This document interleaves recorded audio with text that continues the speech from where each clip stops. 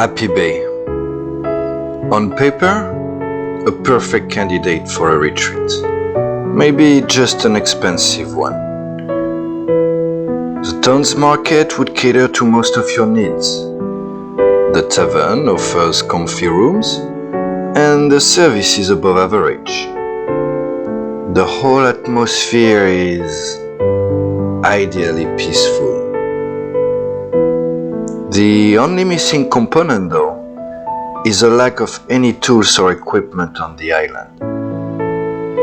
So come prepared, or get ready to pay for your stay.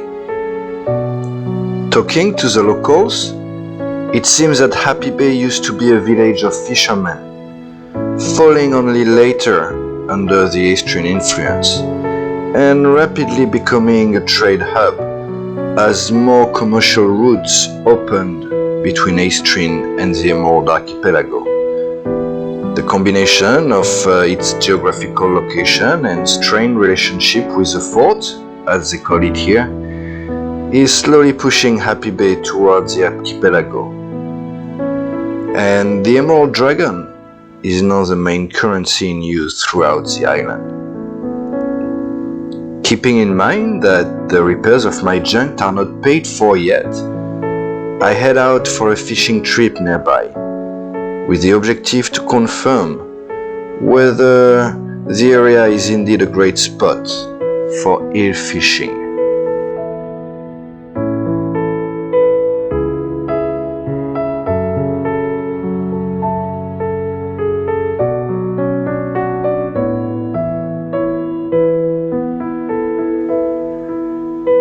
I lay down the anchor and start just enjoying each hour that passes by.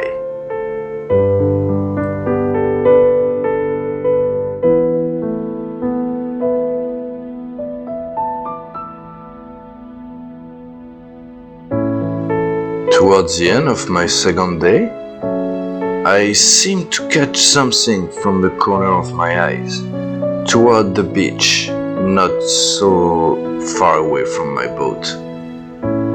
And sure enough, there was what seemed to be like an old bottle, just being slowly moved towards the beach by the current. I had made sure to find an area that was fairly well protected from the wind, and such it was an easy swim. I was able to catch the bottle and breaking back on my boat.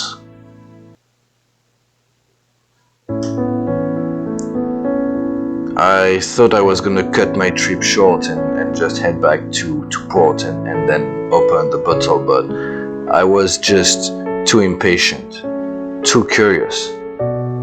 After struggling a bit to open the bottle, a message came out of it. I was stunned. Here I was in the middle of nowhere. And what now?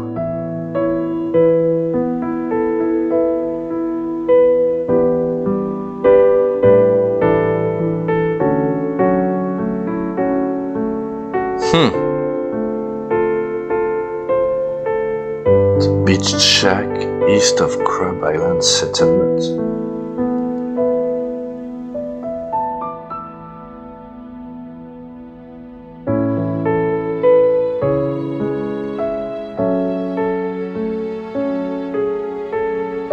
I couldn't see any other item or debris just floating around. So I decided to head back to port with the head full of questions. And what? Maybe another quest?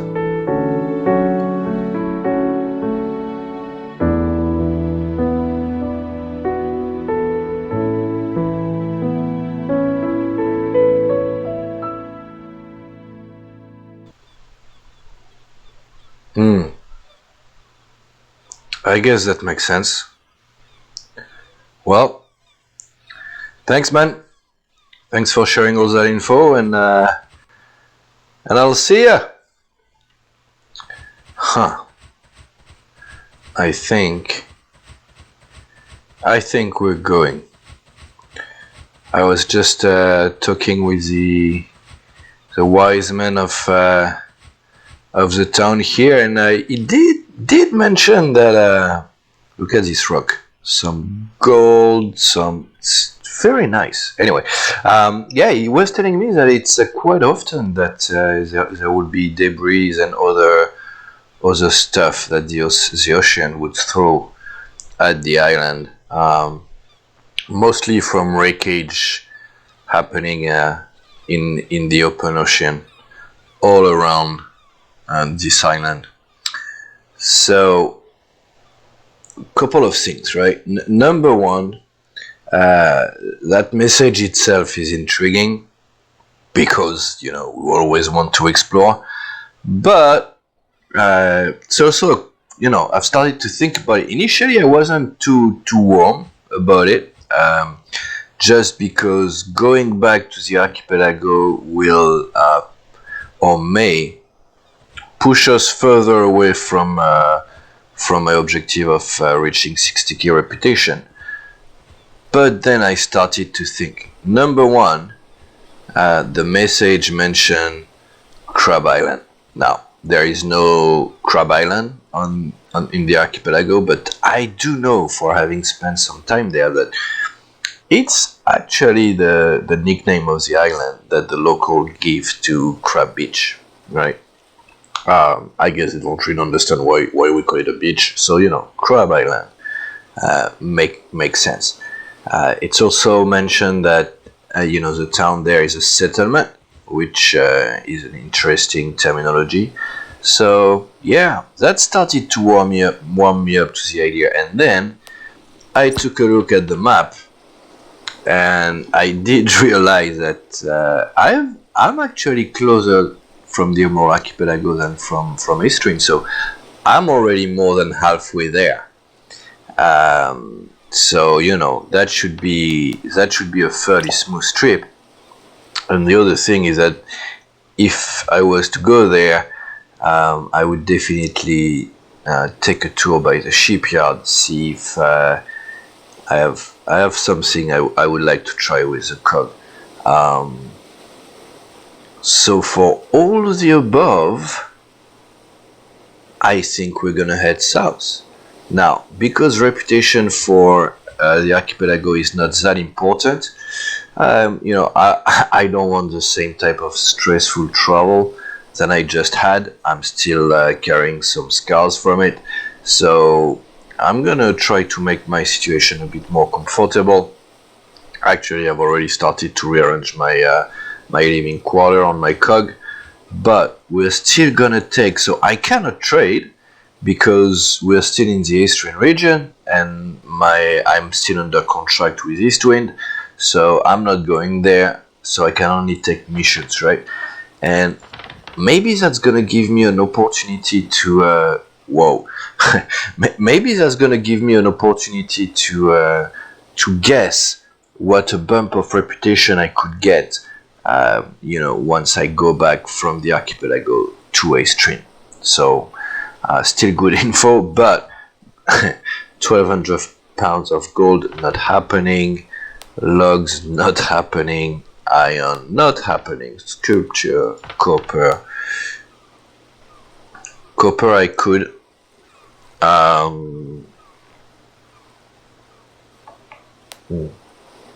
for almost 3k.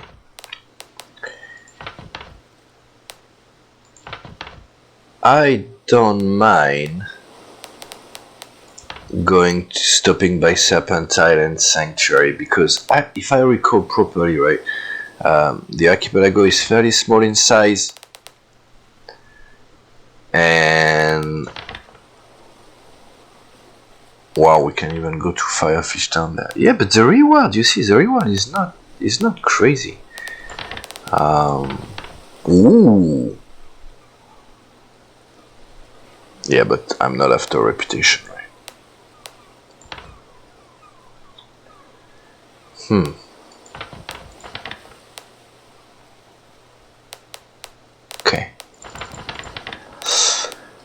So I think I have 5 missions. So 2k for the black tobacco to Serpentile. I'm gonna take that. 2k for the brown tobacco to Sanctuary.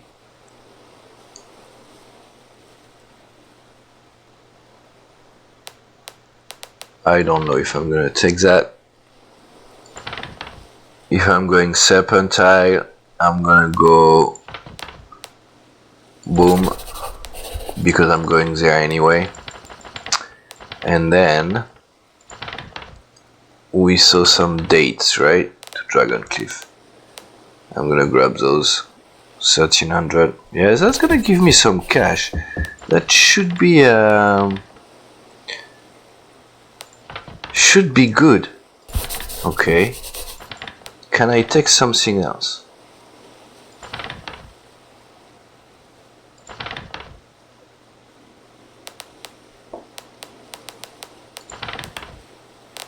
Oranges? Yeah, but oranges are big though.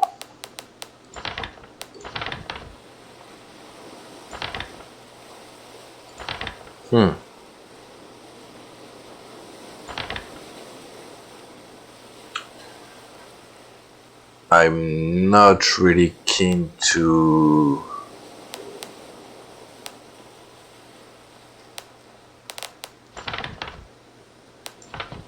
let go of one mission, but that right away it's gonna put me at a decent weight. But I could also use them for balance, right, for kind of fighting the killing of my boat. Okay, obviously I'm at the wrong port. 7, so that's let's go for 120. So it's 600. So we're still below what we had before. All right, perfect. The day is ending. That's good, I guess. I'm gonna. Can I use the service of that dude? I think the night at the tavern is 170, so I can.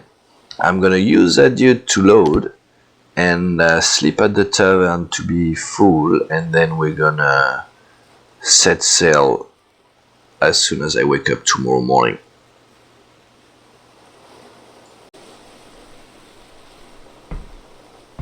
Good morning! I mean, we're gonna have to see if it's a good morning, because we got some clouds. We've got some fairly unfavorable winds, and I also had to change some currencies last night because I was short of 10 or 12 emerald dragons to be able to sleep in the tavern. So the transport guys kind of got me solid on this one. And now we've got some rain. Great. But regardless, we're not gonna let ourselves be either impressed or scared. Neither are we gonna change our plans. Just gonna try to avoid collision with the dock for once. The load is, I'm gonna say, clean-ish, not amazing. However, here I have much more space, especially once I keep fishing rod on my inventory here. I'm gonna get a storm, that's for sure. Awesome. All right. I said no contact with the dock, and I kind of meant it.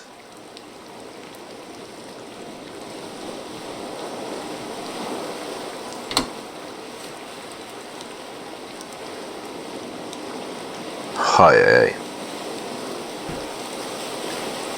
So, much more space to walk around. Those are all the hills I was able to fish in my short fishing trip. Right over there, behind that big rock, which is pretty amazing, because what that means is that I don't think I have to bother about fishing at all during this trip, and that's pretty amazing. So, how are we gonna do this?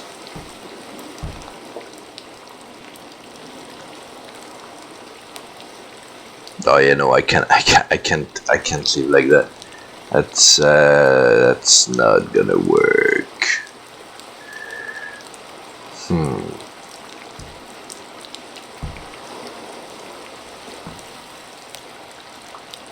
I don't mind going east.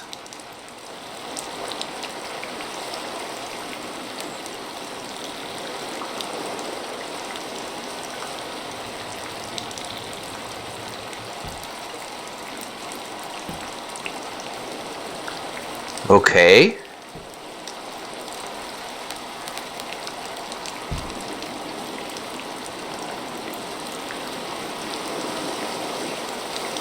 I can definitely work with that.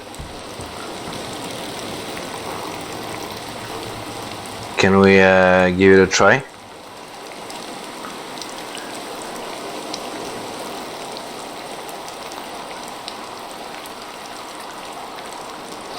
Okay. As expected, I want to say I'm stuck there, but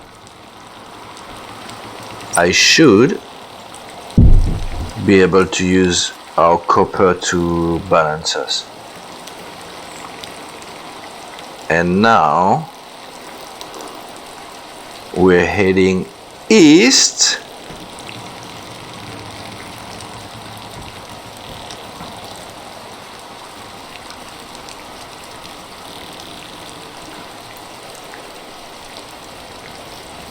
With what seems to be a decent speed.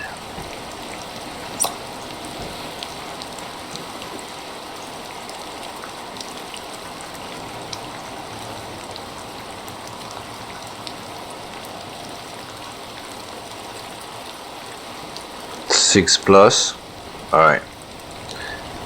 I can work with that.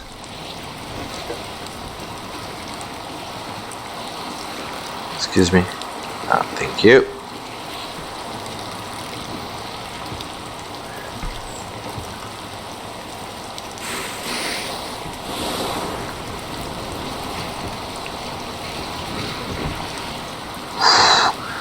Wow. Would you believe that it's the morning right now? Yeah. It's not even 10 a.m. So the question that we're asking ourselves is, where is the storm?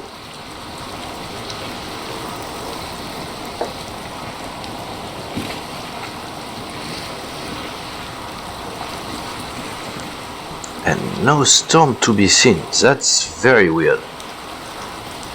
But hey, I'm not sure I'm gonna complain though. So we're going east. We can't go east for too long though.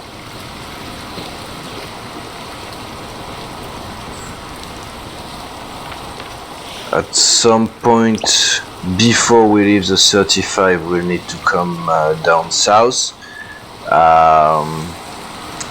I don't like what's coming.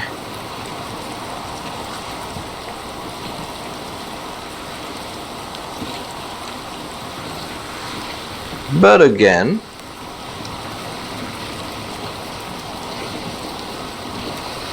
we manage to head toward the right direction.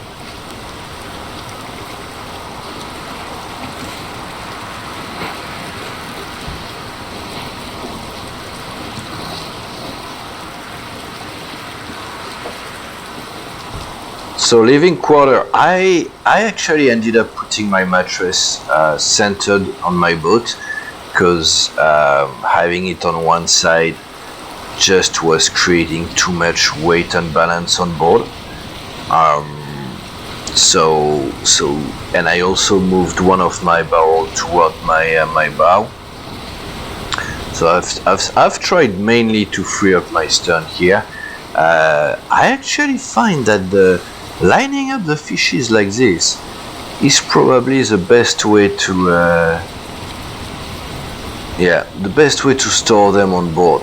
So I mean, obviously the fact that those are eels makes it easy, but still. I also stocked up on wine, because I was kind of anticipating some calm seas and favorable wind. Did we have? Oh shoot!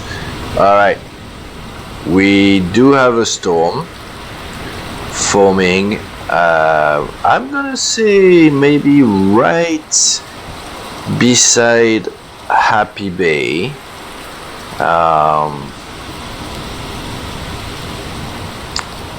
I don't know if I'm scared though.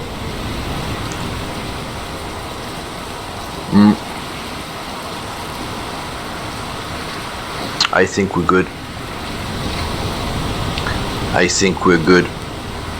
So yeah, I stocked up on wine so that I could shorten my day, try to get the time to pass by a bit faster.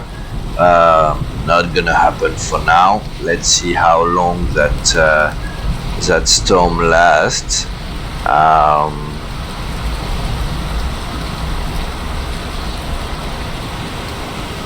I'm kind of impressed again by the boat's performance here. And this is a configuration I wanna change in Dragon's Cliff shipyard. That and probably the sail color as well. I would very much like the storm to have cleared by the time night falls, because I want to check my latitude.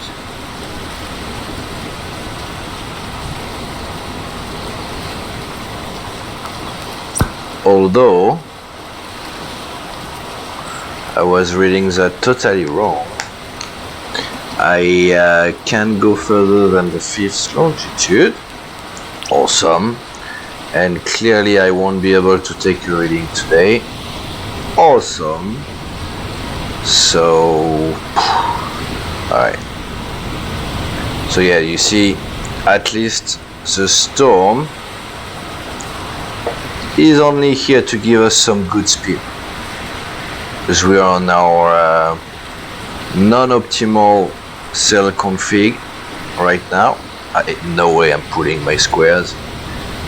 Not with that wind direction, and not with that strength of wind either.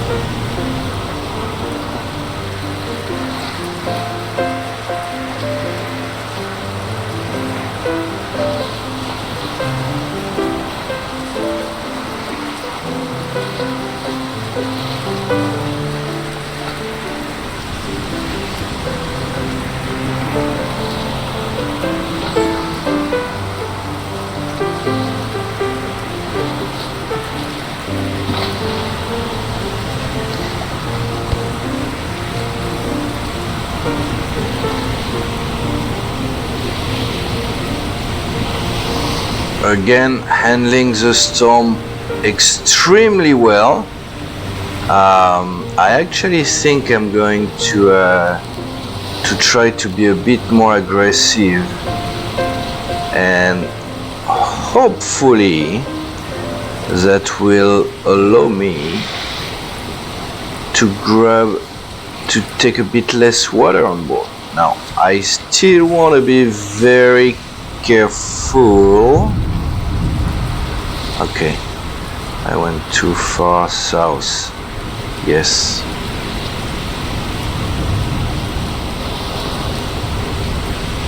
Or is the wind turning or what?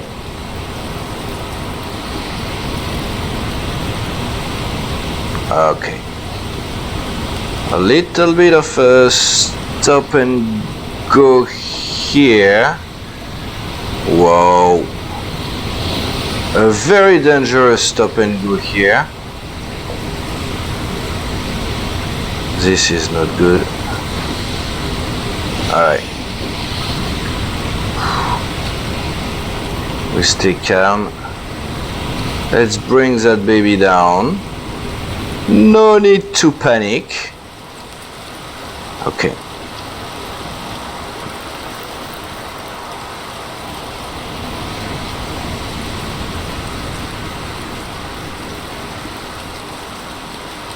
Alright. Put it in slowly.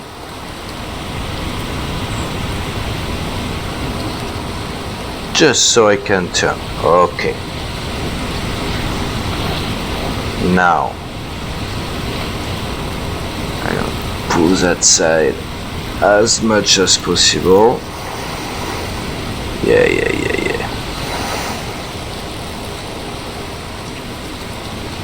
Okay.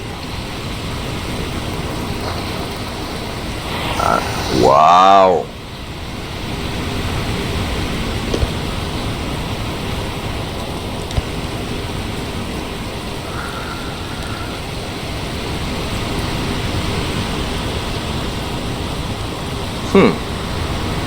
The storm hasn't cleared yet.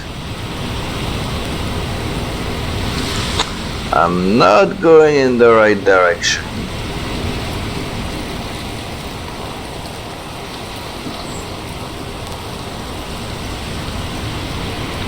Do we have some speed at all? No. But that's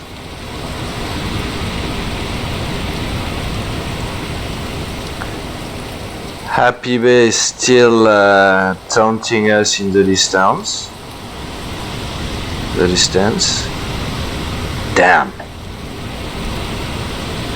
That reminds me my departure of Firefish Lagoon. Very early chapter 2. I start, boom, a storm. There you go. What else do you want? I don't know. Okay. So we got some speed back. We will be able to get our heading back on track as well. Right?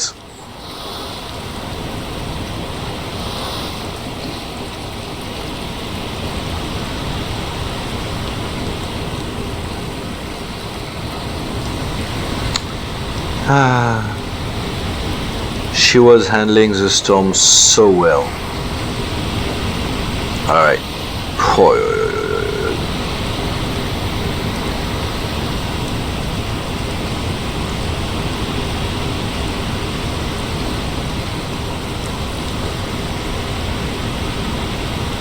Okay, storm is gone. I want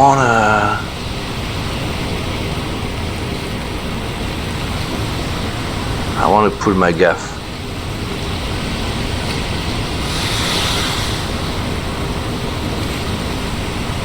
Okay. Give me.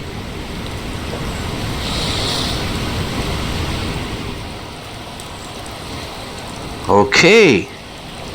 Much calmer seas. Very good. And a southeast heading. Can't complain.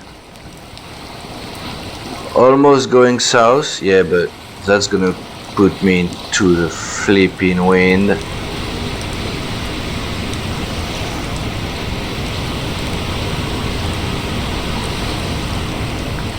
Let's track... No, why am I...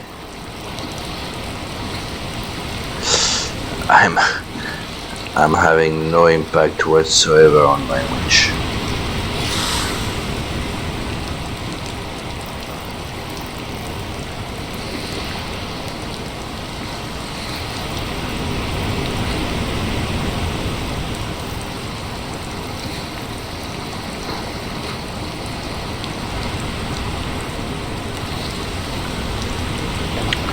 Okay, looks like we've got things back under control.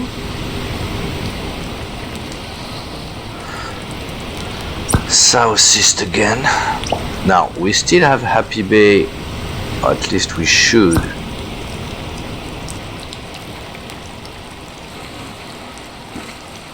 Southeast of us, and not too far at that, I think. So maybe we are jumping into the 5th longitude? That's a possibility.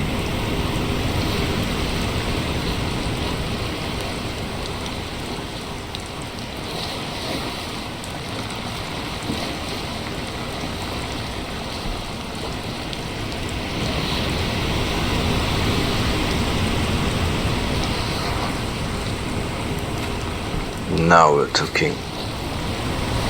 Rain again? Are you kidding me?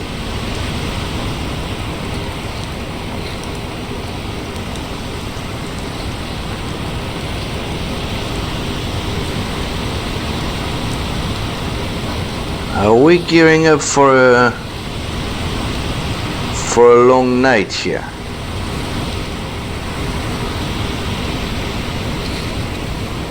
You know what? Let's go to bed.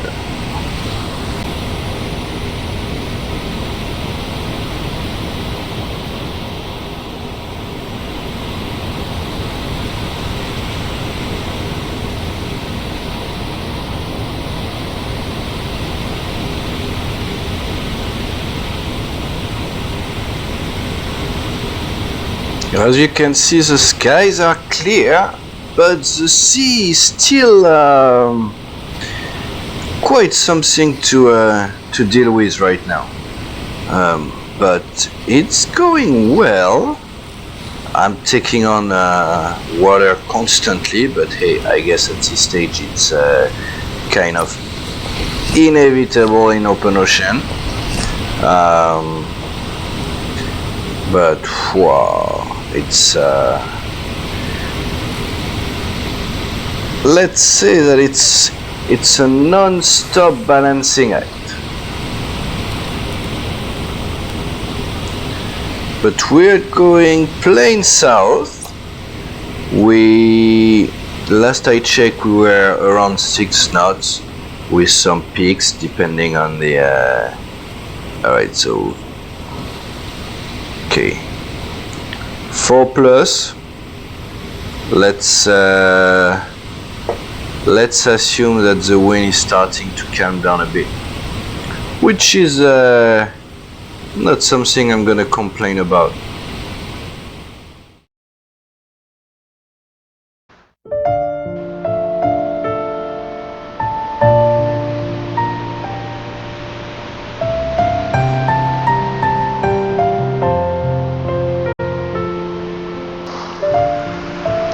The conditions of my departure from Happy Bay and the early storm encountered on my route to the archipelago should have been interpreted as a sign that I was in for quite a trip, which, interestingly enough, was the exact opposite of what I had imagined.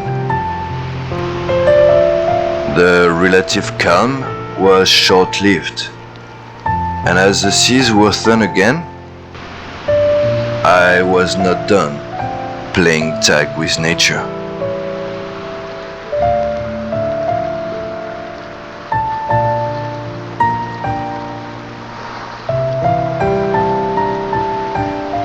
I was starting to take a hit on my confidence level and was wondering if after all the cog was made for open ocean trips.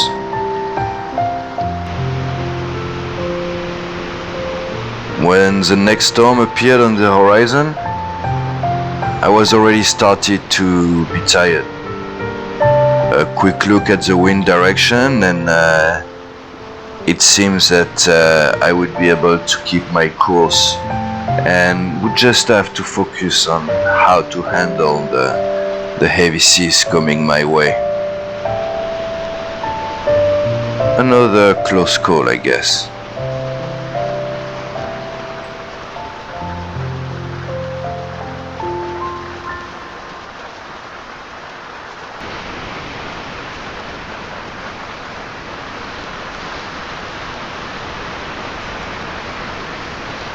Come on, stay on course.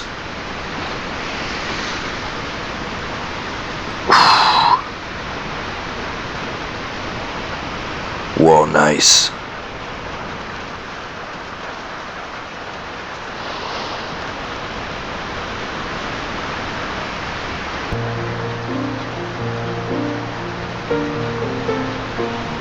As the storm rolled by my stern, one thing was clear. After facing the second storm in as many days, my cog was standing up and riding like a champ at that. The ocean remained grumpy until late that day, rain still falling as I went to rest.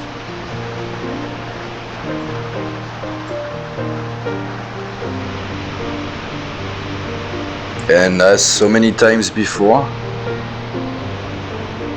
the last few days of intense weather gave way to a beautiful day on the ocean. I was able to rest a bit and take a quick inventory and figure out that I had actually put quite a dent into my supplies of eels thanks to the weather. So I went back to fishing and just to try to get my supplies back to a satisfactory level. After those 2 days, it was finally time to get some reading and try to figure out where I was. And I got stunned that it seems that I actually had made some good progress. Looking at the map, I was located around the 5th longitude and close to 35 latitude. And confident in my reading, I just checked and make sure that my heading was proper, and just felt fully vindicated by those numbers, seeing that despite those 2 storms, I was able to keep somewhat of a level head and stay on course.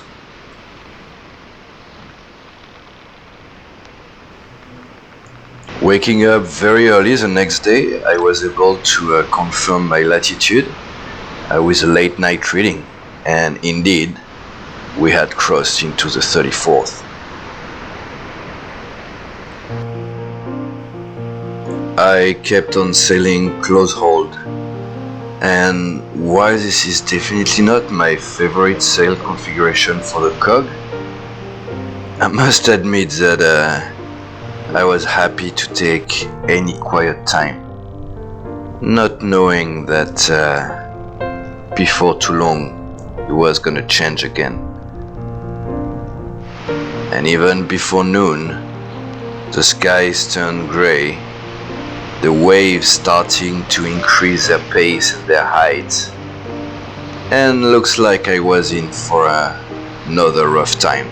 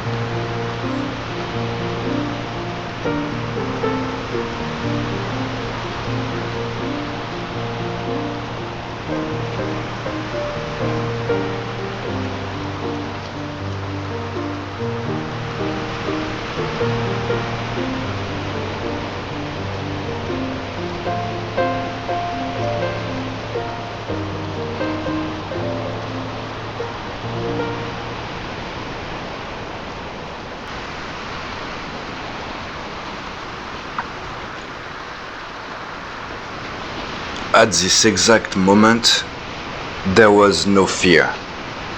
There was no overconfidence. Just pure rage. I was angry because it was the third flipping storm in like 4 days of a trip that, again, in my mind, should have been extremely easy. I was pissed because I was kind of trapped, and while I was able to ride along and kind of take advantage of previous storms to kind of give me a little bit more speed, or at least to stay on course, there was no way to be able to do that with this one. And I guess with this anger driving me, I was like, alright, you wanna play? Let's do this.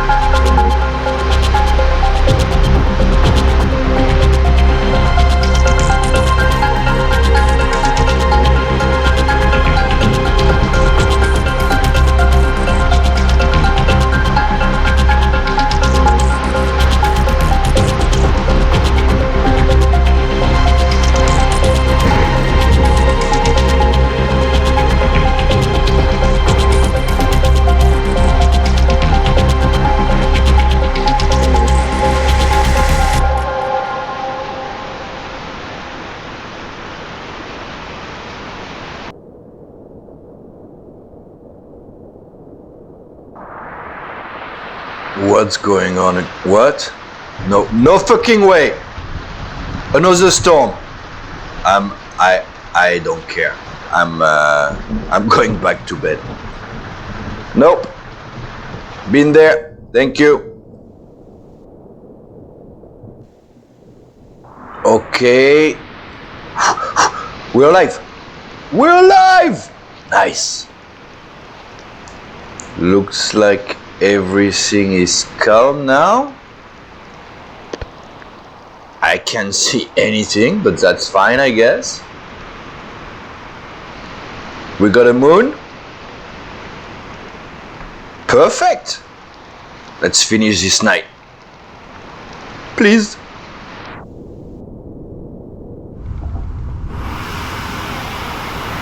Morning. Yep, I'm dropping the good in front of the morning for a little bit here, with regards to what this trip has been so far.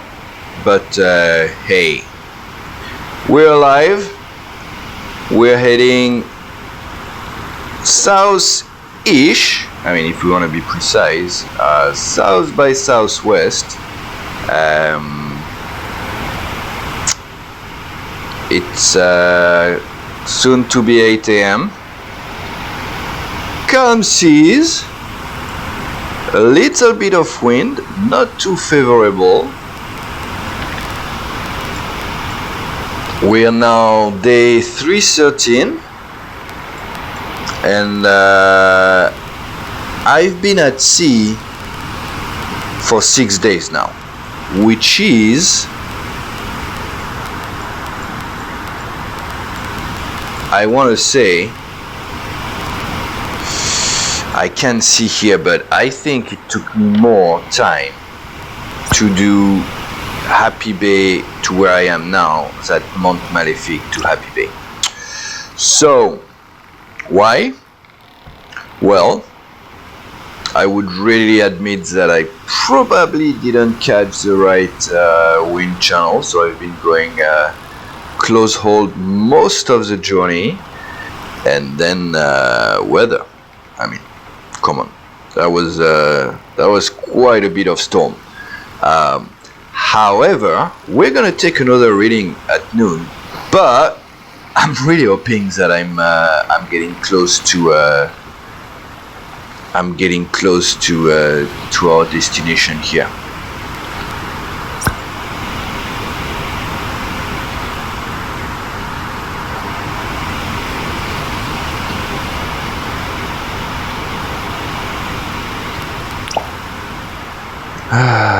Yeah. Breakfast coming in a sec.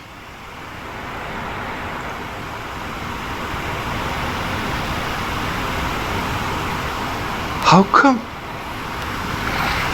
come we got nothing? Oh! Whoa! Is that...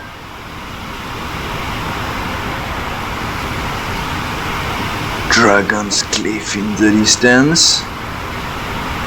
And... oh! What is that? Okay, so obviously don't have a map. Is that something? Yeah, no, there is a piece of land there which might be Newport ? So that would mean that I'm coming through. I think I'm... oh, that's awesome. I'm still gonna take a reading at noon, just to confirm, but I want to say we're coming from the northwest of the archipelago, which would mean that this is Dragon Cliff with potentially Crab Beach along it. And that would have been Newport over there, which I don't seem... did I dream it? No, there is something over there, faintly in the distance. Alright. Hey, we have favorable wind as that!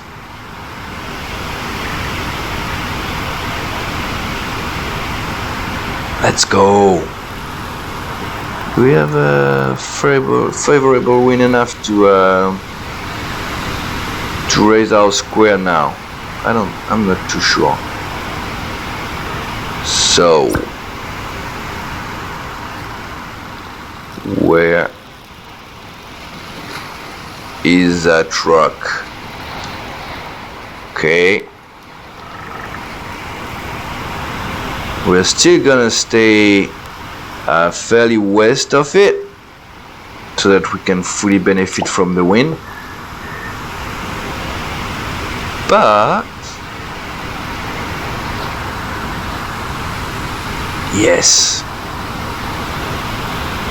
picking up some speed. I totally forgot to take my breakfast. Too excited.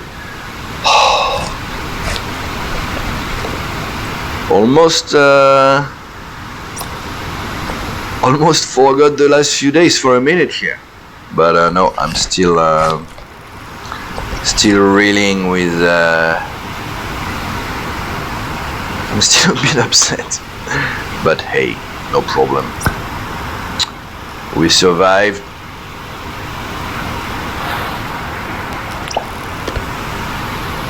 What a boat! What a boat!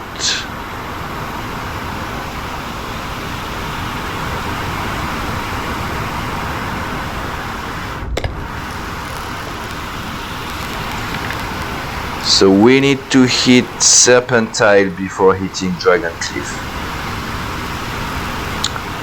We're gonna change. Oh, we're already in Emerald Dragons. We only have 131, but we have a fair bit of a string crown.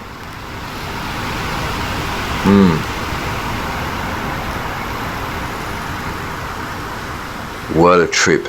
I think by splitting the trip in two, I kind of underestimated here the sheer distance that I had to cover here.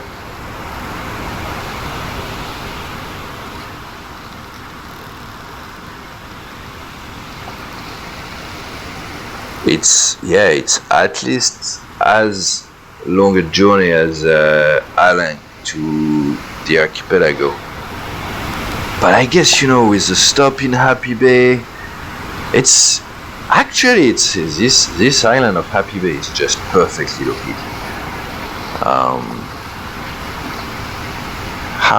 I'm trying to figure out if I should have taken a more westerly course.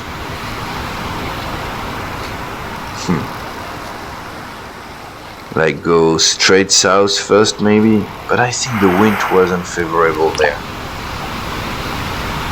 Alright, so Dragon Cliff is pretty big, so we probably won't reach it today. I'm pretty sure it was not in sight last night though. I mean, let's be real, I wasn't really able to get a clear view of what was going on.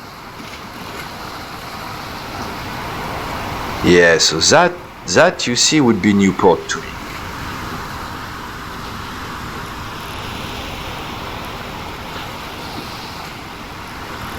Excuse me.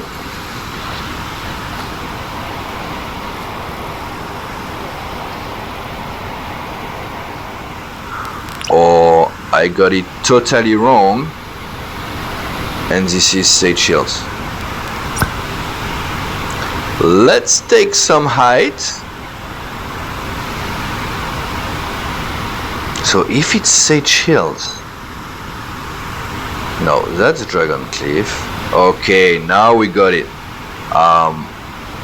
Sanctuary or maybe Serpentine. Then we have Newport over there. Dragon's Cliff almost straight ahead, and looks like we're gonna be able to make a change of sails configuration here. Very exciting. Let me see how far is it going. I think we can make it work. Can I have a good... That's Seychelles, I wanna say. Dragon's Cliff. Sanctuary.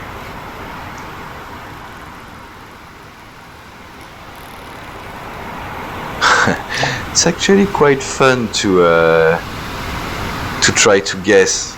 I mean, I spent quite a lot of time in the archipelago, but the journey in A-Stream has been taking most of my focus. Alright, let's change the sails.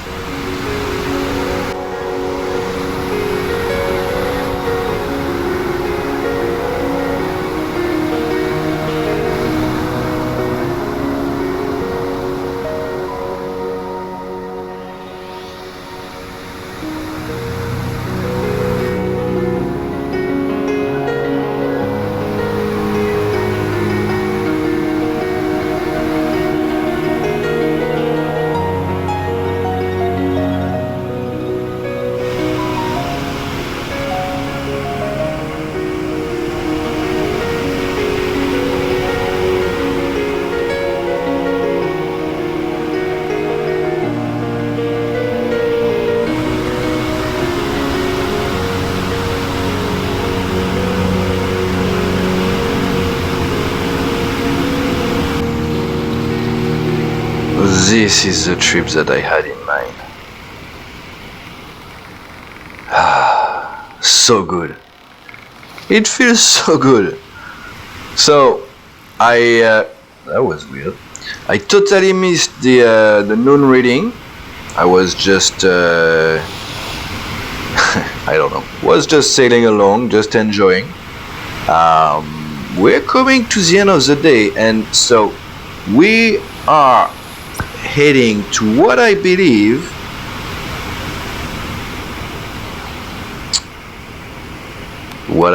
is, I'm not sure what I believe anymore. I'm going back and forth about what the islands are, because I want to say this big one is Dragon Cliff, this is Crab Beach,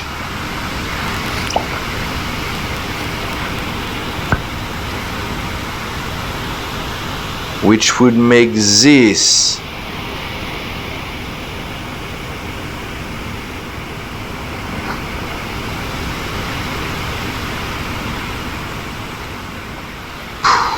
Newport over there, Serpentine right here, Crab Beach, oh no, Sanctuary, Crab Beach,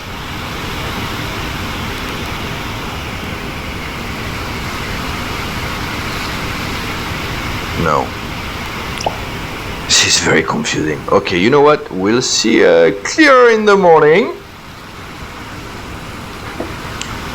I'm gonna keep my current heading. The wind isn't too strong. I've balanced my boat so that I'm slightly confused. But on the bright side, we should be fairly close from the islands in the morning. Sorry, I was just adjusting my sail because I had some trouble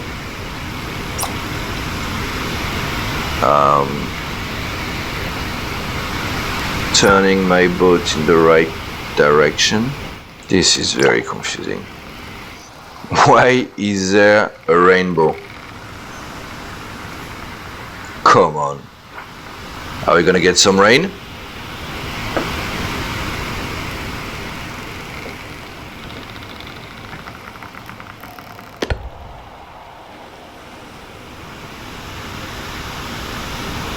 Yep.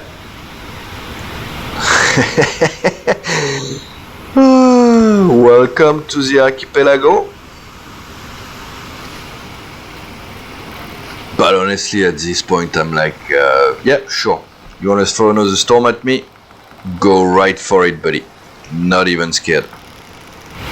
I was gonna say, looks like the rain was short-lived, but no, it's coming back.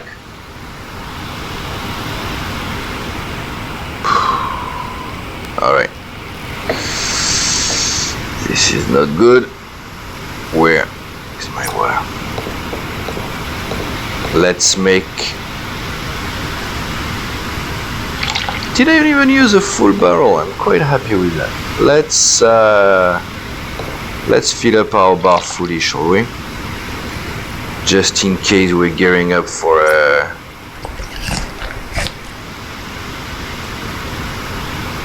I have a cook song. That's weird. One eel. Luckily I have my cheese. What time is it? 6:25. You know what? I think I'm gonna sleep now before the storm kicks in. We know we need to be on a southeast course. Flipping. As the rain intensifies,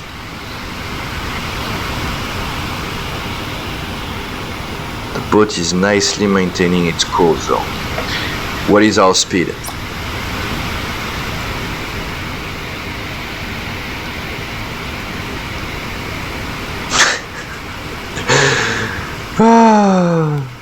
Amazing.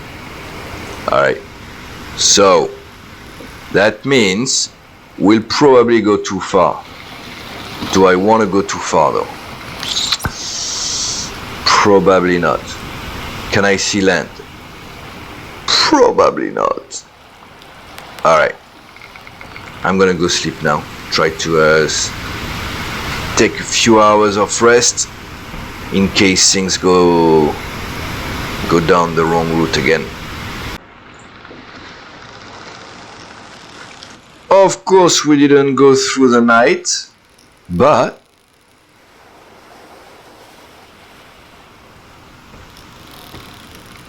wow, got a very quiet sea. Hey, that's what we want to experience. Oh, okay. We've got land, guys. All right. Let's get ourselves ready. Which direction am I going?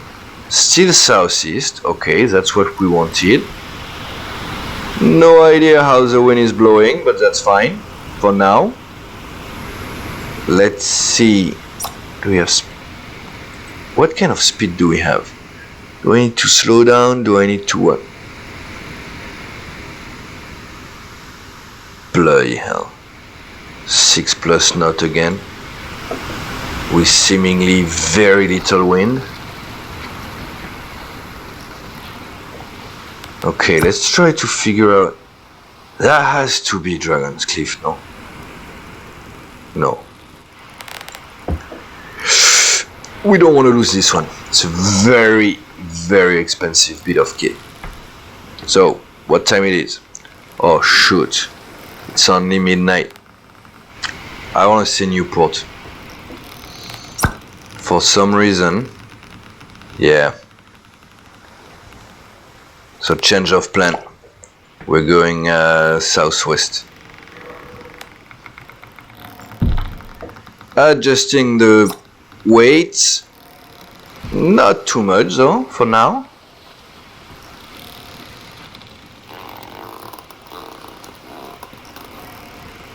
We're gonna fully release this one. Yeah, it needs to be tightened up a bit more. There we go.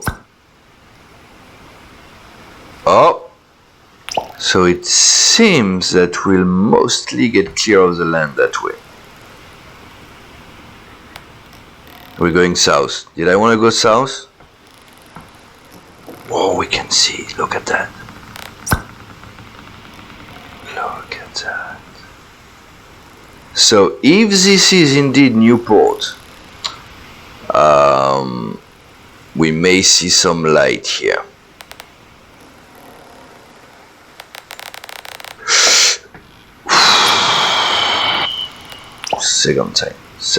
Second warning. I don't think there will be a third one. Oh, we're still going straight for the...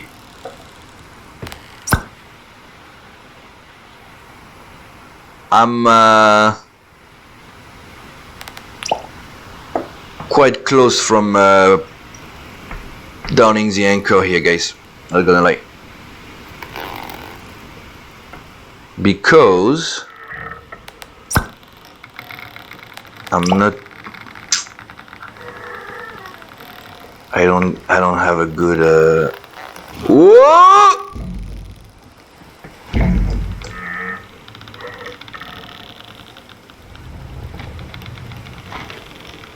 Holy smoke!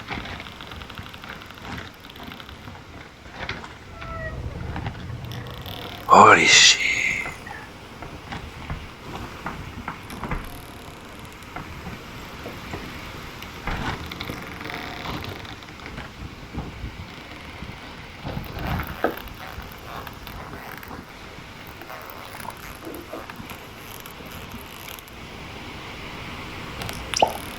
Where did that rock came from?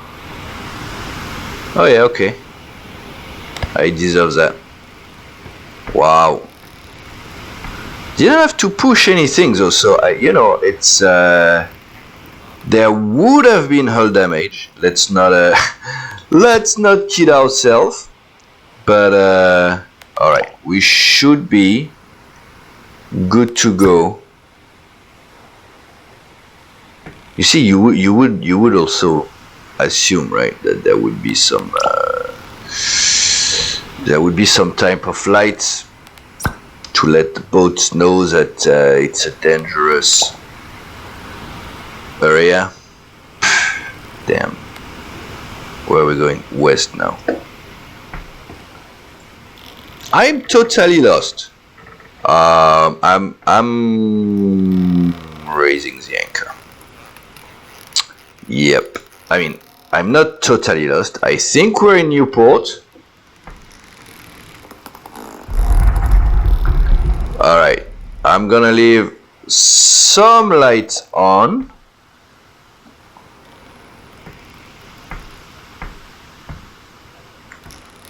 Just in case there are other boats in the area. And then I'm gonna take a few hours sleep. Finish the night here. Alright. No! No!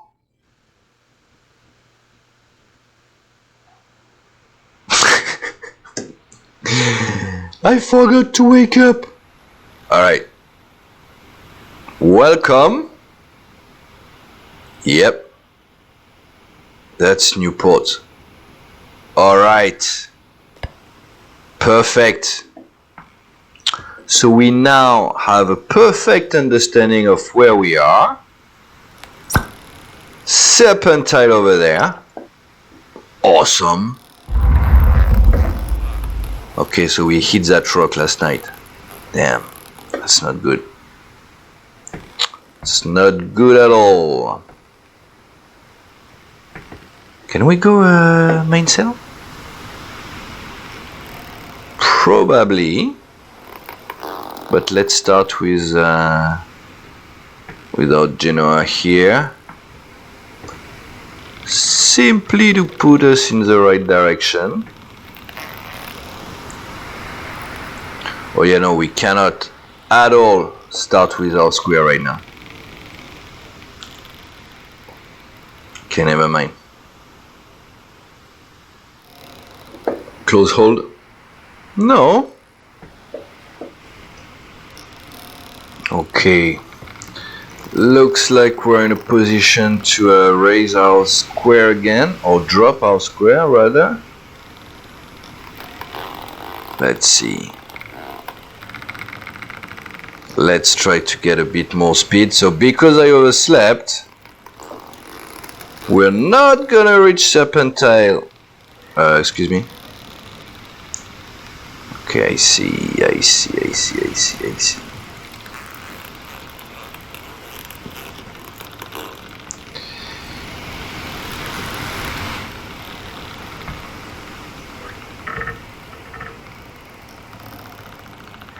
And it's kind of annoying that I'm able to raise my square, but only when the night is about to fall. So that you can be sure. Am I gonna miss Serpentine? I mean, I just left Newport, but we know the type of sheer speed we can get right with the square.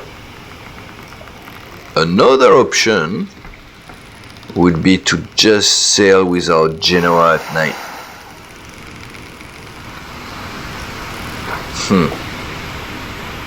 Do we want to do that?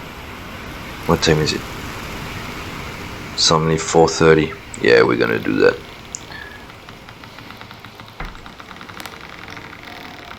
I could almost sail throughout the night though. And hit another rock? Maybe not. We've reached our quota for this trip.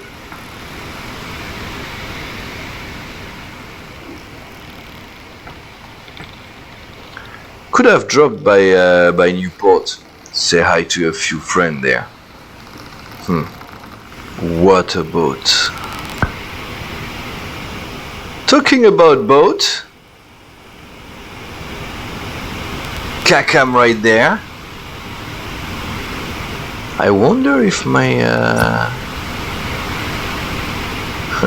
my Cacam is still in Dragon Cliff. Well, we may figure out soon enough. So, the wind is still fairly weak, not to say very weak, which is kind of okay by my book, but I still believe we're gonna have a night arrival. That's alright. because my energy bar is full, right? So it's now 6:30. I'm gonna sail a couple of hours here and see where that leads us. Good morning. It's 5:20. Full bar of energy. I've been taking some naps on and off during the night. We're approaching Serpentine. We're actually seeing the lights of town in the distance. I kind of enjoyed the night navigation. Well, granted, there was not much light, but it was still a cool experience. I mean, let's face it, most of the time when you're sailing at night, it's because you're in a flipping storm. But it can be quite peaceful. I don't think I need my Genoa here. I don't think it's helping in any way. Let's try to conserve some of our lights here. Some of them, because you know, navigation lights on. And yeah, I mean, at this point, not sure what else could happen before we reach port, right? We've got storms, we've got rocks, we've got sleepless nights, big seas.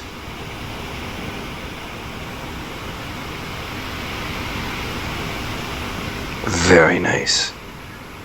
I actually consumed most of my supplies, and I did fish a little bit, so actually I didn't have enough for the whole trip, which added a bit of stress, but ended up being totally manageable.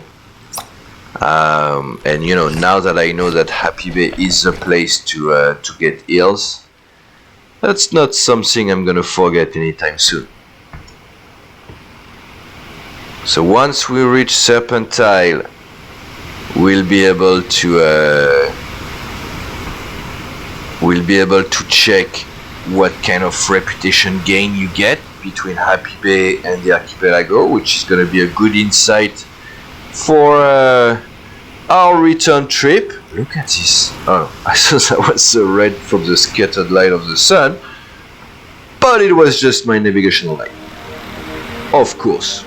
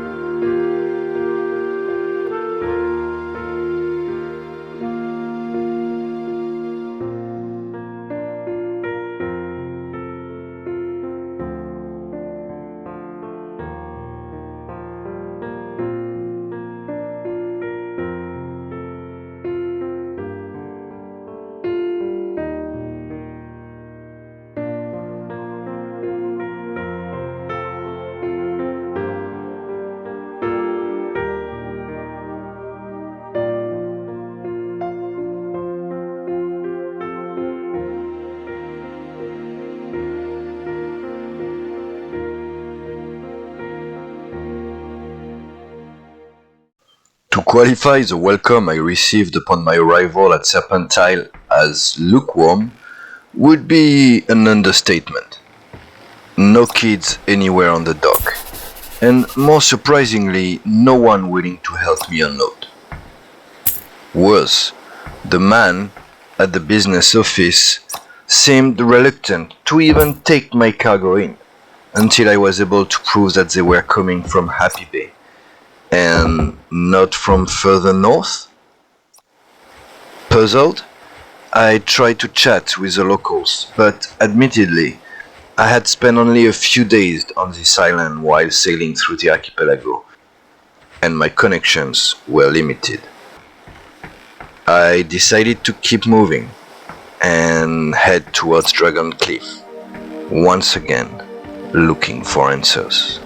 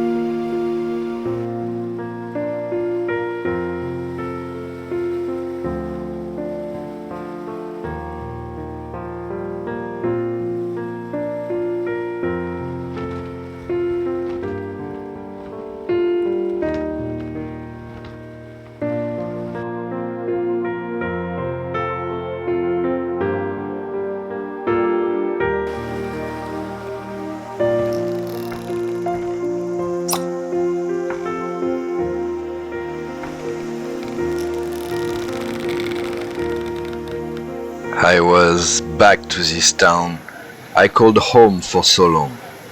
Looking at it now, it was nowhere as impressive as Aestrin, but yet it had that special vibe which large capital cities have lost along the way.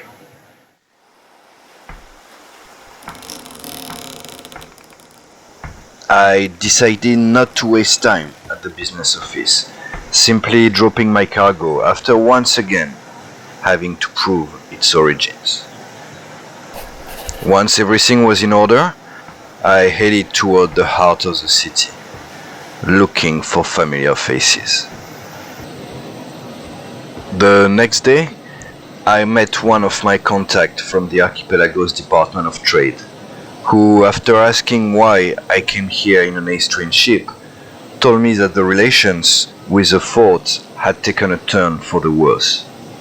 A trade dispute between the two regions had escalated and all trade subsequently halted.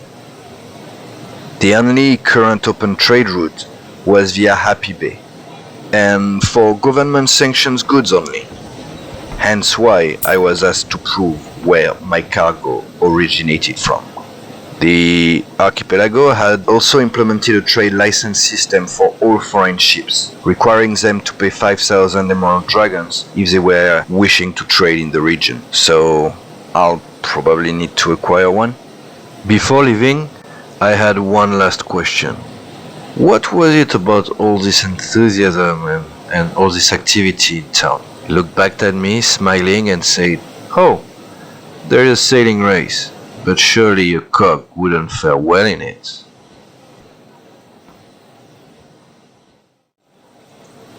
Good morning, gang. I did participate in the race, and let me tell you, it's still hurting. Yeah. for some reason wasn't one of my best day, but hey, I'll let you pause and go watch that one if you feel like it. Anyway, quite a lot to catch up this morning, so we're gonna start with reputation. Actually, our reputation for Eastern is looking quite sweet. We've passed the 33% milestone towards our goal of 60,000 reputation, which is great. What's not so great is the political situation in the Sailwind world and the actual closure of all trade routes going towards Eastern.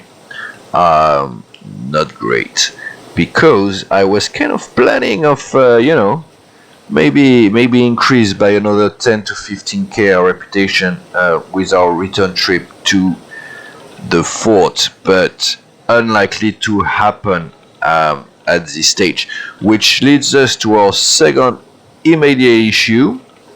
You may notice that our cog here, now christened the Incognito, kind of like the name, doesn't look as well furnished as it was during last episode. Yeah, while I was setting up the race, I kind of forgot that objects outside of boats would be kind of despawned if you leave the area, and I went for a quick sailing trip, and when I came back I had lost all my equipment, most of my furniture, and so on and so forth. So as a result, we have the essential but a clock, which is kind of vital if we want to make sure that we can go back to the Eastern region. However, I have presently 6,900 Emerald Dragon, give or take, and the clock is flipping 7,600 Emerald Dragons. Yeah, so I'm gonna have to make more money soon. Now, I could use some of the Eastern crowns here, and that might be what I end up doing, but we can figure that out another day, as with the race behind us, we can now turn our focus back on why we're here in the first place, which is the message in the bottle. Now, what I'm gonna do though is, as we're heading to Crab Beach, I know that pork delivers a great profit when you deliver it to Crab Beach, which is exactly what I'm gonna do right now. So 1,200, 2,500 profit. One good disappeared. That's fine, probably fell in the water. Okay, what I'm gonna do here, we're gonna try to max out our profit. And what can you give me here? 10,000 Emerald Dragon for 2,500. You know what? Let's go for it. Yeah, I want to rebuild my wealth quite quickly. Okay, so that's gonna give me more money.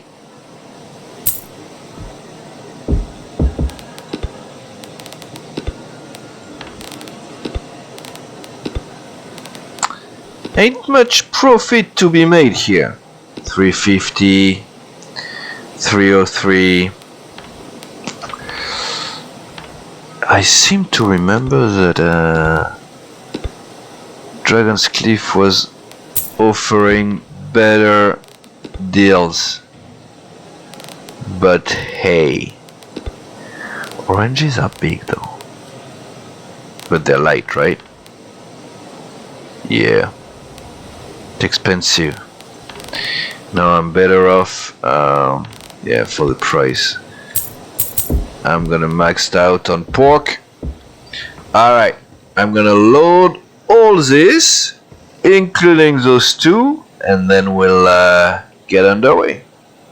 And we are ready, so let's not waste a minute. Loaded all the pork in, neatly stacked in the middle. I have one case of goods right there that I may use for balancing our weight if we need to.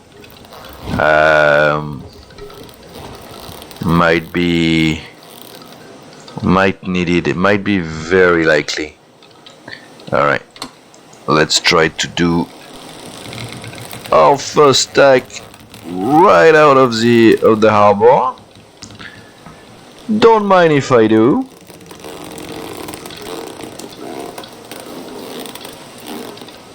Hoping to show you guys that I made some progress sailing this beauty.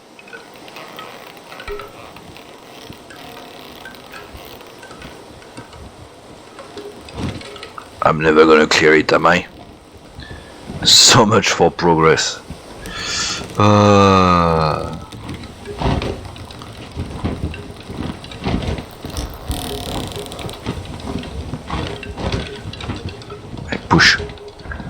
Push it. Am I stopped? I might be stopped. No. We're all good. We're gonna need a little push. Probably.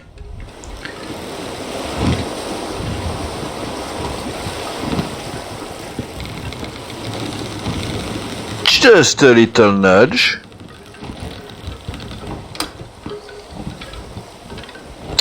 I wish we could improve the rudder on this boat, you see. Boom. Come on. Come on. Come on.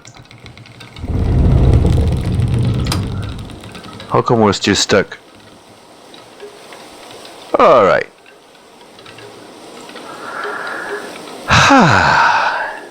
We're en route. By the way, this is the only A-string lamp I didn't lose in what really was my mistake. I should have known that none of my stuff. Does it have no more?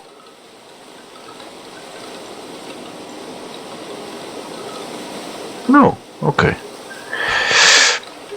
Yeah, it was totally my mistake. I was very foolish. I knew my item would be disappeared.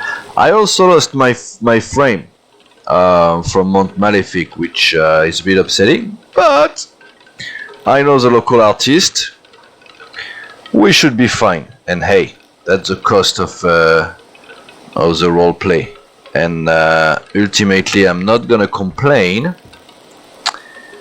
because it was fun.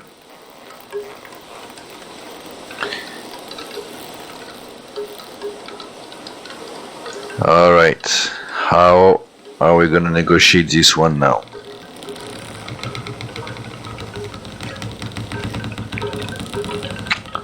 Well, it's gonna be an easy one. Perfect.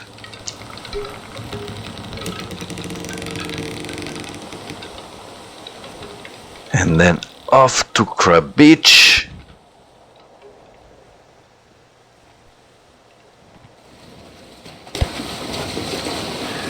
Unfortunately, it's gonna be the end of the day, so I don't know if we're gonna be able to be too aggressive with our sailing configuration, but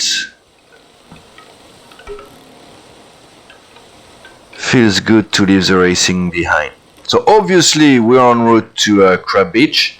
Try to see if we can find some further clues with a message that we found in the bottle in Happy Bay. And after that, yeah, even had to buy another flipping world map. After that, my thought is we're gonna go back to Happy Bay, because I should be able to take some missions from Happy Bay to one of the 40 Streams towns, which should lead some good reputation still. Not as good as from here, but still. Okay, hold on. What's going on? Alright. And then going off to 40 Stream. And for that, I need to buy a clock and some supplies, and I'm not too happy with the prospect of doing the trip to Happy Bay empty-handed. Oh yeah, I couldn't resist. Bought this little musical instrument. You guys know I'm a fan, but yeah.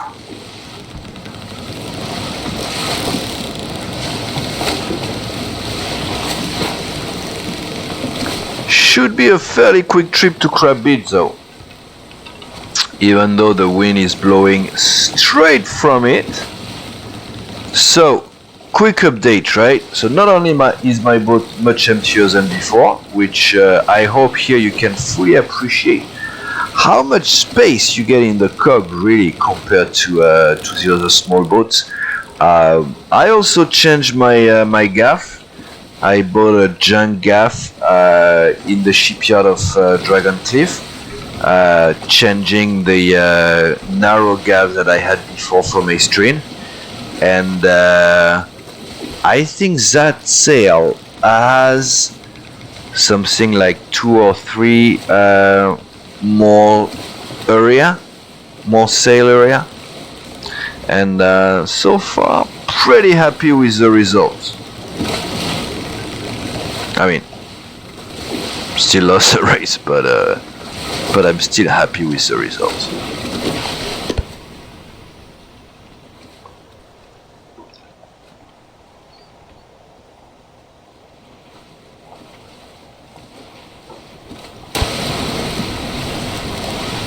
Alright, now I think moving forward I'm gonna keep all my expensive equipment on my inventory belt, just to make sure that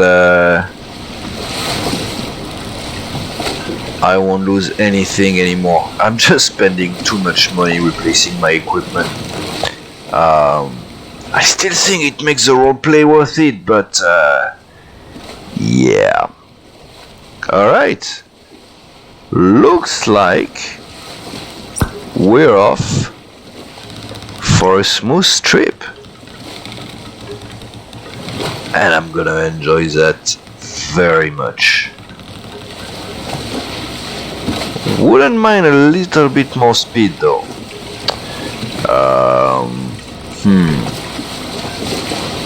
I don't think we're gonna make it today. But hey,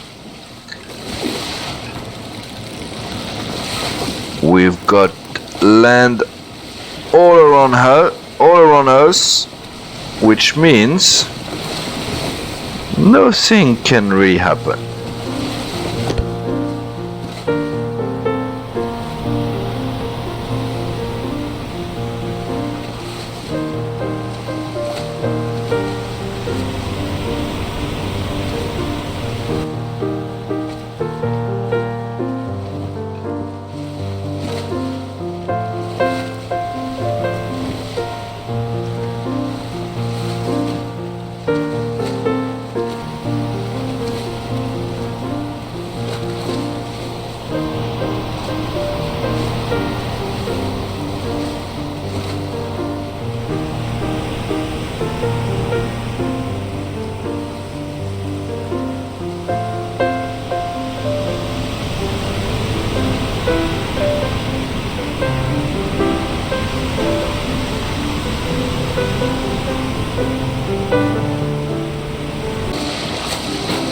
So we may have left a bit late from Dragon Cliff, to be able to make the trip during the day, but with a very clear sky, nice stars by the way,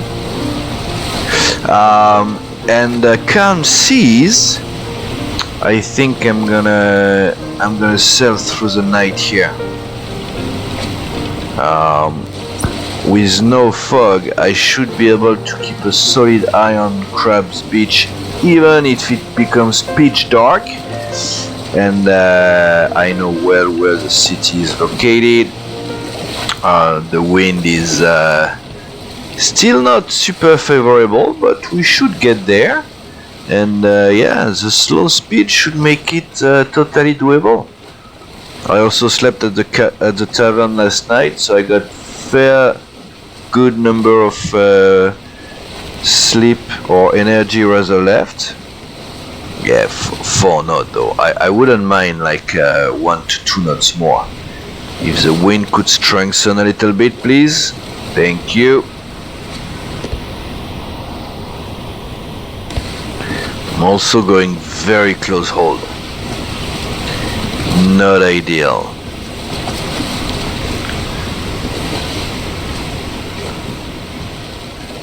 We're gonna take a wider approach into town.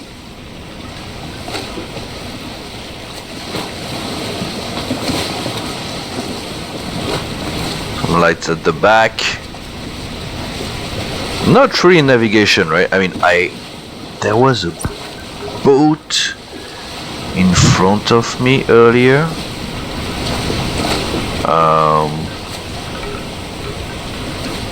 But for some reason the AI boats sometimes it feels like they're running an engine.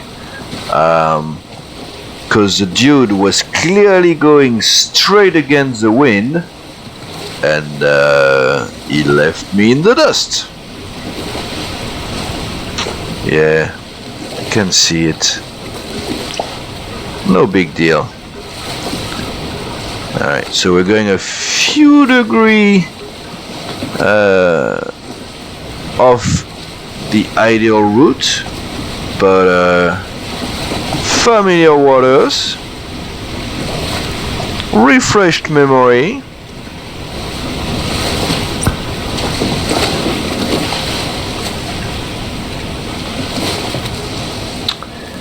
Northeast, huh?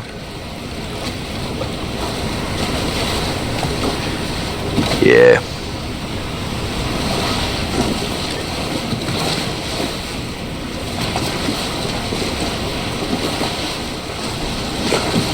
I'll see you when we're approaching.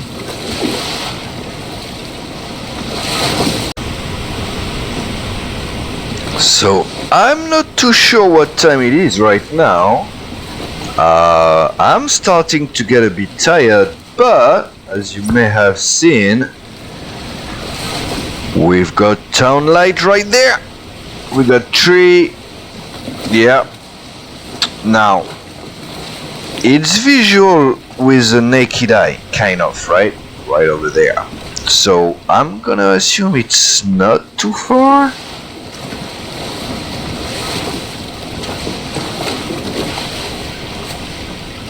Yeah, definitely left DC too late. It's fine though.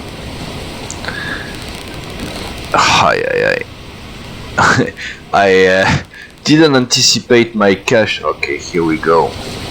Didn't anticipate my cash level to go back down that drastically, that quickly. To be honest, I thought I had started to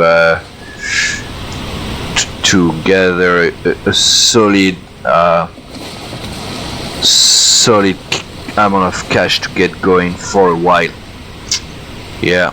So you see, big small boats, good lighting, and very enjoyable sailing, even at night. Granted, we've got the moon and all, but still, hey, do we have a Kakam on the dock here? I want to say no. Okay, town is soon to be due east. Probably gonna have to tack at some point here. Oh no, oh So I think we can go for it right now. Yeah. Alright, let me get a little bit more speed while I prepare myself for the attack.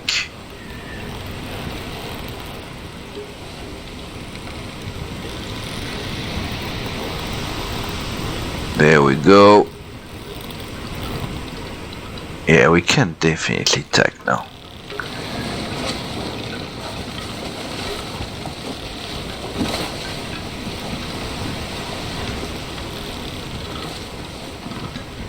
Might have been slightly too early, but I'm not too sure.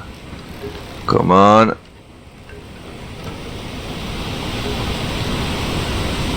Okay.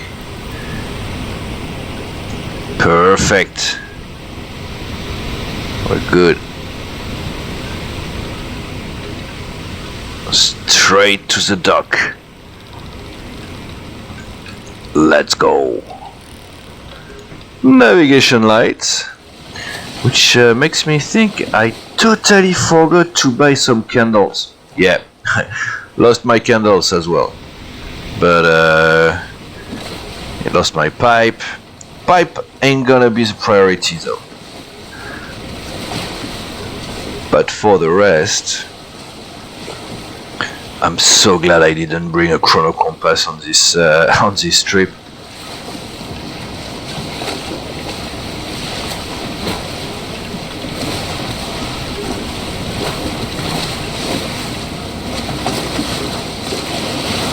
So peaceful.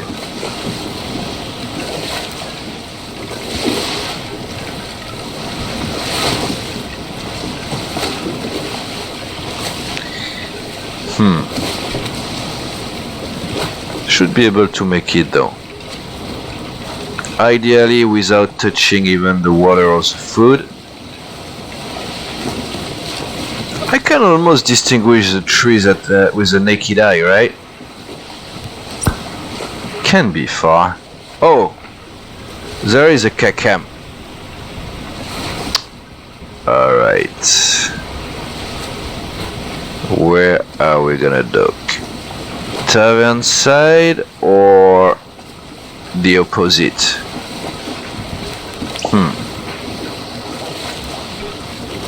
Let's see. Might be gone by the time we reach the port though. We'll see to that. Okay.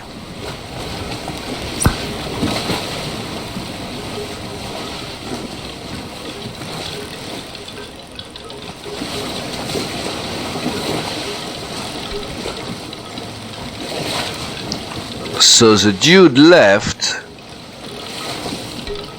Oh, I see. I thought he was going back to town, but no, he's going back to DC. Alright, we're gonna let him go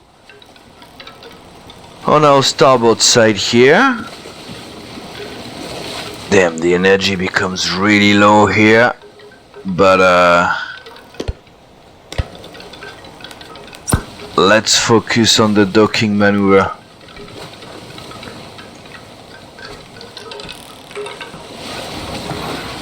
Where is this flipping boat? The last thing I want to do is sink. Bringing some bad memories from the Emerald Archipelago, which was chapter 2 of our ocean journey. Damn.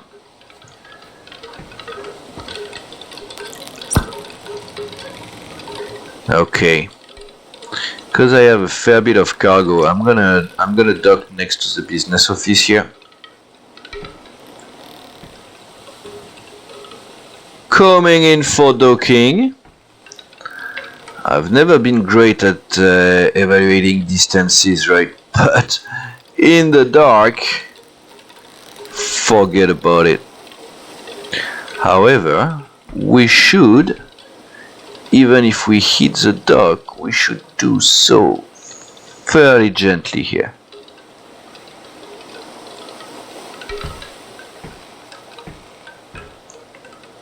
Never mind. Might not be that gentle.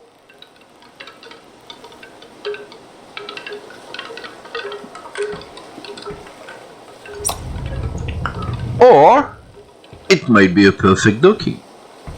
Awesome. Let me try to grab this clit here. Perfect.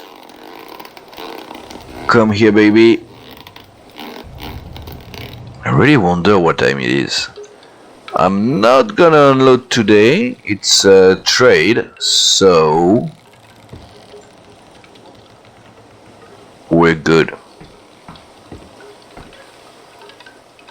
Yeah, I need to rest. But already getting some hopefully good return on the 5k I used to purchase my my trade license here. See you in the morning. Morning. Definitely feeling the strain of the relationship between Aestria and the archipelago here. Clearly navigating in the cog nowadays is not very well seen. This guy wanted to charge me like outrageous prices to unload my cargo, so I've done that on my own.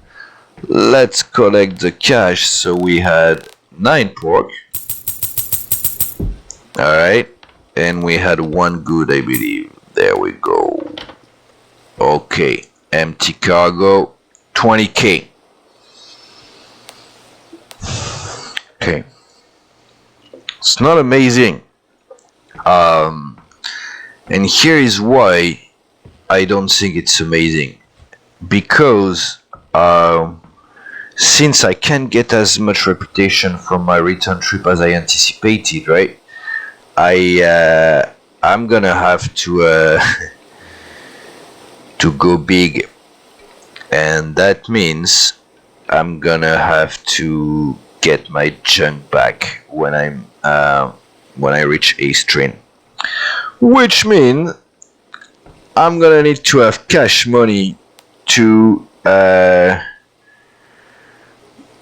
pay the shipyard. I don't have a clock. Damn. Alright, let's see if I can find the author of this mysterious message in a bottle.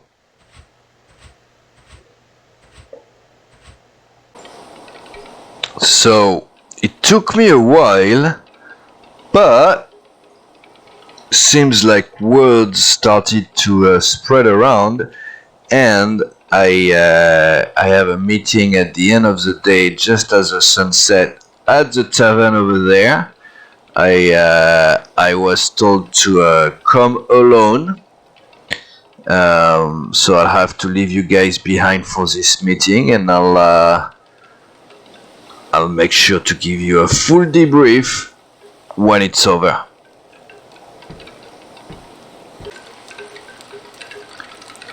The sun just passed behind the horizon here. Perfect. Time to go to the tavern and find out what was going on with this message in a bottle here.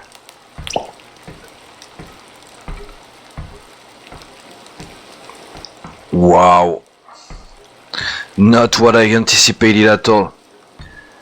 Okay, so I just met with I guess a representative of a local shadow organization, which is basically setting up contraband cargo between the archipelago and Aestrin, and they're just putting bottle at sea, hoping that sailors will find them, meet them there in Crab Beach, and accept to carry the load back to Aestrin. Here is a proposal. I have the opportunity to transport 10 cases of green tobacco to Eastwind. By doing so, I could keep the full profit, which should be well over 100k. However, if I get caught by the Aestrin authorities, it's gonna cost me much more than what I could potentially win. So Here is the thing. If I go to Happy Bay, grab some more cargo, and then make my way to a stream, but then the quarantine is still in place. Okay, I'm gonna have to think about it. But if I agree to this, I need to meet that fine gentleman at the northeast corner of Crab Beach at midnight in 2 days, which is about the time I'm gonna need to go back to Dragon Cliff and buy a clock, right? Because otherwise I'm surely gonna miss the midnight meeting.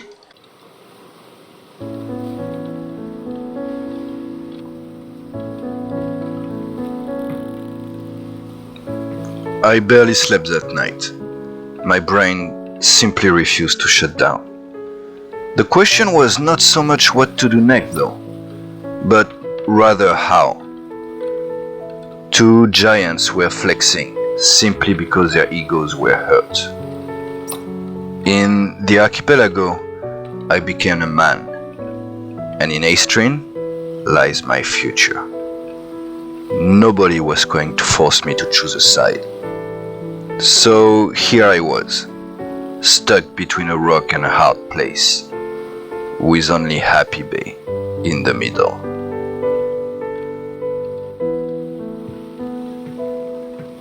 As the sun started to rise, a plan was forming in my head. Step 1. Buy time. The dude last night told me to pick up the cargo in 2 days. I need 2 weeks.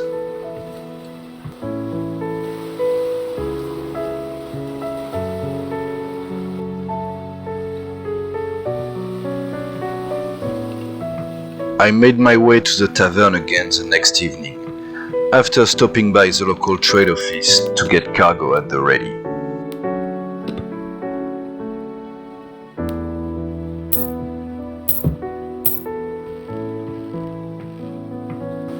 I found my man straight away and let him know that I would not be able to meet his timeline. And while I would be more than happy to take his cargo to a stream, I just simply needed more time. However, he was reluctant to schedule any shipment beyond a few days. The situation was too volatile, and both regions were already ramping up the deployment of their navy. I never expected the conversation to be easy, but this time around, I did not come alone.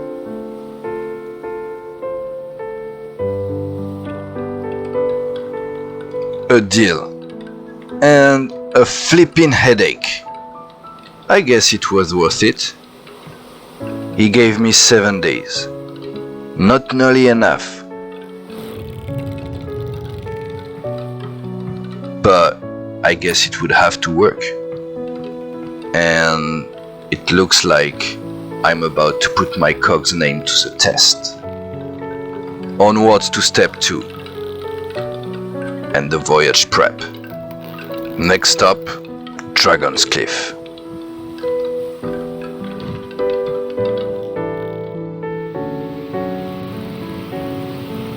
I knew there was no point trying to sneak in DC, even at night. And the cog would be easy to spot over the next couple of days anyway. But I still had a lot to benefit from being discreet. As I approached the cliff, I took advantage of a busy hour with a lot of ships going in.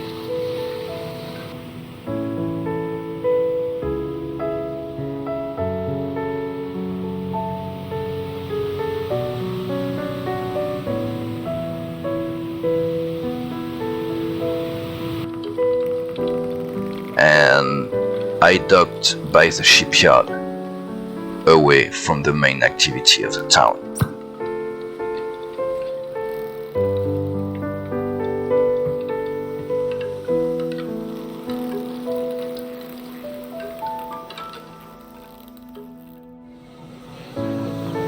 I went to the market as merchants were setting up, before the morning crowd showed up. I had to get rid of any item on board which would associate me in any way, shape or form to a stream. I had to buy the archipelago's equivalent for the essentials, even if I was losing hard on those trades. I then took care of my supplies, hitting most shops along the way. I also purchased a new coat and got a clear shave. Now that I had a good grasp on how much money I had left, I needed to work out a deal with the shipyard's master. I stayed in hiding over the next 48 hours, refining my next moves again and again. With only 4 days left, I made sure to meet my contact at the trade department. When he asked me what I was going to do, I told him that I was just too affected by the situation, and I was going to head south and from the lagoon take to the west and go home. It had been almost 400 days after all. He simply nodded and said, "So that's why your cog is at the yard. You know, you would have made a grand entrance at the rock with a junk. Anyway, in light of what you have done for us, anything I can do before you go?" I took a deep breath and replied, "I will not go back in a junk, but I was hoping my boat could be filled with treasures from this eastern paradise. Would you be kind enough to clear any hurdle for government contract to Firefish Lagoon?" Again, a simple nod. "Farewell, friend. I will watch your boat disappear on the horizon with great sorrow, but also filled with hopes that our paths will cross again."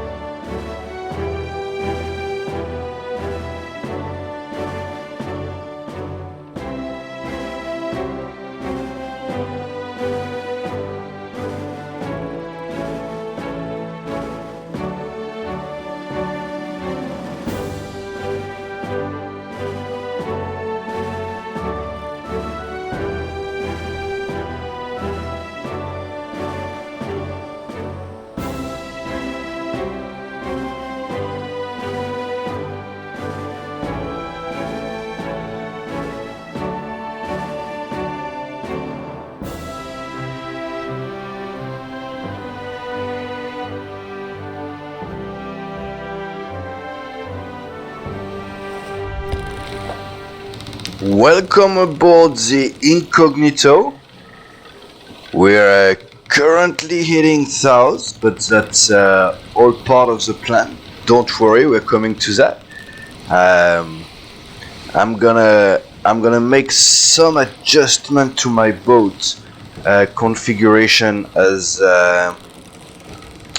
we go through the next step here. The main reason being, while I'm gonna correct that, thank you.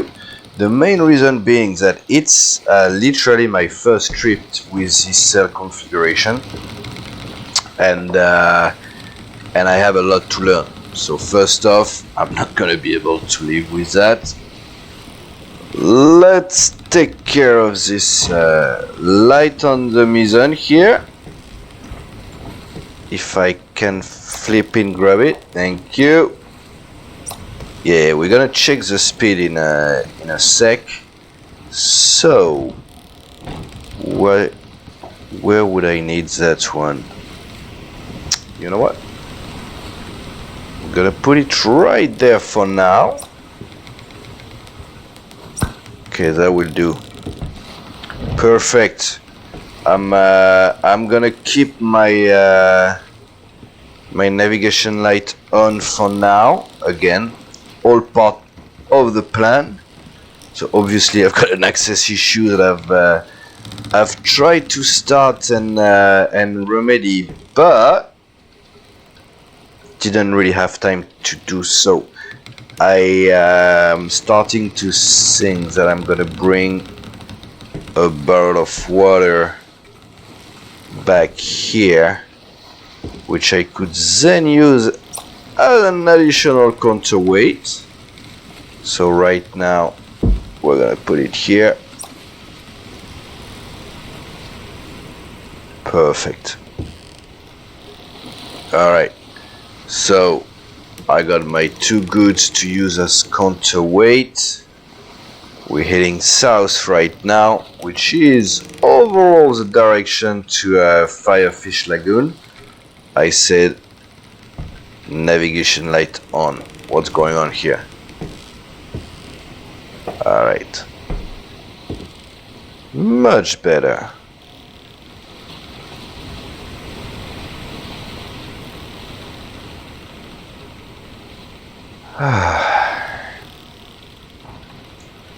Back at sea. And since we have the tall cabin, right, we can really enjoy the view. Damn, the wind is turning, which might not end up being a bad thing.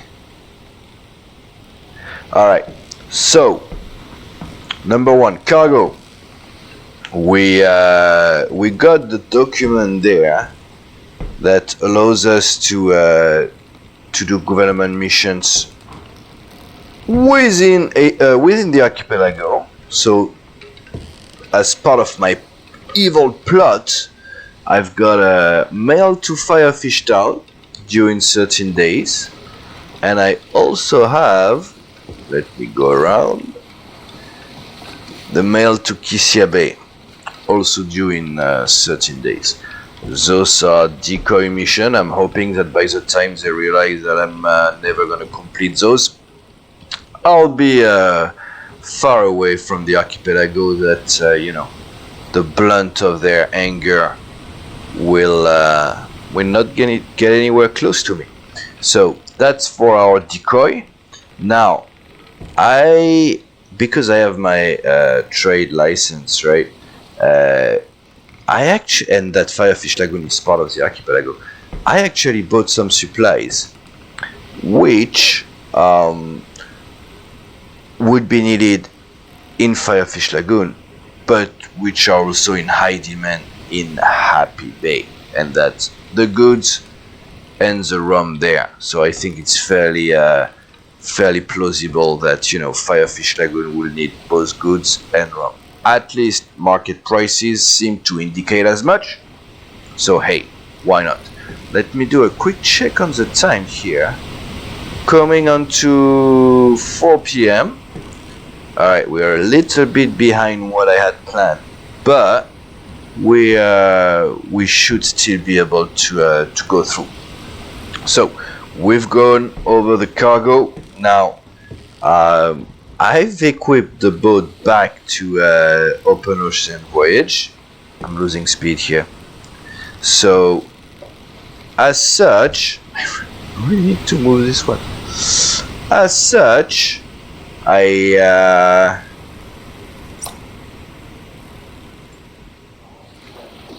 have plenty of supplies. I have 2 boxes of eels on the upper deck, which are mostly not really my emergency supplies. That's more for you know, if I'm too lazy to fish. Those are my emergency supplies. I've got 4 porks there. which should fill me up quite nicely. And I have 1 full case of fishing hooks, 2 full barrels of water. We're back with our little navigation table corner here. I also have the full map, and that's all of it. I've got light scattered throughout. I've got my little instrument there, which I'm gonna use forever. I can totally pull my little square up. That was really more for you know, showing off as I was exiting as I was exiting Dragon Cliff. And now we're gonna keep going south a little bit more until nightfall, and then we're gonna be able to change course and head towards our real objective here. I'm definitely gonna have to rework that layout here. Okay.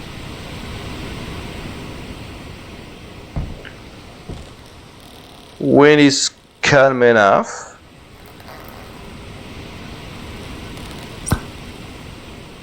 There are so many boats in the archipelago. I think I've already mentioned that, but yeah. So what is the plan? We are actually expected to pick up the cargo from the north, the northern end of Crab Beach, in 2 days at midnight. So believe it or not, that's where we are heading for. But to make sure my plan functions here, and if anyone from Dragon's Cliff is watching, I want them to think that I'm actually going south. So as soon as it's gonna be dark, I'm gonna switch off the lights. I'm going to make my way towards east, go around Dragon Cliff right there through the southern tip, and then try to go east for most of the night. Then we're gonna head north and try to stay of good distance of Crab Beach until our meeting time happens. So that's for the plan. I don't want to put my goods on those damn, how am I gonna do that?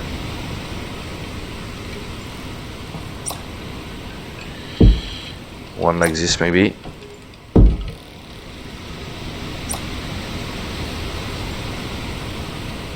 There you see, there you go, gentle hand. You, my friend, we're gonna put you right there. Whoop, not yet. We're gonna get to the speed, but we haven't covered the boat configuration yet. I just wanted to make sure I could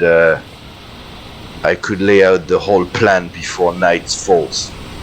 But since we are on talking about sail configuration, let's take a look. Alright,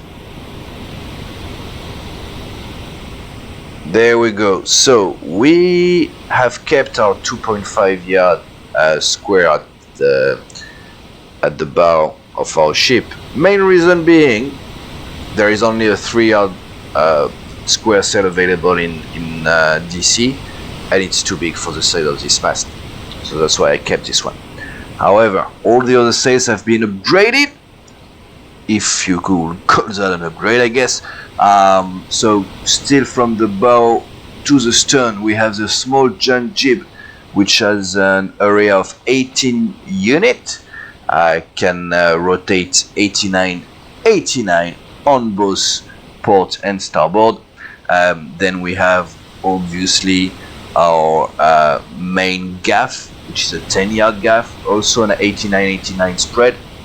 and with an area of 58 units. And finally, with the mizzenmast, we have our junk 7 yards, 89 orientations, and 46 units of sailing area. So that's pretty cool. I didn't have much choices, right, because I only had a week to get the upgrade made, but I'm really hoping that now the incognito looks different enough that nobody is gonna spot me in Happy Bay, or recognize me at least. I've only been there once, and so yeah, that's gonna be a key part of the plan. That's also why I purchased some clothes, and why I purchased why I got a haircut, got my beard shaved as well,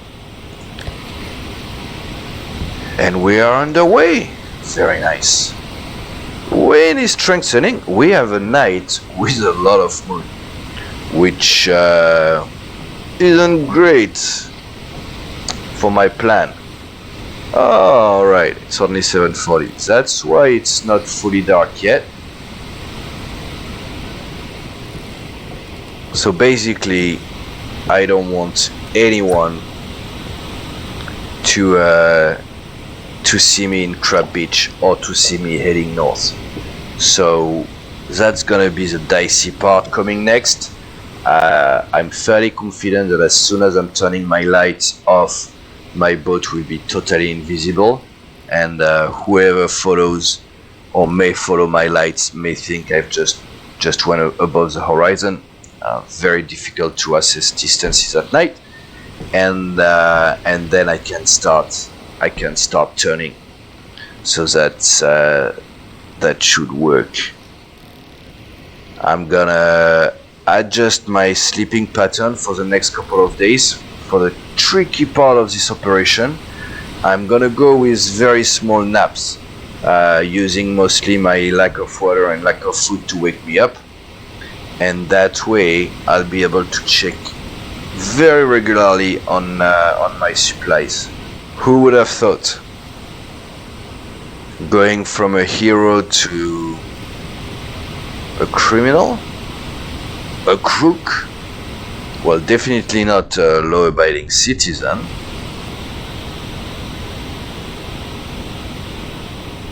You see, I don't like it, but I think I don't hate it either. And hopefully that will give me an opportunity to improve my skills with this type of configuration. I dropped the main square, mostly because it was too recognizable, and so yeah, I'm going to have to do without it. I'm not yet thinking about the trip ahead to Happy Bay, because it was pretty much a nightmare coming down. So I'm yeah, we'll get to there when time comes. Alright, the moon is out, it's dark enough, we can barely make out, actually, yeah, we can barely make out Dragon Cliff, so that's perfect. I'm gonna switch off the light, so it may get dark a bit, but don't really have a choice here, guys. And thanks to the moon, it's not too bad. And we should actually be in a very good position. So we're gonna be heading east, or east-northeast, I think.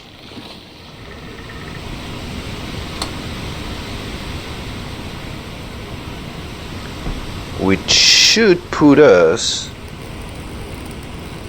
in a solid situation to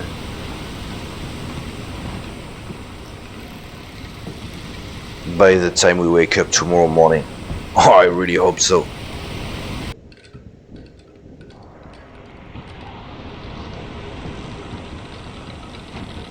Alright, coming on 3 AM. And looks like I have no speed whatsoever, which is very bad. What's going on? Okay. Alright, went south a bit. Now we can take a drink. And so obviously mentioned to I forgot to mention that last night, but we have a new mast configuration, right? Our main mast is no longer centered on the boat, but rather, I'm such a noob. I didn't even notice that the wind had turned. I did look like there was something wrong with my. Oh no, never mind. I'm just full against the wind. I'm in iron here. But that's still because my Genoa was.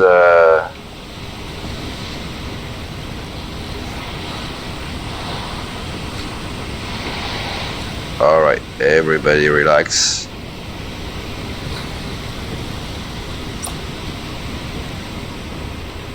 Okay.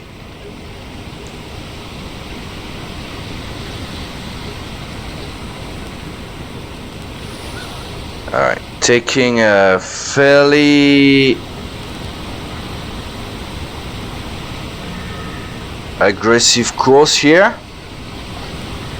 But I also don't want to run the risk of being spotted too easily. And the stars are telling me that there won't be a lot of clouds when we wake up tomorrow morning. Or at least when the sun goes up. I'm glad we still have 2 days to get there. It's now 5:30. Dragon Cliff is in the fog. We're going southeast. I think we're a very good distance. Look how small it looks. Probably just a dot if anyone is looking into that direction. We've got rain. We've got Sage Hills over there. It's kind of the perfect weather for me to stay low profile. Very good.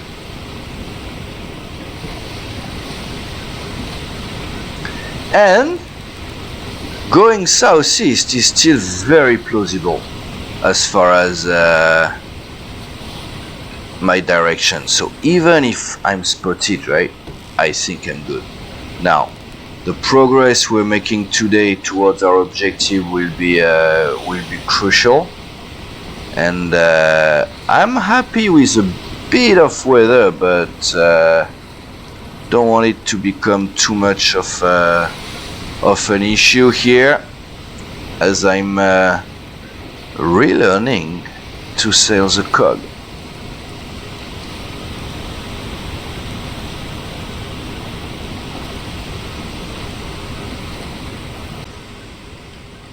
Okay.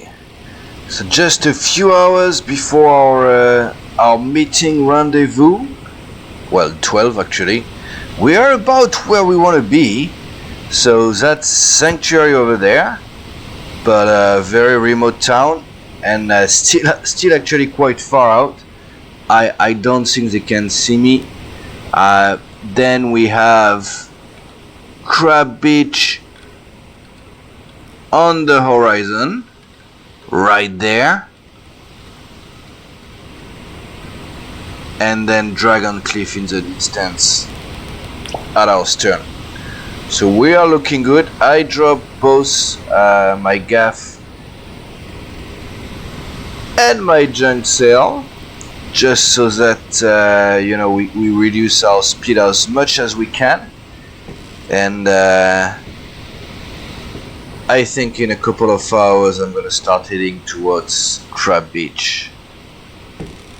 Getting there. Awesome. Alright, it's 11:20. We just lowered the anchor by the beach. And I think I've seen some movement behind those rocks there. Let's go see what it's like. Where can it be? Over there.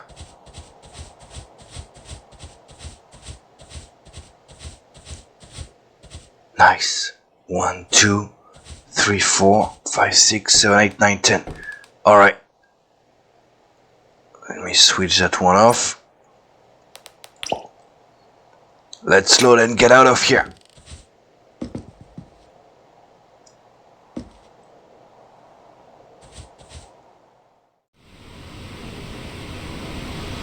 Approaching 6 a.m. Crab Beach barely visible in the distance.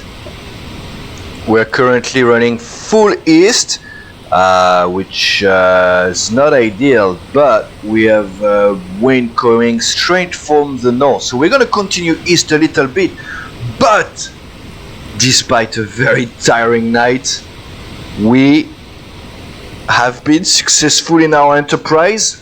We've got out our 10 cases of green tobacco on the upper deck and a reserve of ale there.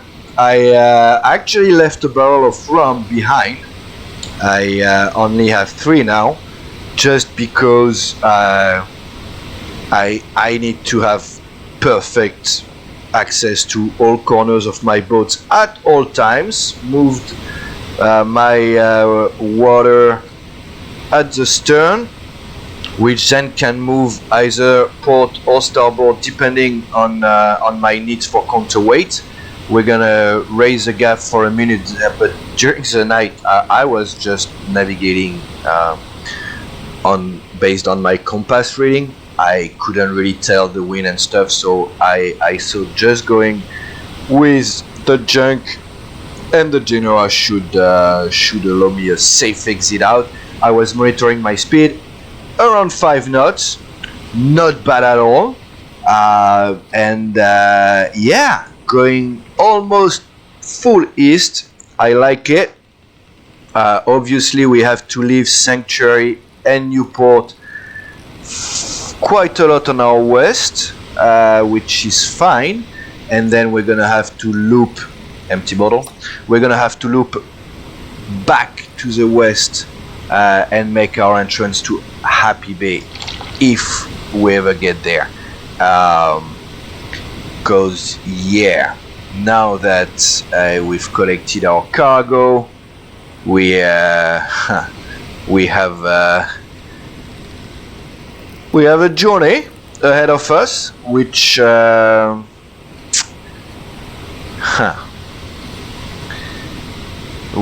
has left me scarred a little bit, coming down to the archipelago. Not to mention that I hate gaff sails. Don't ask me why. Well, actually, you can ask me why. I don't know. They just seem to pull me non-stop into the wind. Stuck in irons most of the time. I'm trying to tack with those gaff. So yeah, we'll see. I'm still excited though. So now that we have successfully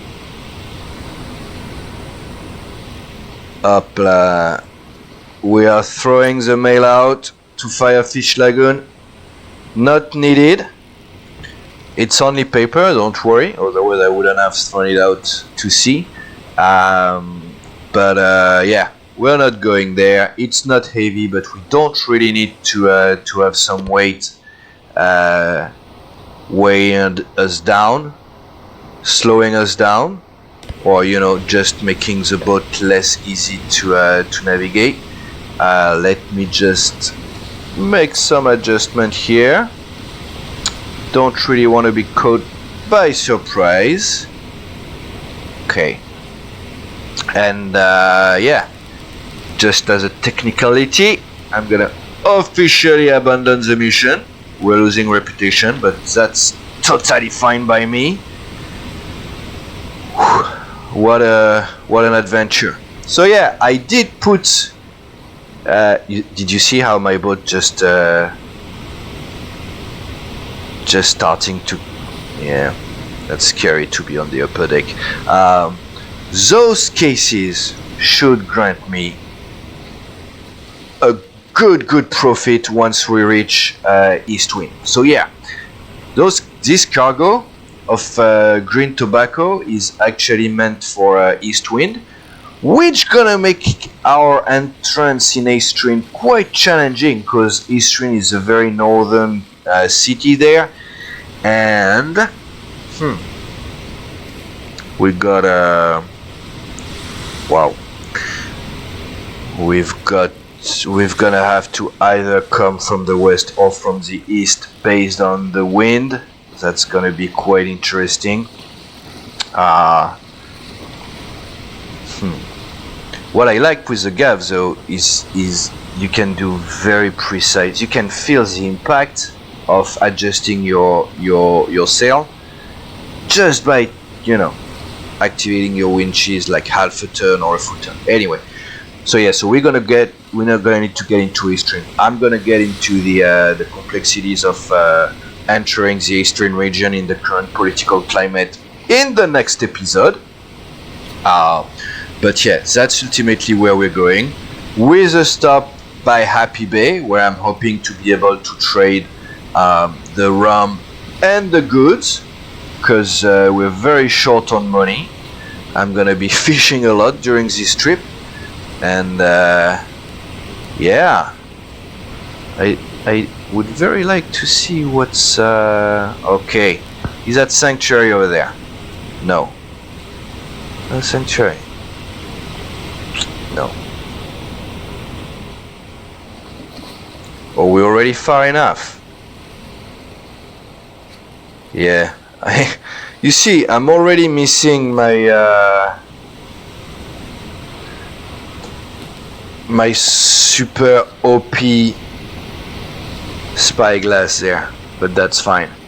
I'm gonna go east a little bit. I mean, the wind is still far from being favorable. Actually, you know what? I'm gonna adjust to northeast here. Not much, just a tad. We're getting into open ocean, so the seas are gonna be yeah, but hey, we'll be able to adjust. I'm looking to the learning experience with this new boat configuration, but yeah, we'll see how that one goes. And we'll continue our open sea journey in our next episode. Thank you so much for watching, guys. It's been another nice plot twist. And until next time,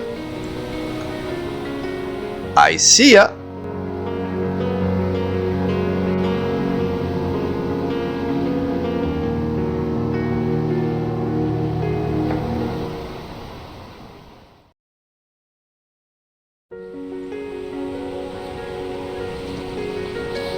Hey gang, welcome to the chill zone. I thought I would close our episode here with a little bit of not post commentary, but you know, kind of director's cut, because a lot happened in this episode, and you know, I wanted to share with you how I'm looking into things right now. Since we're going back to A-Stream, and I'm really hoping that I'll be able to set up my my A-Stream Chill Trading Corporation very soon.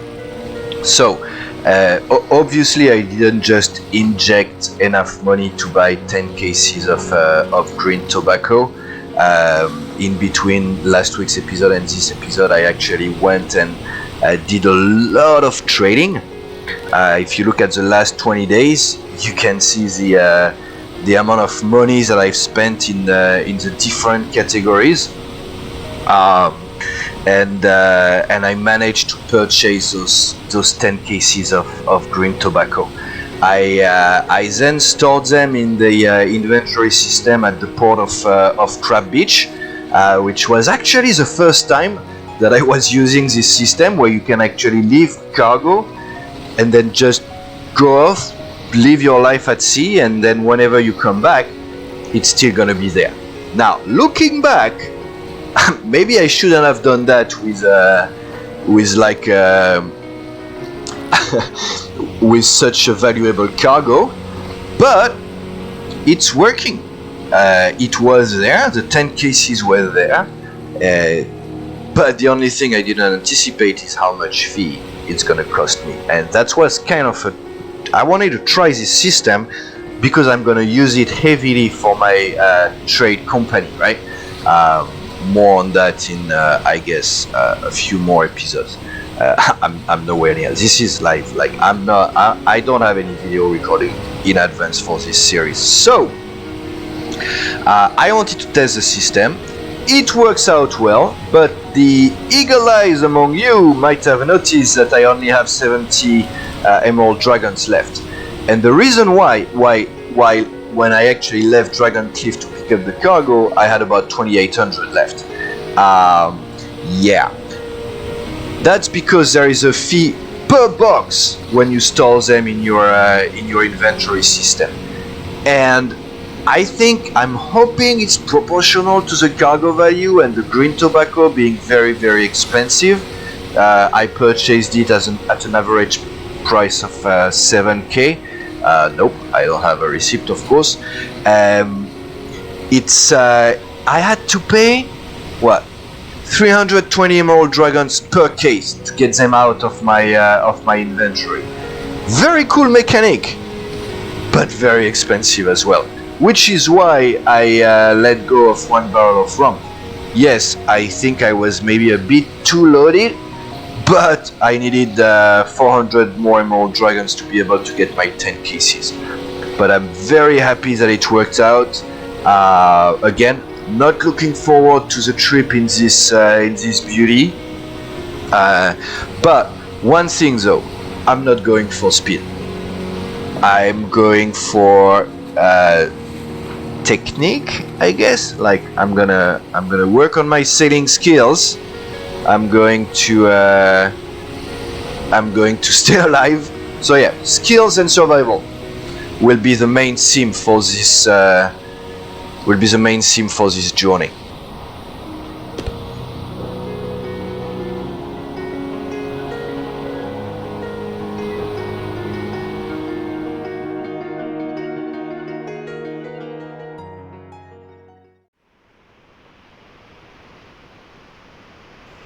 I was alone once again, my resolve strengthening with each hour passing by.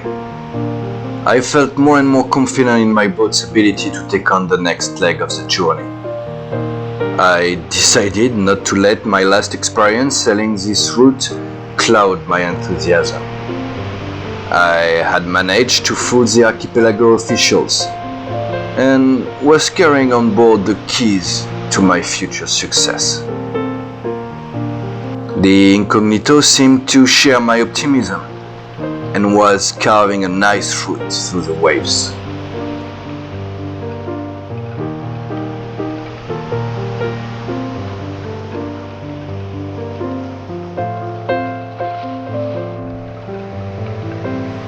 While not as high performing as its previous configuration, it still manages to pull an average of 7 knots over the next couple of days. Granted, with quite very favorable winds.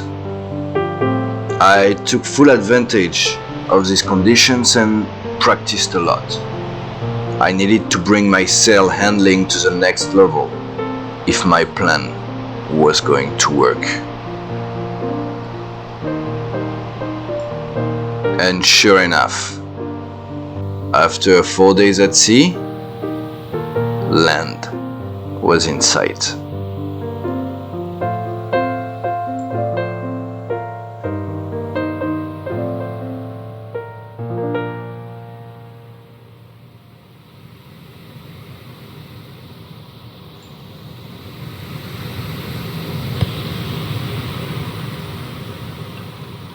It worked. It kind of worked. Aha, what a trip. Enjoying the upper deck of the cog for once, as we are about to dock in Happy Bay. So basically the plan is very simple, right? So those cases of green tobacco are staying on board. Hopefully nobody is going to ask any question about those. I'm going to be looking at using the trade document that I got from Dragon Cliff that was initially meant for Firefish Lagoon to try to trade those couple cases of goods and barrels of rum that I was able to acquire. Hopefully that will increase a little bit our cash, which is arguably quite tenuous right now. 2 p.m. Late afternoon arrival. The wind fell in the last hour or so. This is where I was sailing when I found the bottle. And yeah, there we are.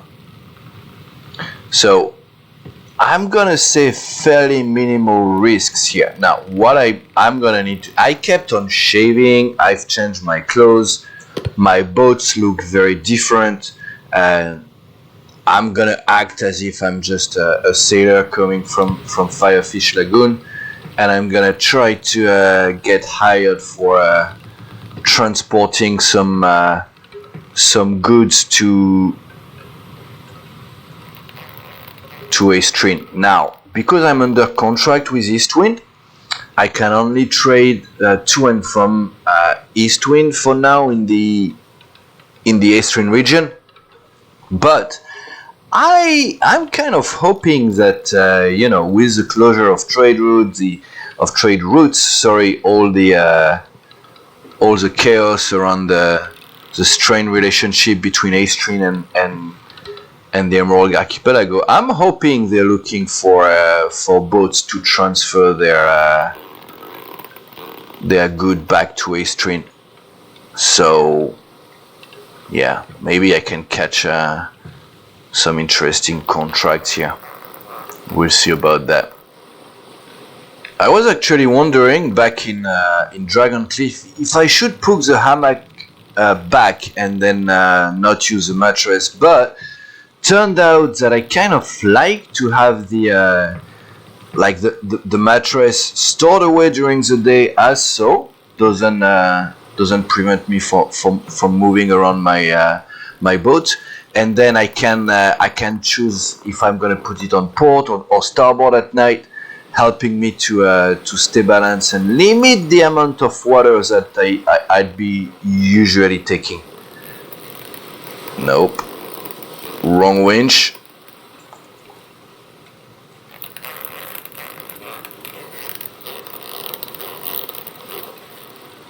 Perfect. Looks like we are on course for a very smooth docking. I really like Happy Bay. Yeah. It's at the same time great, but at the same time also kind of a shame that it's so isolated, because I could have seen Happy Bay be the kind of headquarter of our upcoming trading operation.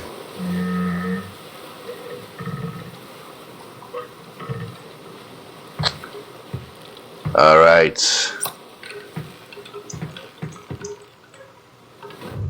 Great. I was about to say I'm gonna try and avoid a swim for once, but nope, not this time. That's fine. I'm gonna try to be careful to our hull here. I'm gonna actually go and put it there. Perfect. Late afternoon.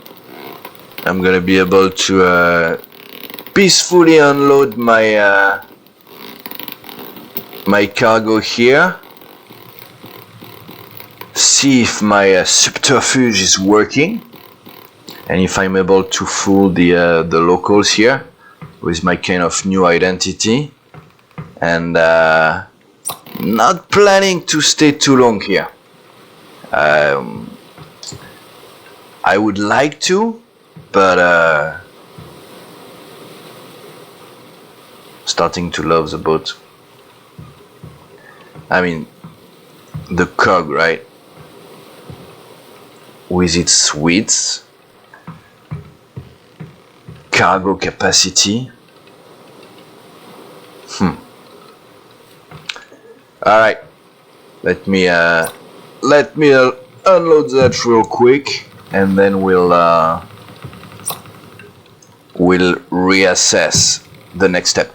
I'm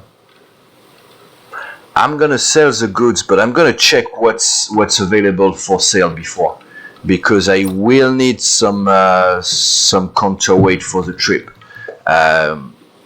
Trip from DC went very smoothly, but I don't want to assume that it's gonna go the same way for the trip to Astrin, which could be also quite a longer. And I think I have an empty barrel of water somewhere. Oh, never mind. The empty barrel of water was the one at the bow, so it should be somewhere. This one. Yes. Okay. Oh, forgot my navigational light on this one. Not good. Yeah, I was saying, so the trip to Astrin is gonna be significantly longer, and will also require to find a way to approach Eastwind properly, because I can't stop anywhere else but Eastwind first, or at least I need to find a way to drop my cargo. So I may try to take some trade if I can, and of course some mission. We want to keep increasing our reputation here.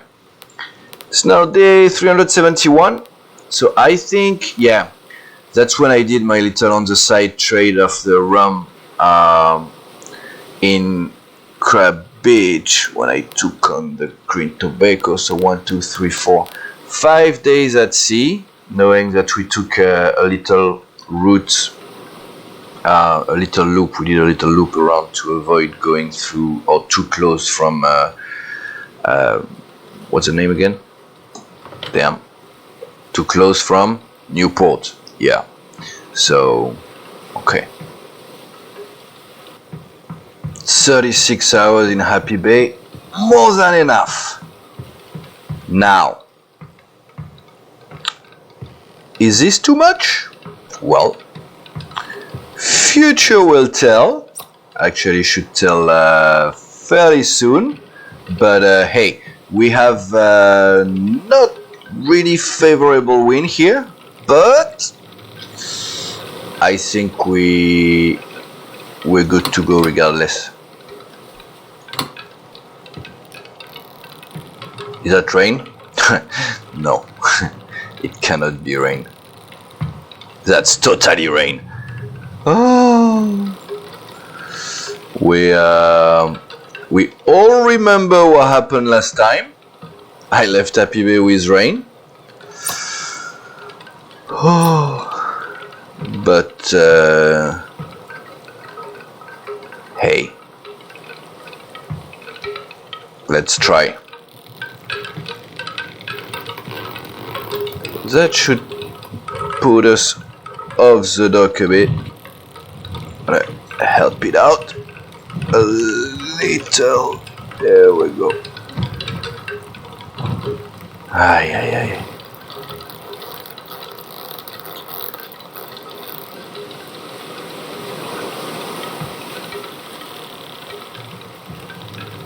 There we go.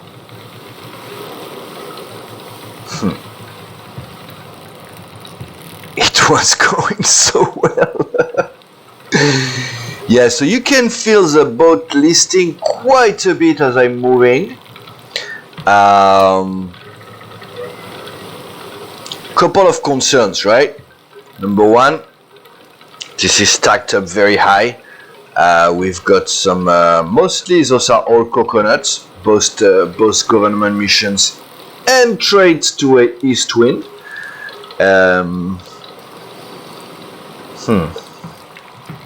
I bought some pork. Yeah, you see, that's gonna be a massive issue during this trip. Our center of gravity is way too high. We need to solve this real quick, and it may not only entail throwing stuff overboard. Hopefully. Do I even have space to yep, I do. Alright. This is very concerning.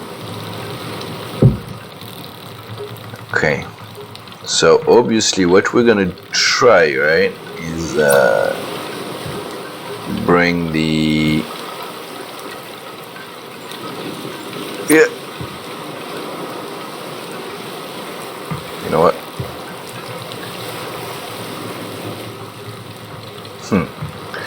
Looks like we're up for a challenge. It's fine. I think that if I lower my center of gravity, right, we should be in a much better position. Alright, got it. Not too much on starboard. Yep, I do see in the corner of my eye that the weather is degrading even more.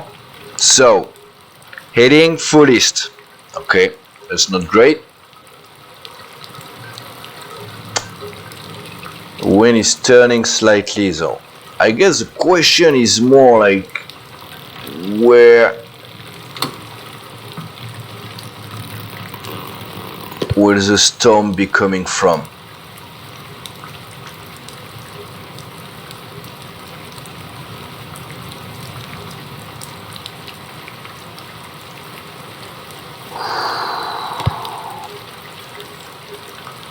Okay. Alright. Can we hold north? We should.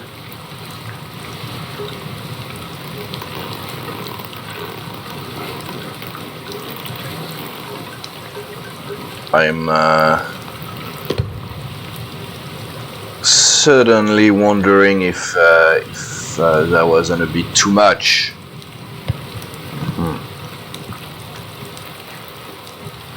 Alright, let's try to keep our speed under control.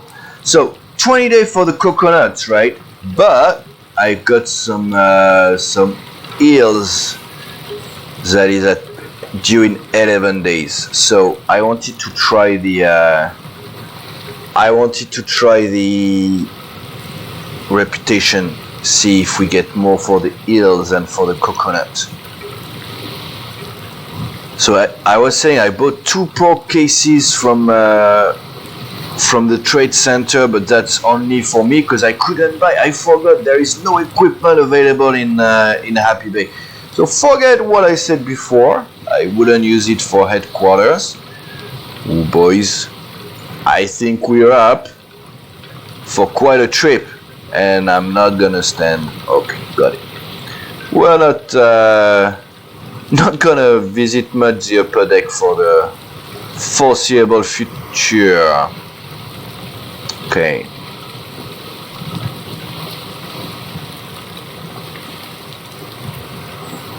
That's always my problem. One trip goes well, and the next one I'm like, yeah, let's take some risks.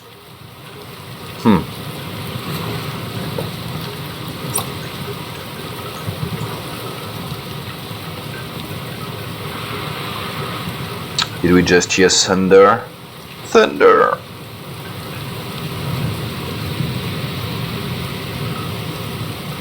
Okay, slow speed. I can live with that. It's fine. I mean, slow speed is fine, but yeah, give me some speed, please. This one I'm gonna put it in fully. All right. Yeah. I know. So navigations worked really well for the first part of the trip. I'm kind of hoping it's gonna be similar. Oh, shoot. What are we doing? Are we trying to beat it? Are we? Quick. Okay, we are. Let's go.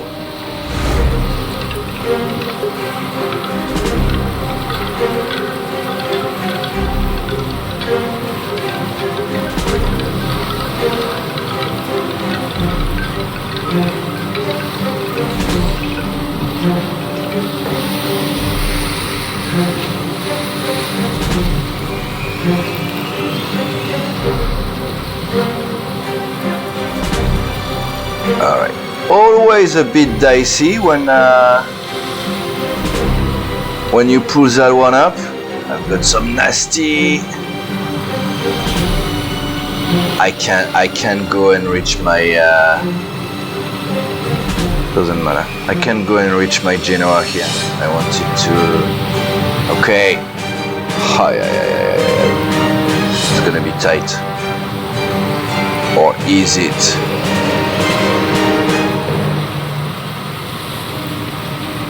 Come on. Yeah. Should I? Wow. Easy boat. Easy.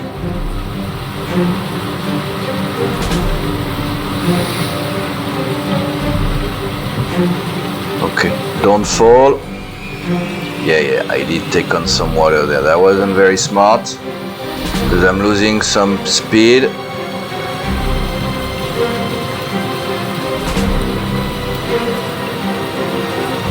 But I'm not ruling out to actually beat the storm. I think.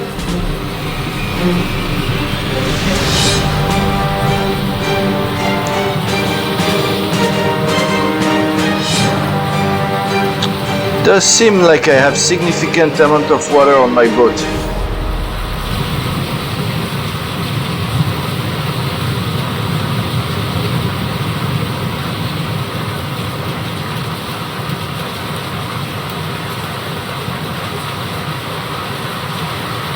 It's rough. It's very rough. I'm not sure I'm gonna be able to. I'm almost there though. I'm almost there.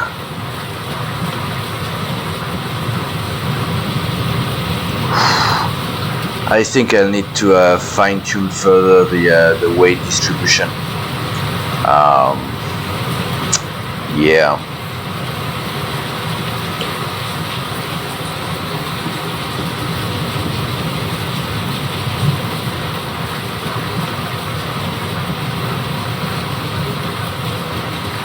Look at her go though.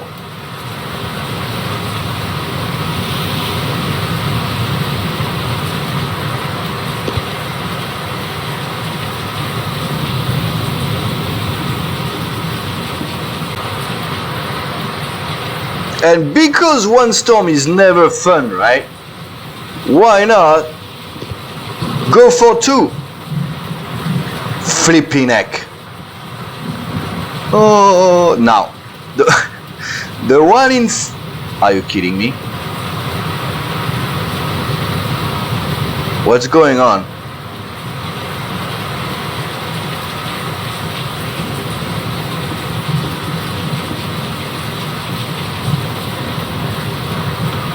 Is that the storm moving in at my stern?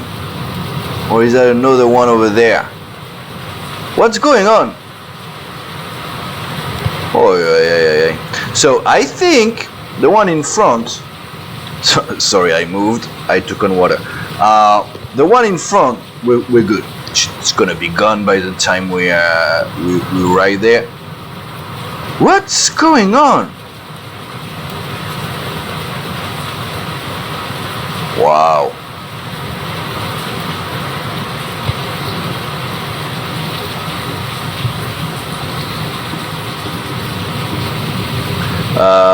I don't want to, make any wrong statement here, but what a flipping boat. Yeah, go ahead, see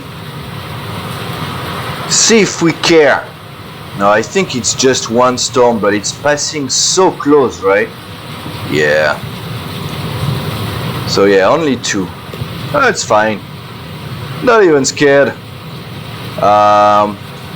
Progress though. Oh, full north. Perfect. Are we gonna risk it and try to bring our main gaff again?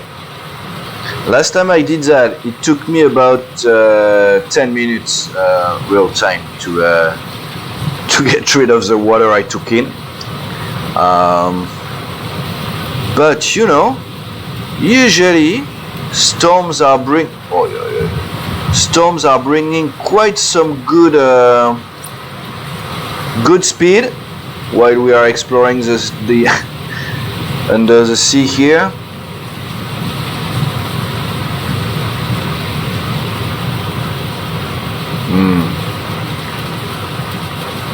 This time is not amazing. You know what? I think we can forget the fishing for a bit. I'm gonna keep all my equipment with me. I'm losing one. Wow. Okay, everybody relax. I know I'm taking on water. That's fine. That's fine. I just want to keep making some good progress. This red lantern and green lanterns are starting to annoy me. I'm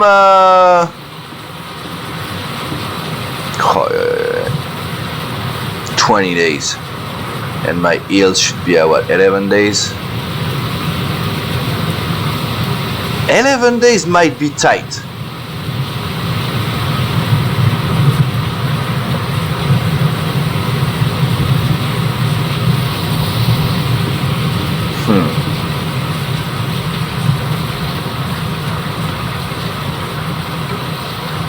I really don't mind taking on water. I just don't like it when the boat doesn't get rid of it quickly enough. I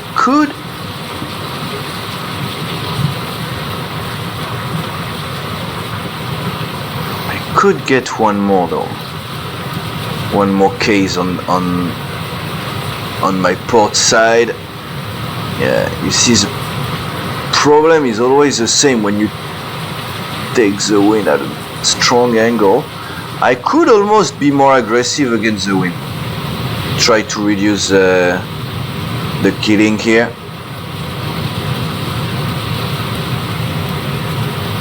That should help. Okay, we really need to survive just for maybe a couple more hours, and then hopefully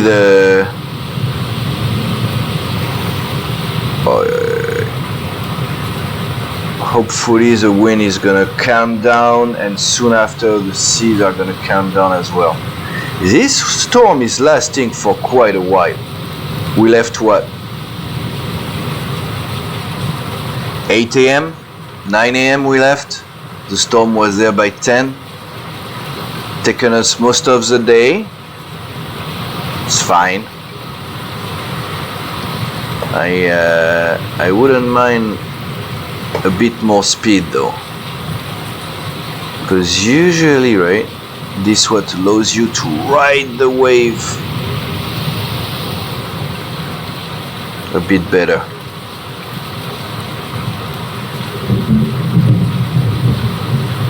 There we go. Okay. I'm not gonna sleep until the sea calms down. Whoa, what's going on?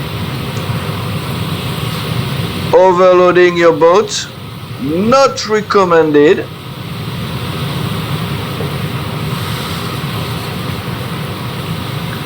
Happy Bay still in the distance, not too late to make a U-turn.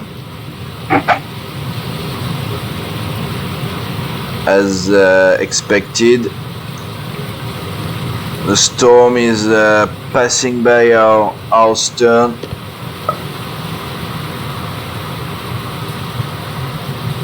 Our bow. I'm totally lost, guys.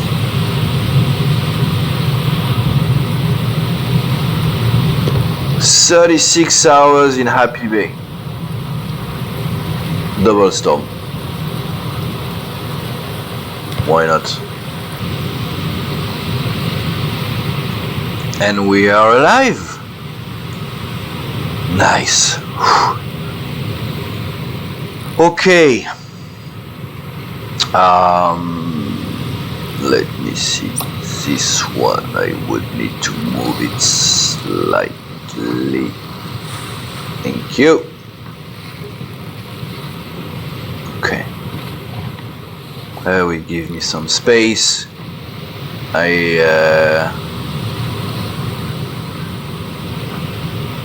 Okay. Let's give it a try. See what we get.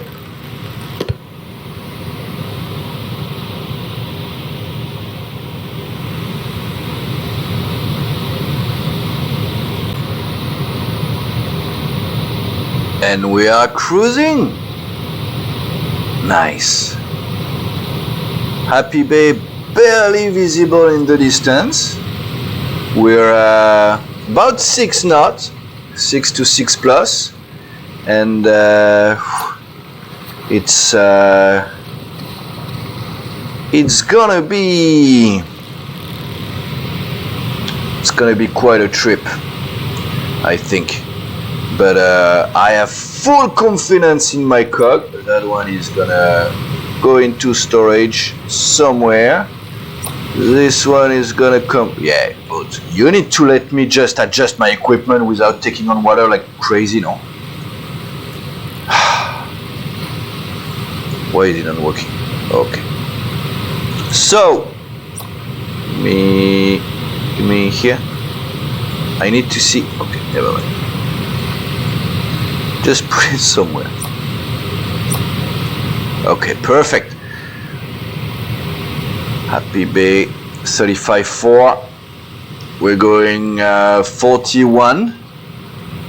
Not too scary of a trip, but we missed the reading for today, which is fine.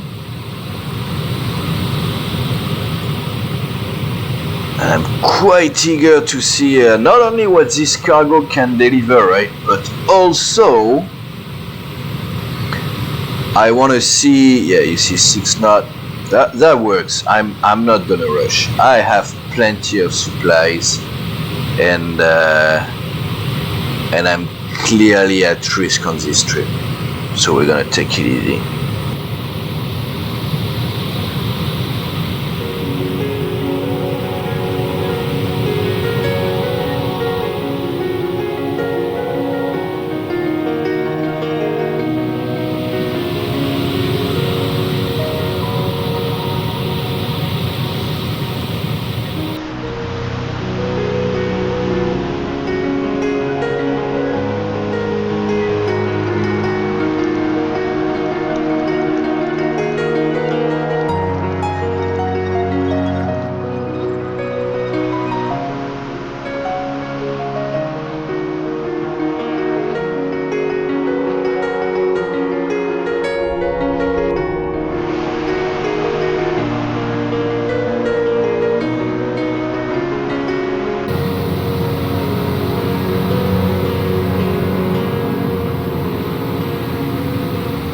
Panic, lurking right there behind any crate, waiting patiently to overwhelm me.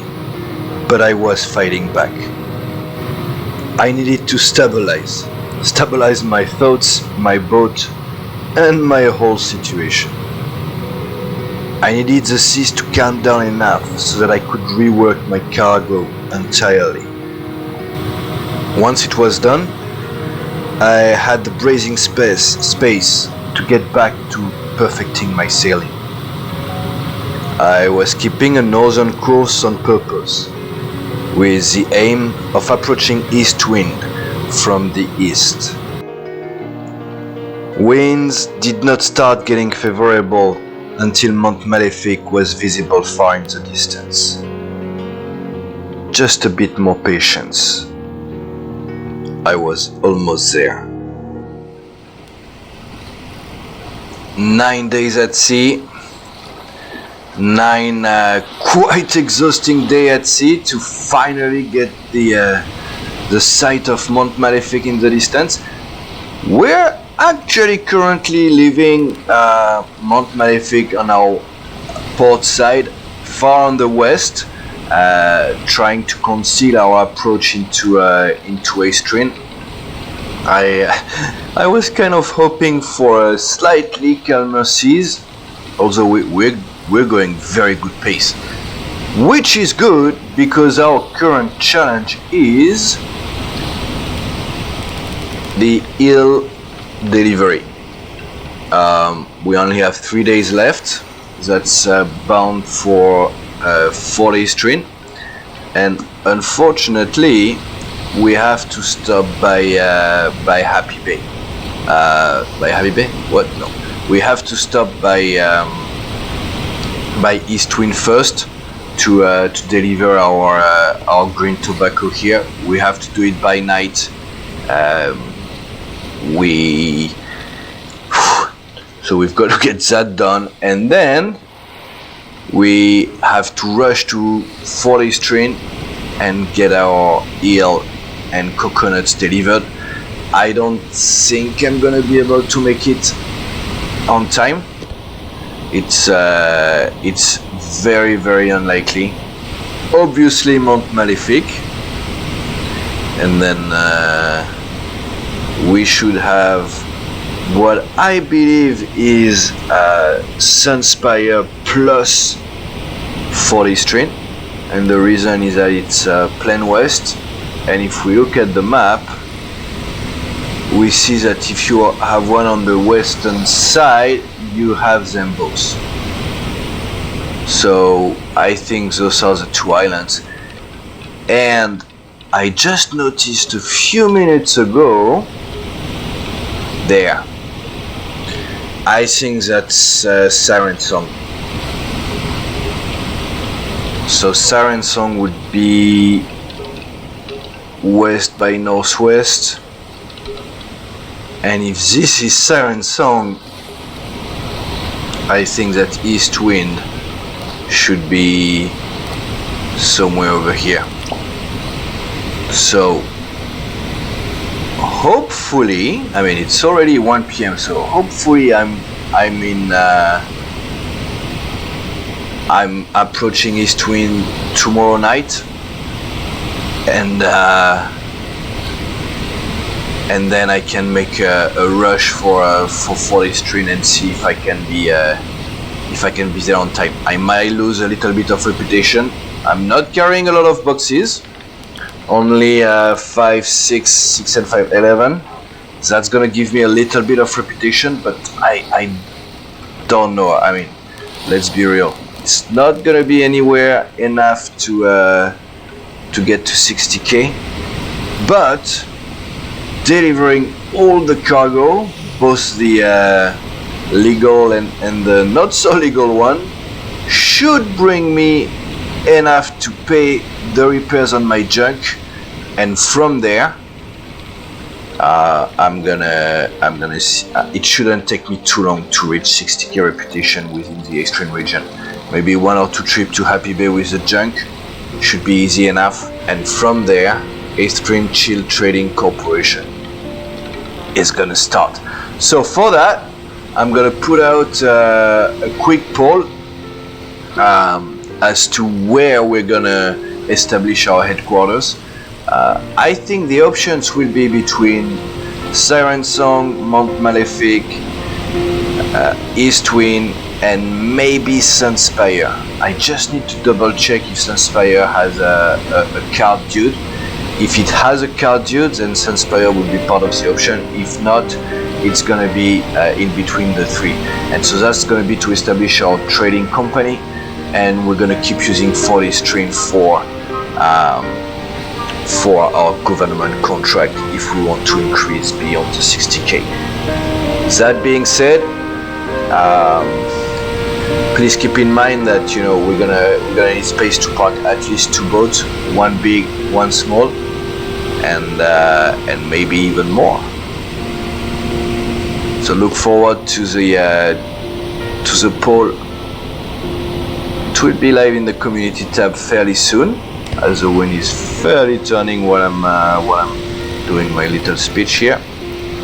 I think within the next 2 episodes we'll be able to establish our holdings somewhere. So let's go, guys. Weigh in, let me know, and until then, thanks for watching, and I see ya.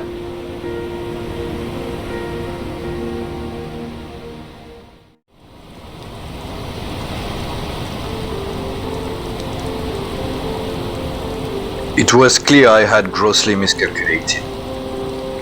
Once again, overconfident.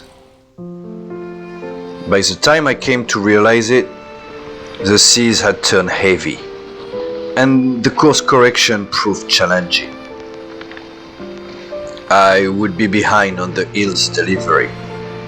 Probably a day or 2 late. Not enough to make a dent in my plan. Probably. As I approached Eastwind, the weather quickly degraded and ended up somehow helping.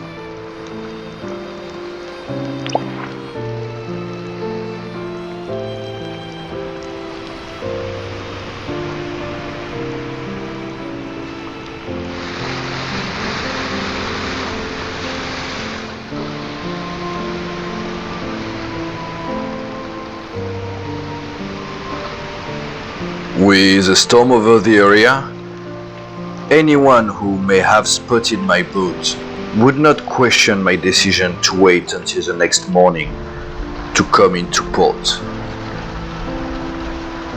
The window of opportunity I needed. Can I make it work though?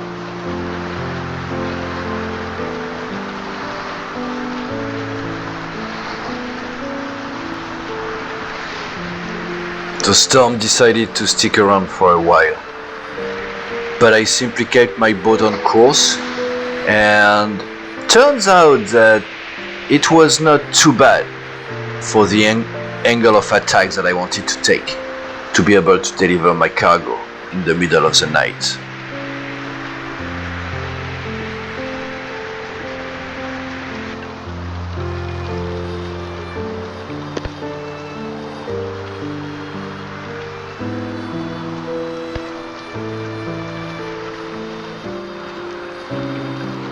I think that's a bridge. Yes, we're here.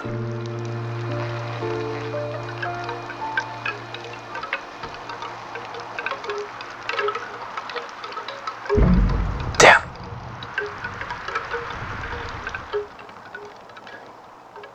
Alright, let's unload. Find the delivery point.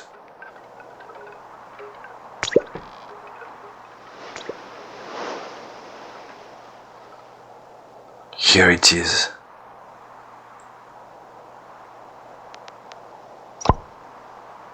Alright. Everything dropped. The red light. 1, 2, 3, 4, 10. We're good. Let's go back. Quick.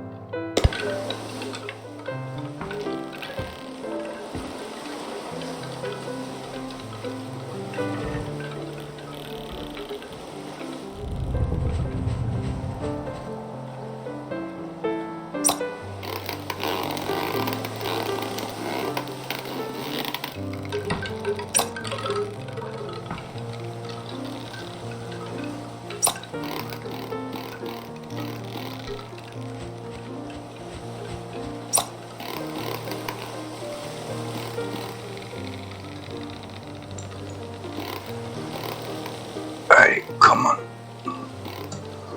The nap will be for later.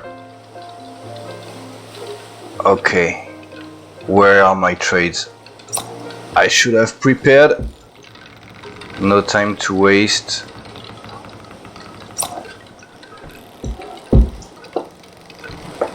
Can't even enjoy being back in Eastwind. But damn, we've done it. Hello, good sir. Sell for 12. Absolutely, let's go. Rum, water. I'm selling water too. 110. 110. Wow.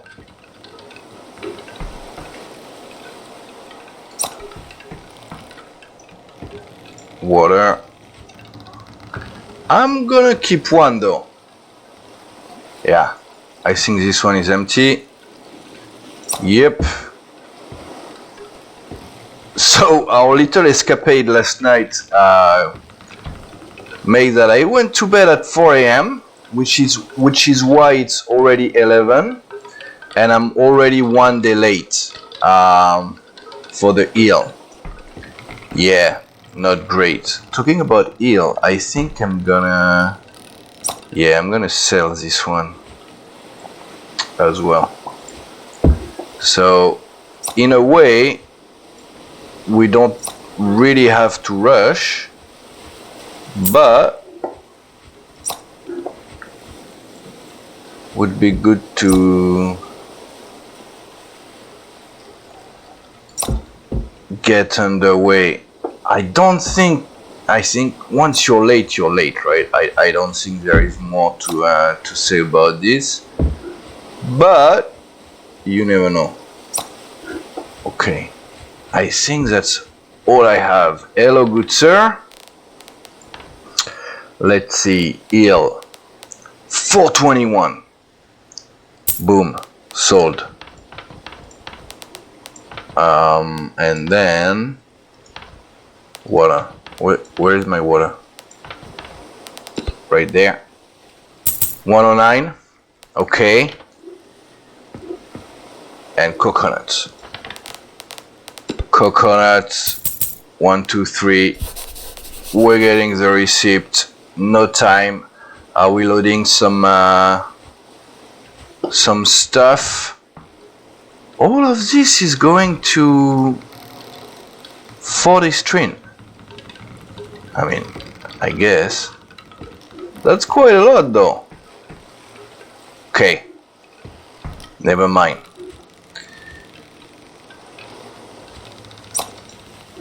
Why do I have the feeling that the wind is not gonna get really favorable for the trip? Hi. Well, on the bright side, we can start right away with our gaff. Get some good speed going.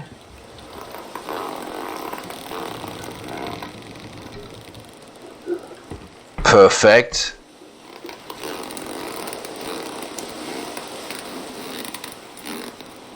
Mizzen following suit.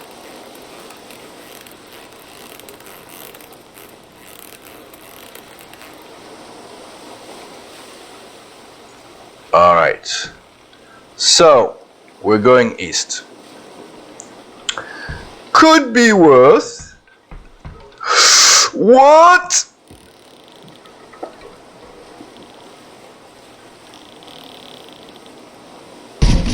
Ouch. Ouch.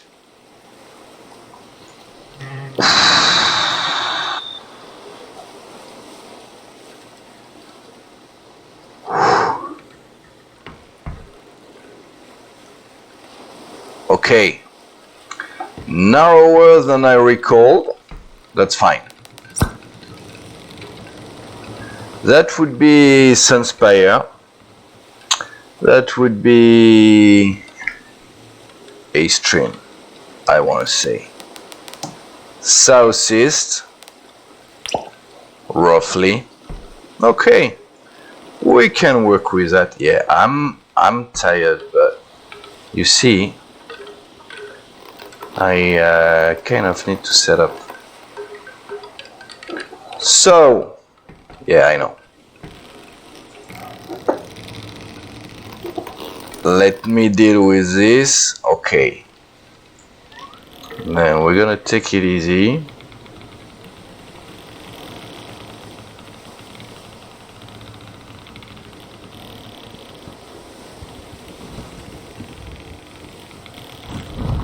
Bring her in. Okay.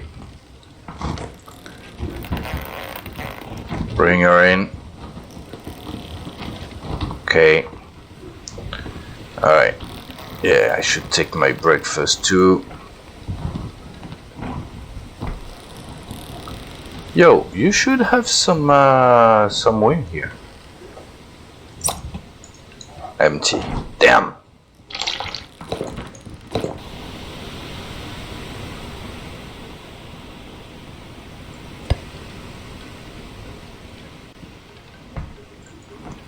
Cruising. Nice. 120. I'm gonna take a nap, I want to say. You know what? I'm gonna take a nap because I'm getting really tired right now, and I want to look at where we are at from a finance perspective, but I want to do that with a clear mind. So the wind is very moderate. I think we're good to go for a little bit of sleep here. See you in a sec. Nice little nap.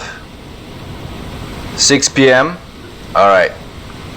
We're gonna have to get going.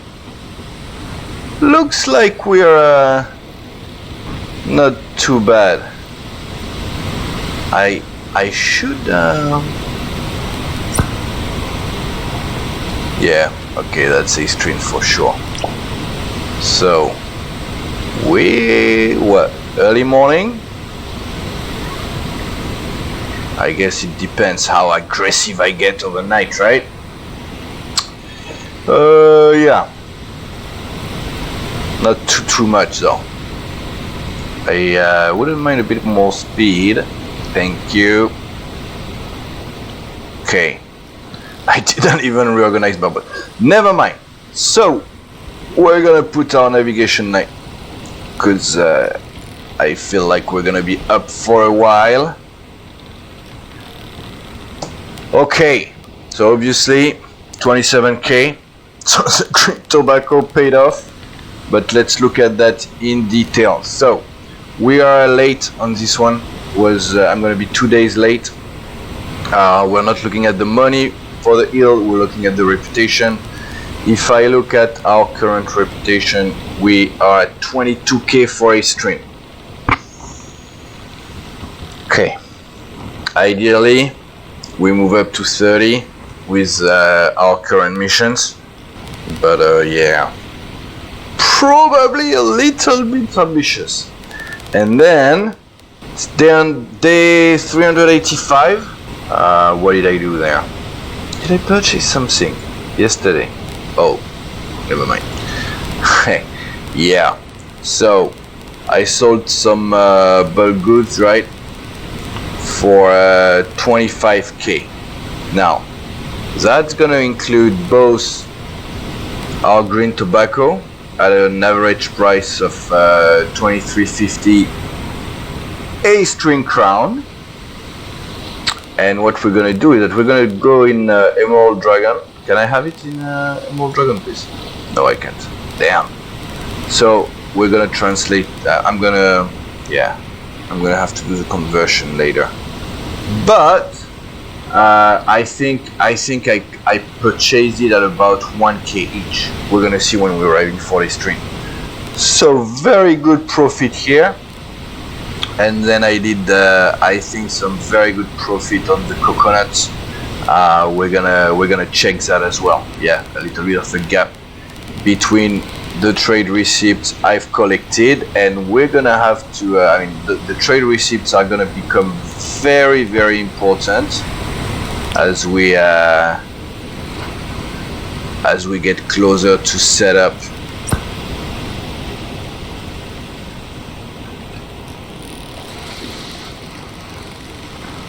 our trading business.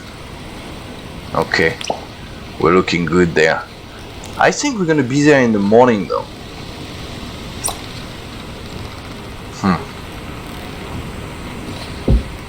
That's fine. Still very exciting.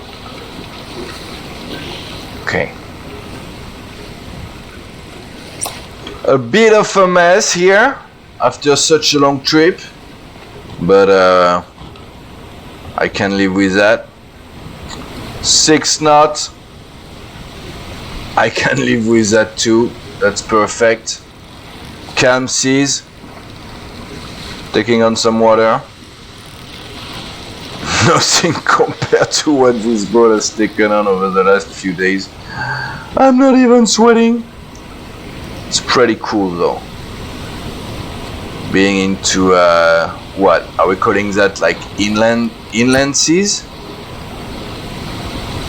Yeah, probably inland seas. I'm gonna take a quick nap.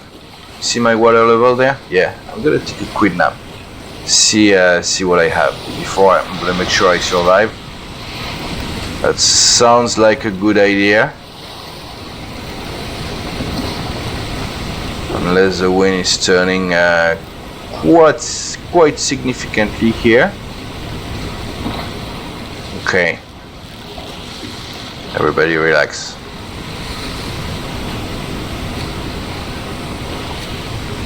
As I was saying, little nap.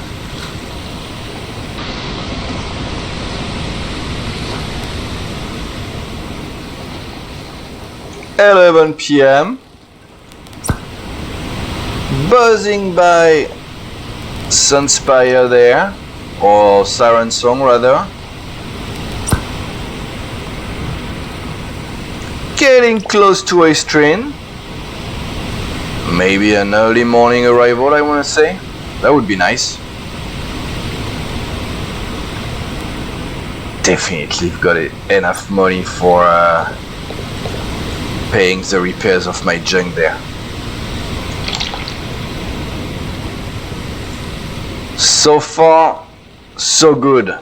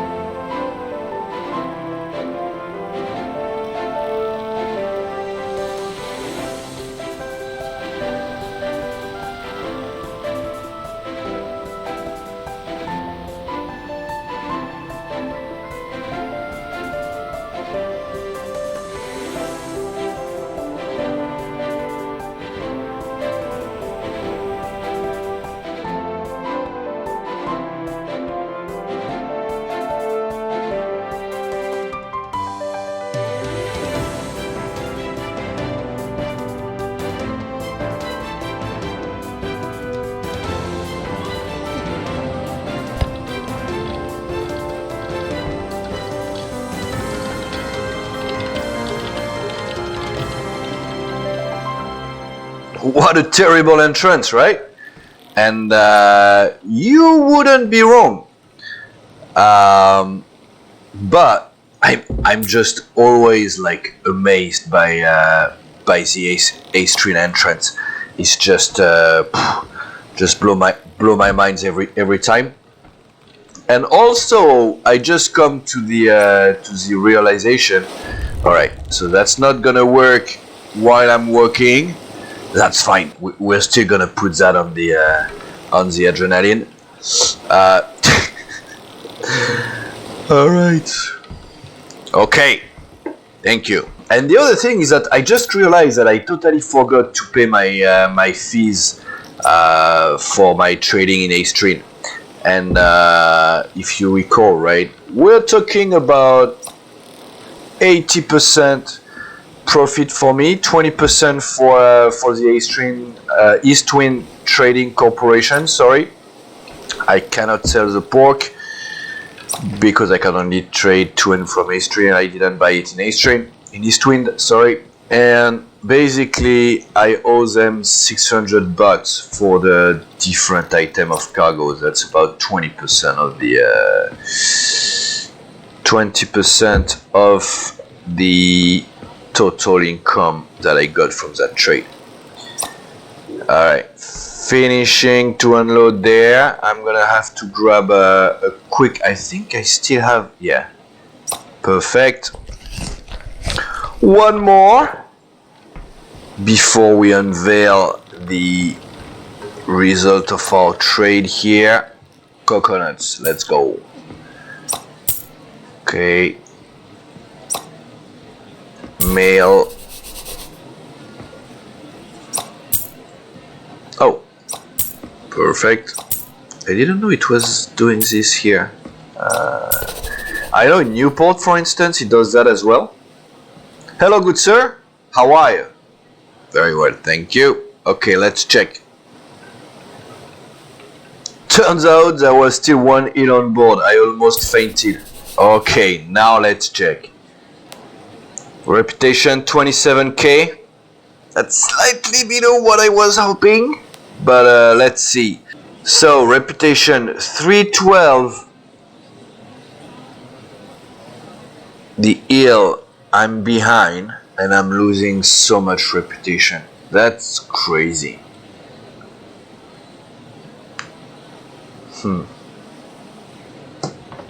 I don't think I would have been able to get to 30k reputation, but okay.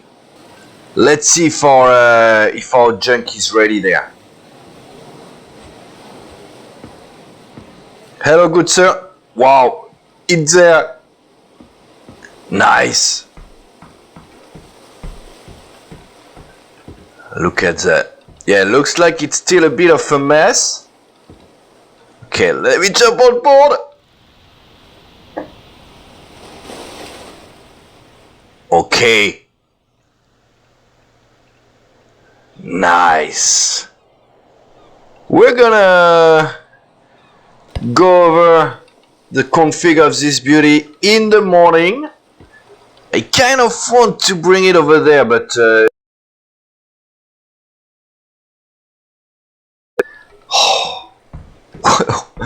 what a boat.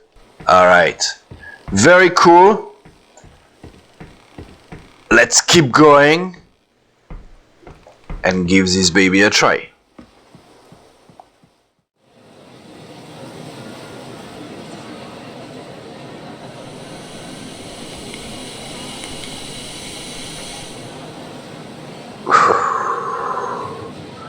I miss that view. Such a nice place. Good morning, gang. Grabbing a quick breakfast here before we get underway. Just one more thing to do. The box right there is actually a box of tobacco, which represents the fees that we owe the East Twin Trade Corporation. So the guy is over there. I'm gonna drop that with him and then we're gonna get going. It's now Day 391, approaching the 400 day in our journey here, pretty amazing. And today we start with what's gonna feel like a new boat. So I've grabbed a couple of missions, woke up very early this morning. We're gonna come back to them real quick. While I was chatting with a guy from the Eastwind Trade Corporation, he actually informed me that the contract had expired a few weeks ago, because it was just a 60-day contract that I had with them. So with the payment of the fee, I'm now all set and I'm now free of trading. So that's pretty cool. And today we're going to Sunspire, as you may have seen, and that's gonna be the first journey of our junk with this configuration. So I've been looking at the different boat configuration, and I was like, like from ancient sailing ships, and I was like, yeah, I could try to do something like that. So what I found out was that a one-mast ship with at least two head sails is called a cutter. So this is kind of my representation of what a cutter could be with this type of hull. Hopefully I'm gonna be able to get some good speed, but we'll see. What time is it? Noon. Not ideal, I'm not gonna lie. We're probably gonna arrive quite late in the day in Sunspire, even though it's not very far from here. It's a big rock right over there. Yeah, I just want to enjoy. We're gonna walk through where we're at, where we're going, and what's the winner? Okay. So our junk cutter, right? I'm gonna call it like maybe like a junk cut, maybe a junk cut. So I'm gonna bring that one on a little bit. Give me 1 sec as I focus as we leave the port here. Okay. Give it a quick. Alright, that should clear us from the dock, and if not, I can give it a little push. Very nice. We're gonna try to be very careful in this new chapter of our journey. Gonna try to be mindful of our boat. We're gonna try to be mindful of our character, and it's gonna be pretty awesome. We're gonna do a boat tour fairly quick. I just wanna get underway there. Everything on first-person view as usual for a first experience. Although one mast means the flag is very far from where I stand. Okay, so I think we're gonna start with our gaff. So my cutter is like a GIF rigged cutter with two large jib at in front of the mast, and then a brig 13-yard gaff sail behind my main mast. As you can see in the shadow just being deployed there. Very timid winds today. Ooh. We could probably play with the squares if we wanted to. So yeah, so as I think it's what, like the later version of the cutters, which could be like fully rigged with a lot of sails. I've also put two square sails as well, so that when we get favorable wind, we could get like maximum speed. So that's pretty cool. Yeah, it's a bit tight for the squares. We're gonna hold on and enjoy. So I showed you briefly we're gonna actually make sure we come in from the southeast of Sunspire here. And we are going to make sure our sails are properly. There we go. So missions. Obviously, always have the mail, which is the requirement to do missions in the Eastern region. So kind of a waste of one mission, but hey, those are the rules of the game, I guess. Then I basically took the destination and the cargo, which has the biggest quantity. So we have 6 brown tobacco, we have 6 oranges, 6 water, and 5 rice. So not too bad. I've also complemented this with some tobacco for trading, now that I'm not under the East Wind rules anymore. So that's pretty cool. And so let's do a boat tour, right? So here I have my navigation table. As you can see, I freed up my deck quite a lot compared to the last journey we took coming into Eastrin in this beauty. And yeah, I'm gonna try to sleep in the cabin. So at the back you have my kitchen. So here I have fishing hooks, I have firewood as well, I have elixir, and I want to say snake oil. I just don't know which is which. Then I've got bottle of water. That's a big one from the Alank region. That's probably the oldest item I've carried with me throughout. Then here I have my raw meat and my barbecue. So my stove, I guess. And here I have the cave mushrooms that I found back. I have my current barrel of water right there. And then here I have a couple of pork. The timing is playing out perfectly. I was kind of scared that the new update, the game would drop before I reach Eastrin, which might have led to some complication. I've read the notes. I haven't played it yet because, as far as I'm concerned, it's still a beta. And if I go back to what Rolion has done before, there are always some significant changes between the beta and the final release. And I'm not jeopardizing a 400-day journey in the game just to try a new update early. So that's why the update hasn't been out either. What that means though is that I know that the new update is part of it, at least, is about food and how food is gonna spoil moving forward.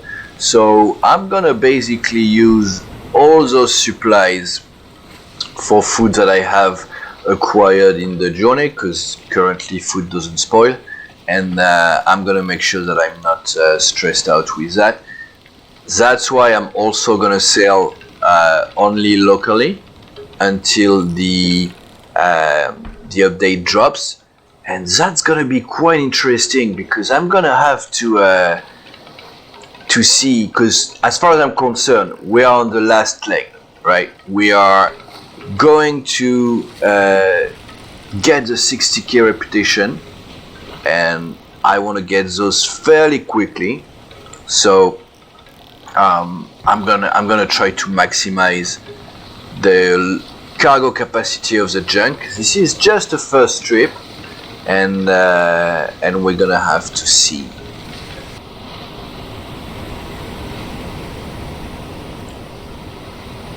Pretty cool, right? Yeah, we are a little bit tight to actually bring on the squares, because I think I only have 35 degrees on those squares, or maybe 40, but no more than that for sure. I'm gonna have to learn how to position those jeeps properly as well, because they extend quite far out at my bow, which I think is pretty cool. I'm already liking it.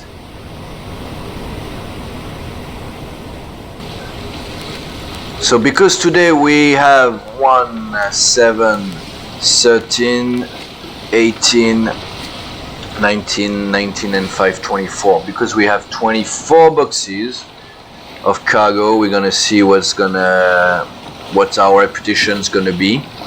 And I can't believe we are already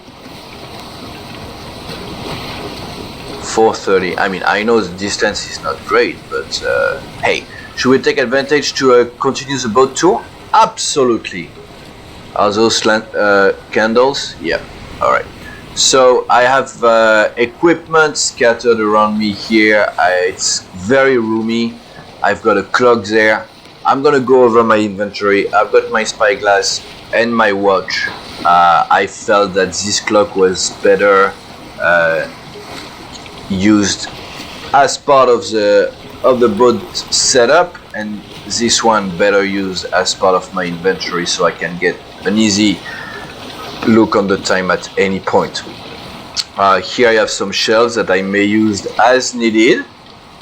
Yeah, is that our friend over there? Alright, this dude has been stuck for 100 days, but hey. So as you can see, I alternate between the Archipelago's lantern and the 40 string lantern. Main reason is that one is brighter than the other, at least that's how I feel, and so this one is more for atmosphere, and the one from the Archipelago are more for, let's say, like actual lighting. I've got a blue lantern here, as well as one on my main mast. Those are my light lantern when you know, I'm near a town, or if if the conditions are quite dangerous and I want to keep the light on at night, I can then use that. So that's pretty cool as well. Going down, here I got all my firewood, so I have 3 cases of firewood in reserve, and here I'm gonna have my fishing hooks.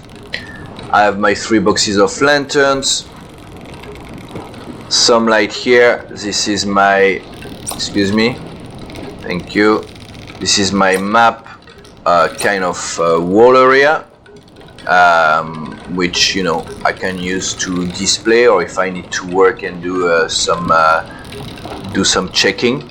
Yeah, we got. Here I have my spare equipment, spare lanterns, spare spyglass, some green tobacco. Don't tell anyone. And then coming to my living quarters. So I've put some shelves here, just to start putting some trophies. Wait, I'm just gonna check. Yeah, okay? We're gonna finish the cabin at another time. Am I taking on water here? Probably. And we're gonna prepare for our arrival into town. Alright, because I don't really... Wow, the town is coming fast. I can't believe we're arriving there during the day though. This is insane to me. Okay. We're gonna carry on with only the smallest of our sail, which is still, I think, like a 14-yard jib. So, not that small. I think it does have quite a big area. Am I against the wind here? This is quite amazing that we're already there. Okay, actually we can probably continue with the tour, because the cabin is gonna go quick. So those are my fish trophies. I know I'm gonna lose them when the new update comes in, but those are the first fishes that I've taken in the different regions. I went back to the artist and got back the Mount Malefic painting. That's my bed, obviously, and yeah, some other trophies. That's a compass from another region. I've got a clock here, I've got light, I've got some water reserve, and a table if I need. So, perfect. As, you know what? We're gonna... Is it too risky to come in? I don't know. Let's fold. Alright. Looks like we banged the dock. That's fine. Let's see. We have a mooring line or a cleat somewhere here. Thank you. And actually, we're gonna leave it there for today. Good morning. Ooh. kind of overslept, but I did hear the storm during the... It was very quiet downstairs. That's great. Alright, cool. Let me shut that one down. I'm gonna put that one on. Still useful. Am I gonna put that one on? Maybe not. Okay. There is no cargo cart here. I know that for a fact.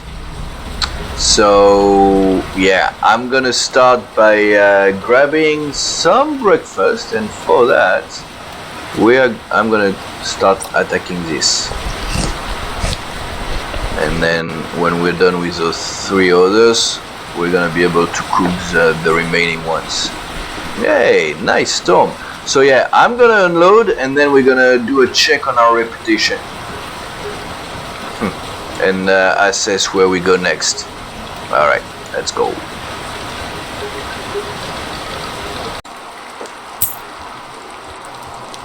Last one. I know why there was so many missions available for Sunspire, because nobody wants to go there. Because there is no card, dude. And when you go with a high number of cargo, yeah. Alright, anyway, let's look at our reputation. So we won nothing with that trip. 30 reputation per box. So okay, no, we did get quite a bit actually. Okay, maybe close to 1,000. Yeah, okay, all right. That was a very short trip, so actually it pays quite well. Now, as far as trade is concerned, boom boom boom boom, there you go, back in the 20k territory, which is amazing. Now, do I go and buy the magic spyglass? I'm gonna say no, and the reason why I'm gonna say no is because I don't really need it at the moment. I'm gonna stay local, so yeah, that's not a big deal. But it's already 1 p.m. You know what? I'm gonna load today, and we're gonna leave in the morning. Early morning here in Sunspire, as we are all but ready to go. And our destination today will be 4 days train. Loaded all the cargo. We have no trade, going solely for reputation, and hopefully we're gonna be able to get a bit more. Yeah, that's what I thought as well. We're gonna be able to get a more profitable trade transaction fairly soon. 6 plus, sometimes 7, and you may think that's I need to find another way to store that. Yeah, that's not gonna work. Anyway, you may think that's not much, right? But check this out. Close wind-ish, 6 plus knot. I think it's quite encouraging. And yeah, so basically this is what I'm gonna do for the next couple of days, right? Sail between islands, try to get a good grasp on this sail config. I was actually wondering if I should put like a third head sail. I could put one of the Genoa, like the triangular one, and I don't know if it's gonna help though. Yes, it is going to increase slightly my my wind area or my sail area, but I don't know if it's gonna impact my speed. I think that 10 plus knots should be easily achievable in the right condition on that boat. Cutters were supposed to be forgot to squeeze yourself. Cutters were supposed to be quite fast, and yeah, I don't know if this is gonna be faster than if it's gonna be faster than the 2-mast or 3-mast configuration, but I want to check that out. And once I found the right configuration, we're gonna be ready to close the road to the 60k reputation. But that will be in an episode in the future. Thank you so much for watching, guys. It's been it's been a big one. Smuggled green tobacco, got some reputation in, managed to sneak out of the Emerald Archipelago. Another trip to Aestrin, quite demanding. And now our junk. I can't believe I still have speed. This is just amazing. But until next time, I'll see ya!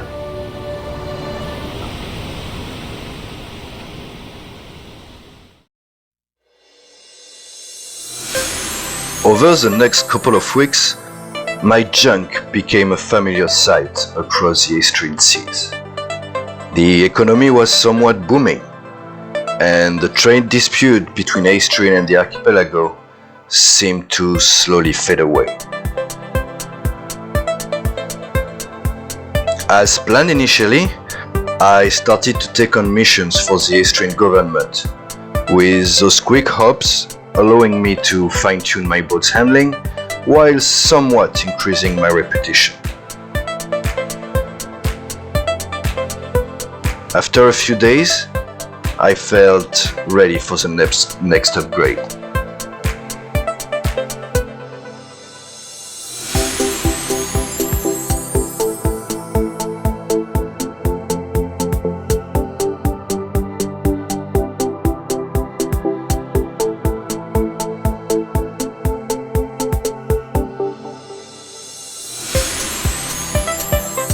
I wanted to go for a schooner type design, but couldn't quite get the mast configuration quite right.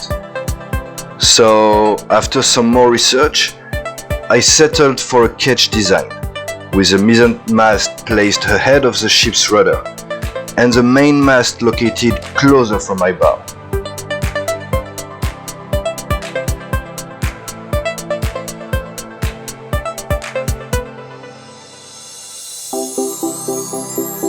Challenge and performance were now the name of the game.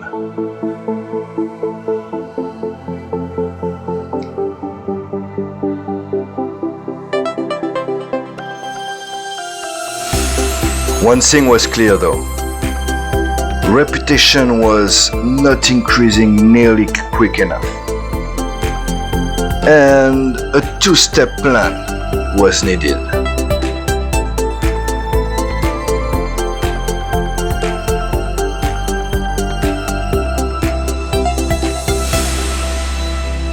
The first step included a visit to the Aestrin Trade Minister's office. I had provided substantial help to the government in recent months, and I needed two favors back. To begin with, the ability to maximize the number of missions I could take to Happy Bay by allowing me not to take the mandatory mail. And then, to be allowed to do trade from Happy Bay back to the fort. I left port late that evening, with my boat only partially loaded. I was heading towards Mount Malefic, as I indeed needed more missions. Well, quite an arrival here. Flipping weather. At least I'd rather have the storm right here, right now, than later.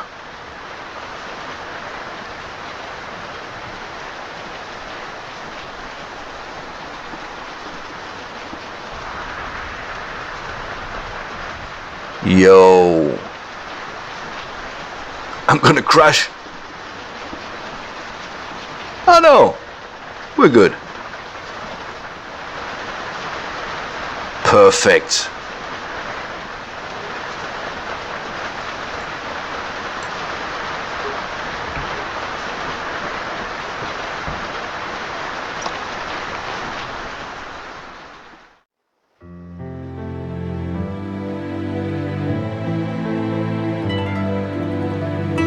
That morning, I felt different. Or just ready? This was not simply gonna be another trip to Happy Bay. After more than 400 days at sea, I finally had the opportunity to settle. Not retire, but calling a place home again. The Trade Commissioner had granted both my requests. The trading one only after I agreed to take trade back, only if I had reached 60k reputation. And there would be a 33% tax on any profit.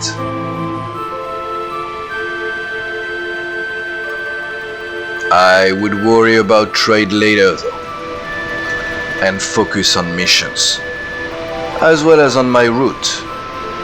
I knew I could get some fairly good speed, or at least assumed so, and I had planned to take an eastern route first that would then bring me south to Happy Bay. As far as mission went, I had 5 missions and a total of 47 boxes of cargo that were all due to Happy Bay within 19 to 20 days. Overall weight was manageable. Would it be enough though?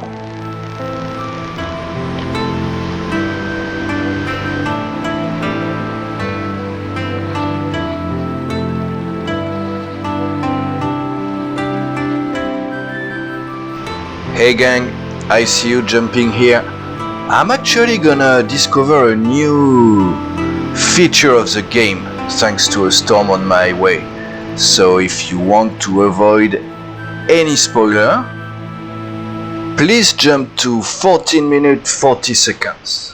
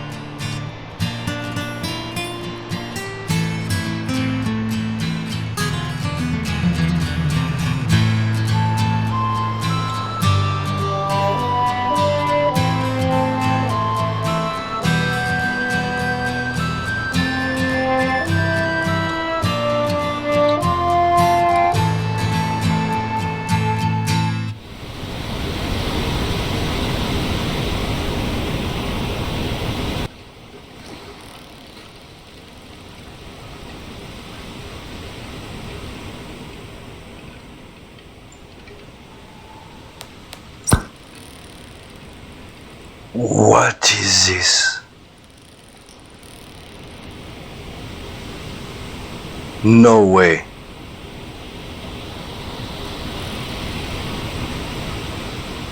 No way.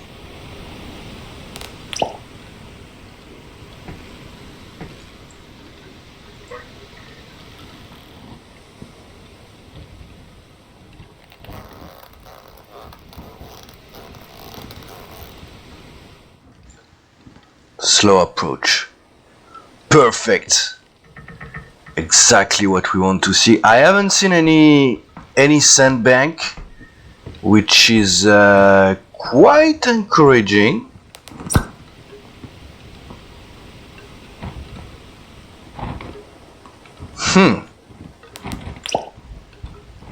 Awesome.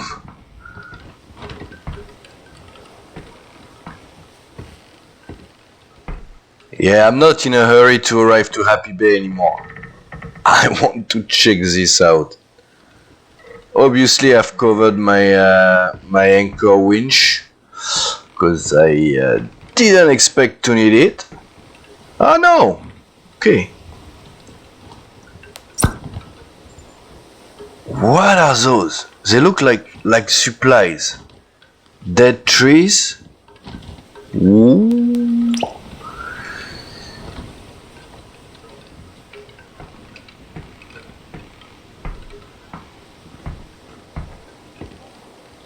Yeah, I've been cleaning mostly my cabin and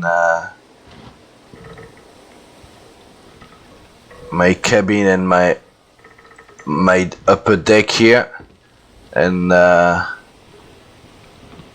left the rest untouched. Day 412. That's our 5th day at sea, but I don't mind the day tour. I also missed my reading, but I think the storm pushed me east. Well, I'm pretty sure the storm pushed me east. I wanna say it's a dhow because of the 2 ropes on the side of the mast. Yeah. Fond memories, I guess. Are we close enough? We can definitely swim that. We're gonna grab some water. We're gonna pull our Genoa up. And we're gonna see what this has to offer.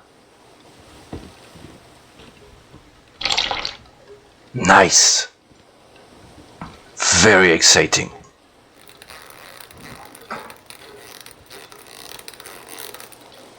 And if I'm not wrong, Happy Bay is straight ahead. I mean, in this area. Somewhere. Okay. Ooh, I see several barrels. Okay, I think we're anchored. Let's go and check.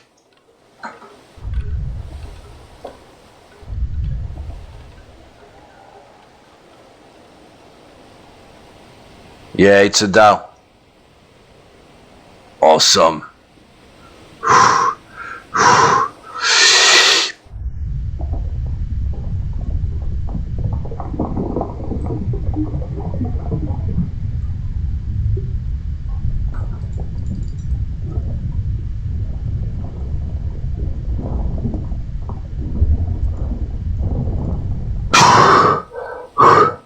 Okay, I couldn't seem to interact with the supplies on the boat. Let's see here. Oh, damn! Empty. No interaction. Stove.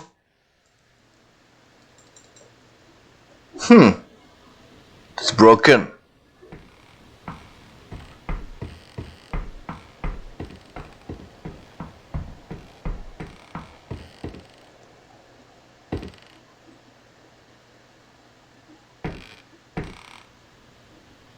Wow.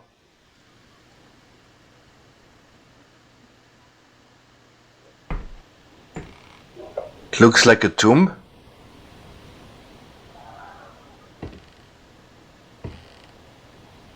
Wow.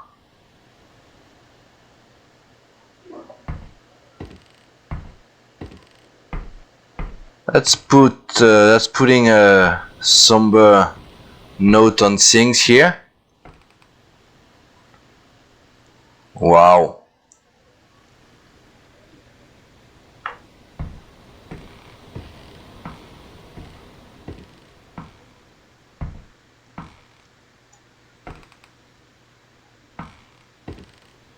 I guess without a boat, there is nowhere to go, right? Poor dude.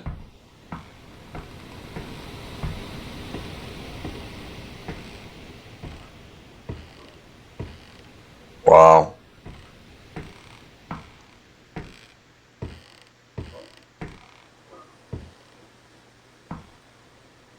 Nice. I mean, not nice for him, but what a cool little detour. Okay, back to bed. Oh, let's go to bed. And then tomorrow we finish this.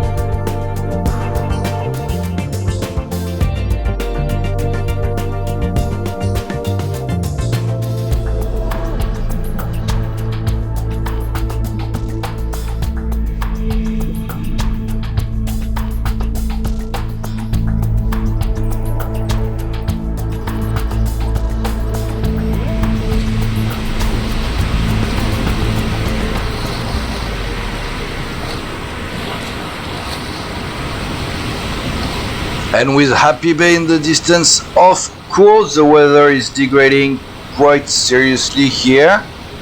Wow.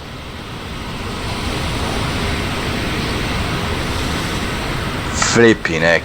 Rain. The sun is going down. So we won't be able to tell exactly where the storm is coming from, but you know, if I had to guess, it's gonna be coming straight from straight for us.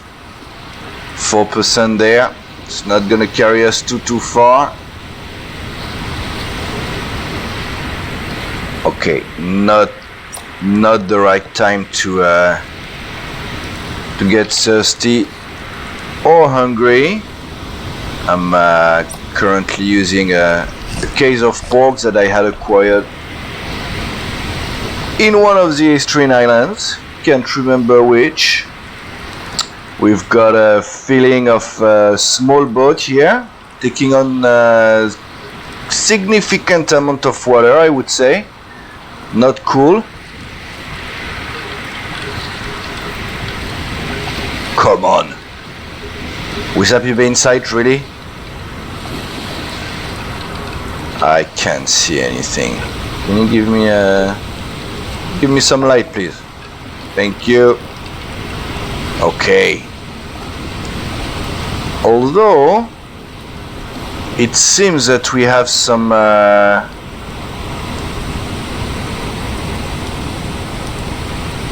clear skies, though. 42%. All right.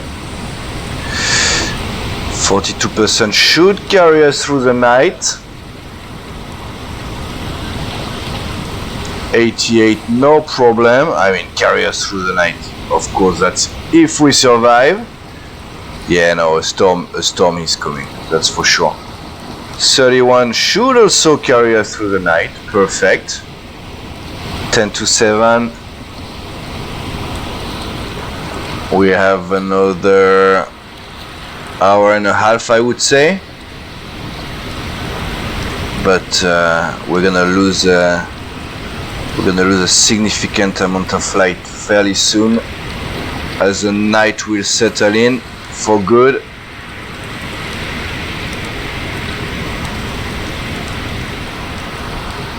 We're gonna do a quick speed check here to see what we have. I'm not being aggressive at all. Okay, still doing 8,668.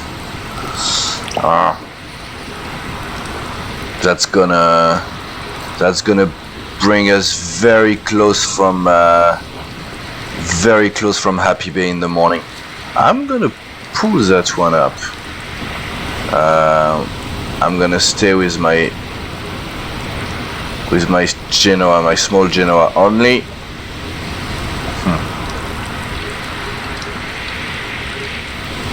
This is rough. Happy Bay is kind of cursed for me. I don't know why. Pisses me off.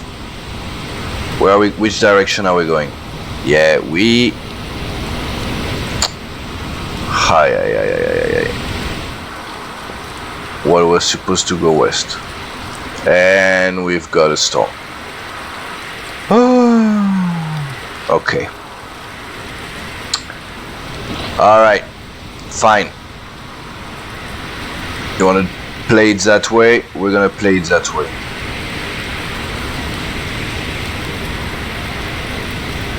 Wow.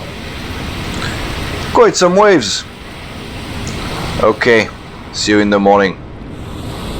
Aye.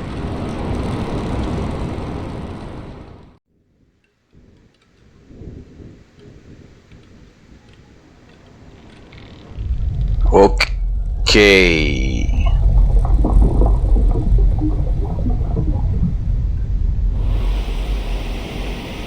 What's going on? So I clearly woke up outside of my boat. Not cool. Okay, for one sec I thought I had sunk during the night. Okay, give me a sec here.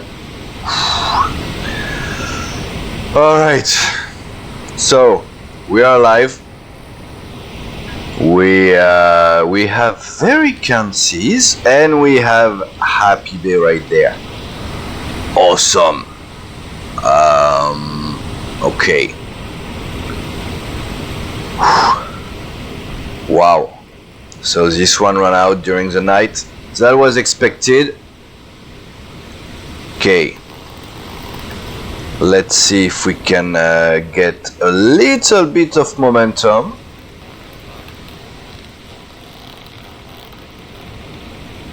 As usual, we're gonna guess our time of arrival.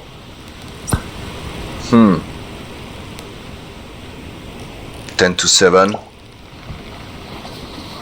I'm gonna say 3 p.m.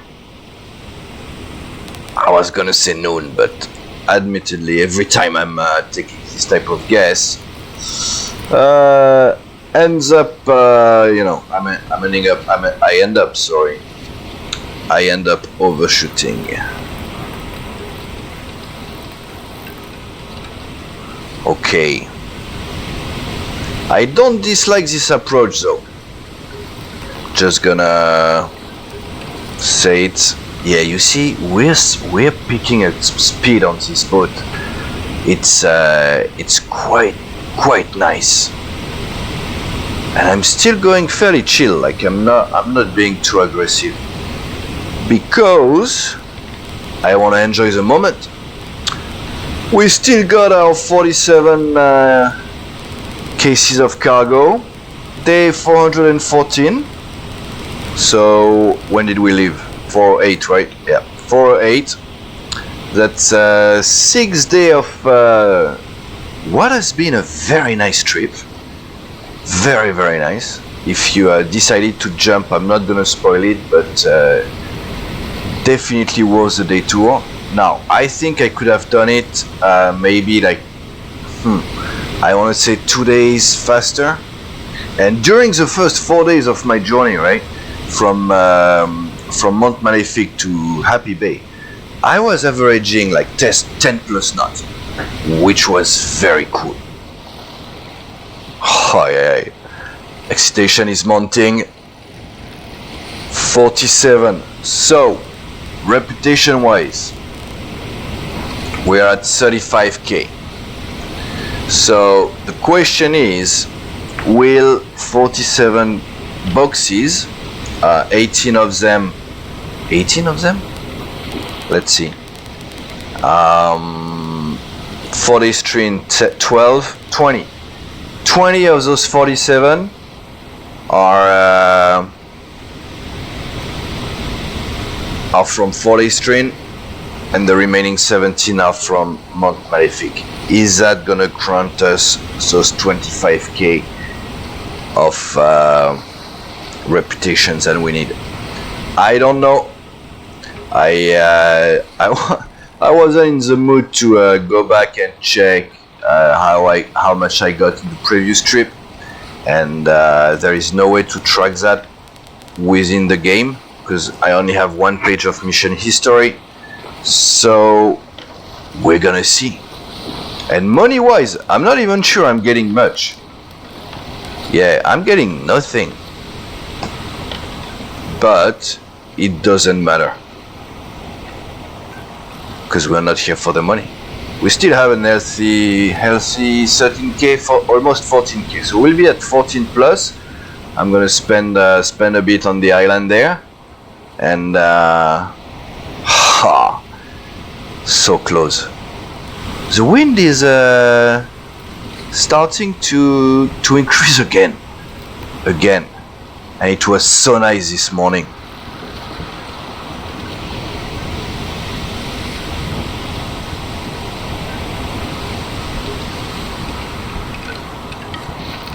So, do I recommend 47 cases in the junk? So obviously weight matter.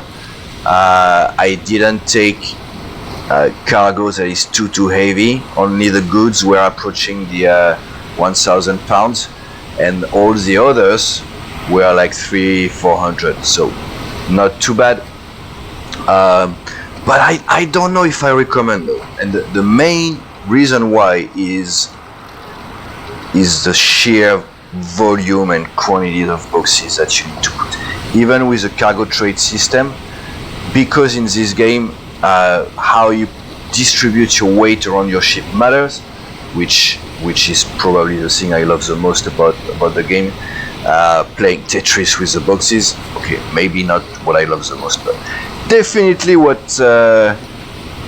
makes these games extremely I don't know, just cool. Let's say cool. And yeah, you know, being mindful of your weight when you're placing 47 boxes is extremely tedious, and I would you know, happily admit that I couldn't pay attention for 47 boxes. Hence, I think that, you know, my bow is too heavy, which is not ideal for my profile. I'm definitely gonna correct that. And you know, it's generally speaking, like I don't have fixed ballast yet. By fixed ballast I mean like ballast that I purchase and use as ballast in the long term. So yeah, it's been a bit rough. Okay, so wind is turning a bit here. What time is it? Okay, we should be in a position to tack here. Yeah, but yeah, can we do it? All right, let's go.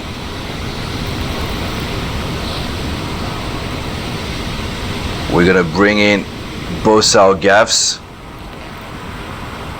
Should help us to push us into the wind. We're gonna let our jib and Genoa go for now. Doesn't really matter.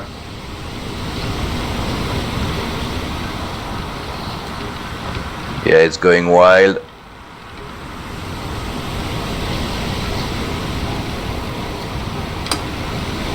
Come on, catch something.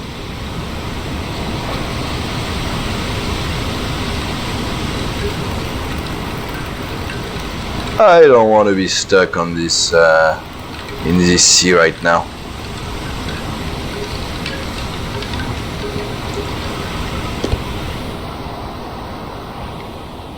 But that's exactly what I am though.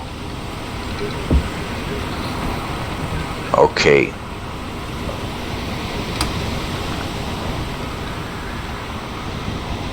Everybody relax.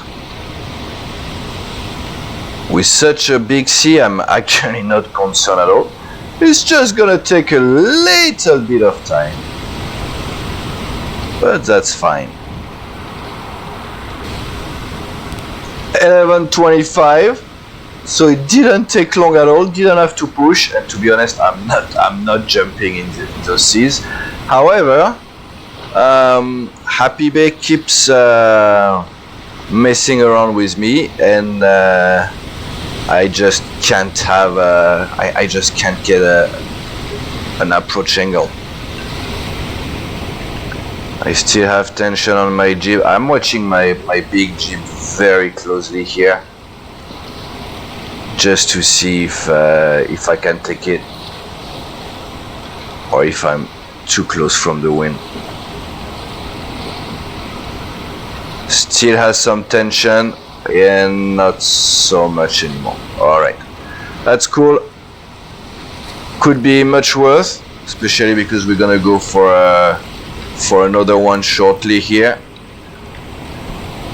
Now that it's slightly tighter.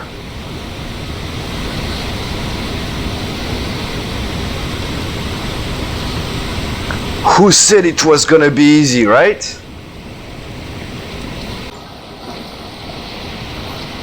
Flipping heck. Even 3 p.m. Nope. Couldn't make it work. Okay. Okay, Happy Bay. That's how you want to play it. So I think I'm kind of screwed for coming in tonight. Although I don't think, let me think. I don't think that from that direction we have any sandbank, if I recall properly. But is that the grand entrance we want for what might be the 60k milestone? But we also don't want a crazy entrance if let's say we we hit like 59,600 reputation or something, right? What are we gonna do?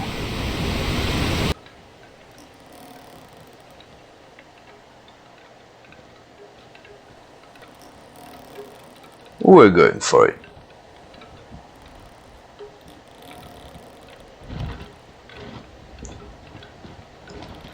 Yes.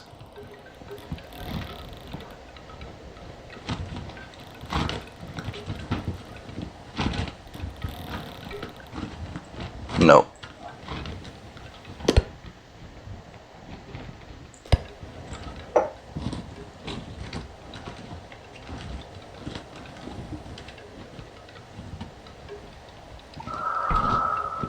Okay.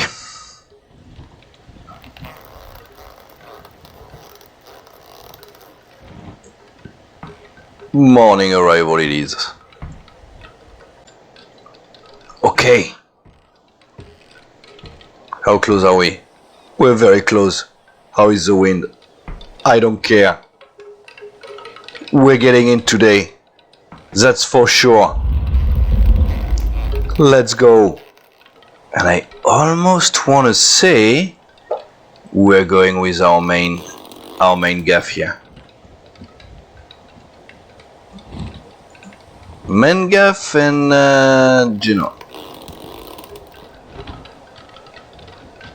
we had some backward momentum, so we're gonna have to correct that a little bit.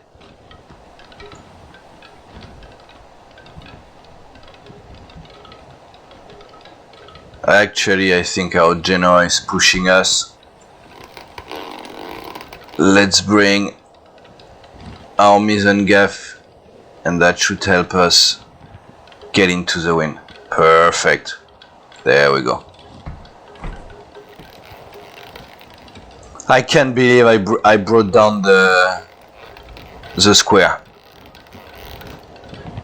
No wonder it wasn't working. Oh look! Forward momentum.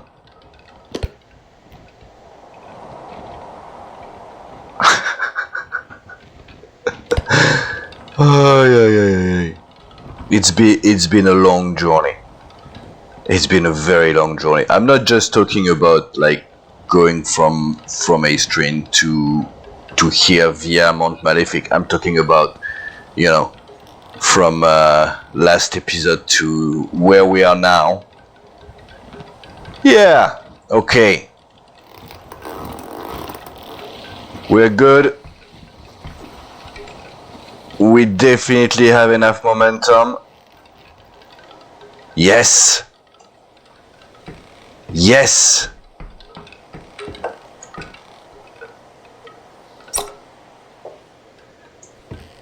Yes. Second mooring line. Where am I gonna put it? Right here. Alright. Let me go activate the cart.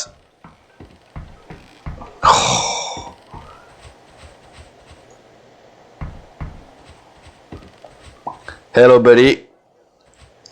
Okay. Take your bets now. Or stay quiet forever. Wow. It's gonna cost me a fortune. But I'm not doing 47 trips back and forth between the boat and the business office. Nope.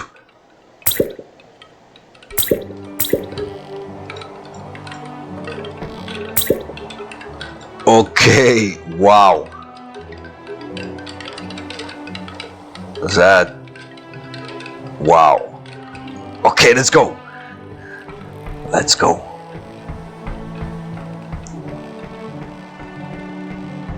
Reputation. Hello, sir. How are you? Very good. You ready? 10 pages. Okay, let's go. Okay, we're done. I actually took a case of cheese from my boat, but I didn't want to. That's fine. Let's check. Reputation. So no more mission. Mission history. Whoa. Reputation. No!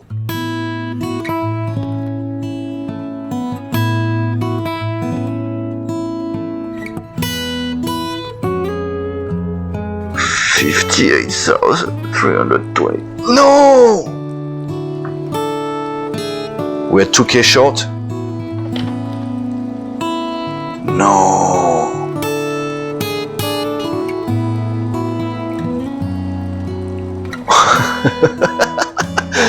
No. We're 2K short.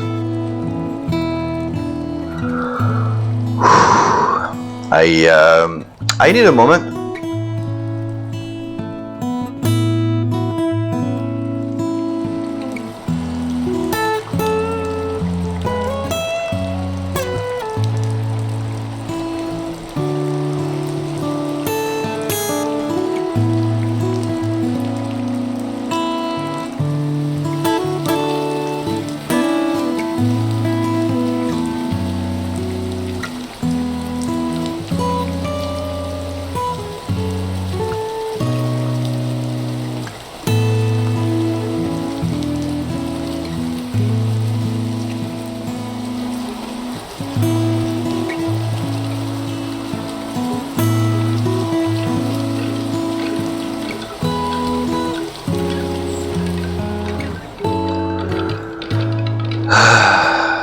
I guess you can't win every time. And I'm hungry. Perfect. Well, guys, I love this game, and although I'm I'm a bit disappointed that we came that close from the 60k mark. It's been another. Yeah, I mean, what is there to complain about? It's really cool. I had never carried 47 boxes. I had never really configured, tailor-made a ship to that level very much enjoyed the journey. I did reach 14 knot speed, but not long enough to include it in the video, so I just got a glimpse of what the junk can achieve. And although I was not expecting to end the episode on that note, I was actually wondering, hey, do I include the return trip back to Happy Bay? But no, because I can trade, because I haven't reached 60k, and I know I have enough mission to reach 60k upon my return, so we're all set here. But that will be in the next episode. Thank you so much for watching, guys, and until next time, I see ya. What is this? Wow. Oh, are you kidding me?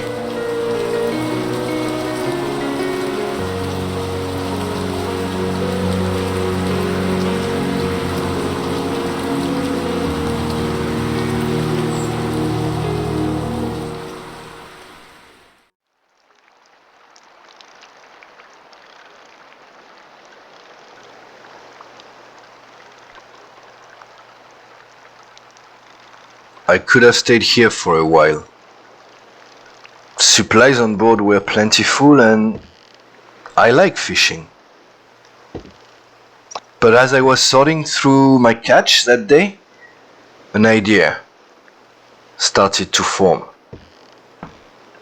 And so once again, I made my way to the trade office of Happy Bay, looking for opportunities.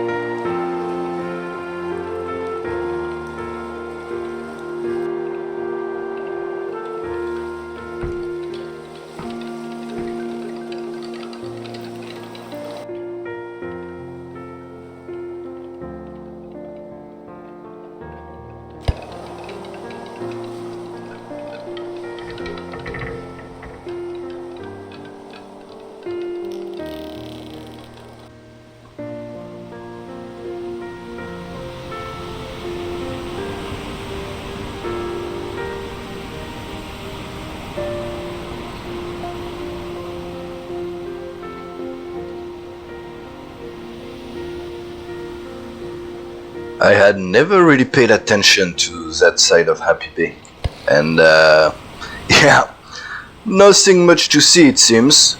That's alright. Need to finish cleanup. I actually loaded my boat yesterday, overnight kind of, so it was quite late, that's why I had to move some lights. We're gonna go over our cargo for this trip back to Fort Estrine. So starting with the mission, we've got 4 hills due in 12 days. We've got 4 medicine due in 21 days. Blue tobacco, 21 days as well, only 4. And then we've got 2 meals. So basically, if I look at my mission history, I am getting between 450 to 520 reputation per item. That was on the trip for Fort Estrine / Mont Magnifique to Happy Bay. So technically, if I look at my reputation, I only need 4 boxes to reach the 60k mark, but hey, better safe than sorry. So that's for our cargo missions. And the eagle eyes among you might have noticed that those are not part of the mission. Yes, those are 2 sculptures here. We also have some copper right there, and some additional brown and black tobacco. And so I'm not able to trade yet because I haven't reached a 60k. I haven't created my trade company yet. But I'm trying to look long term, and so I was like, while I can't really trade without a license, what prevents me from just purchasing goods? So that's exactly what I've done. I've purchased 2 sculptures and 2 copper.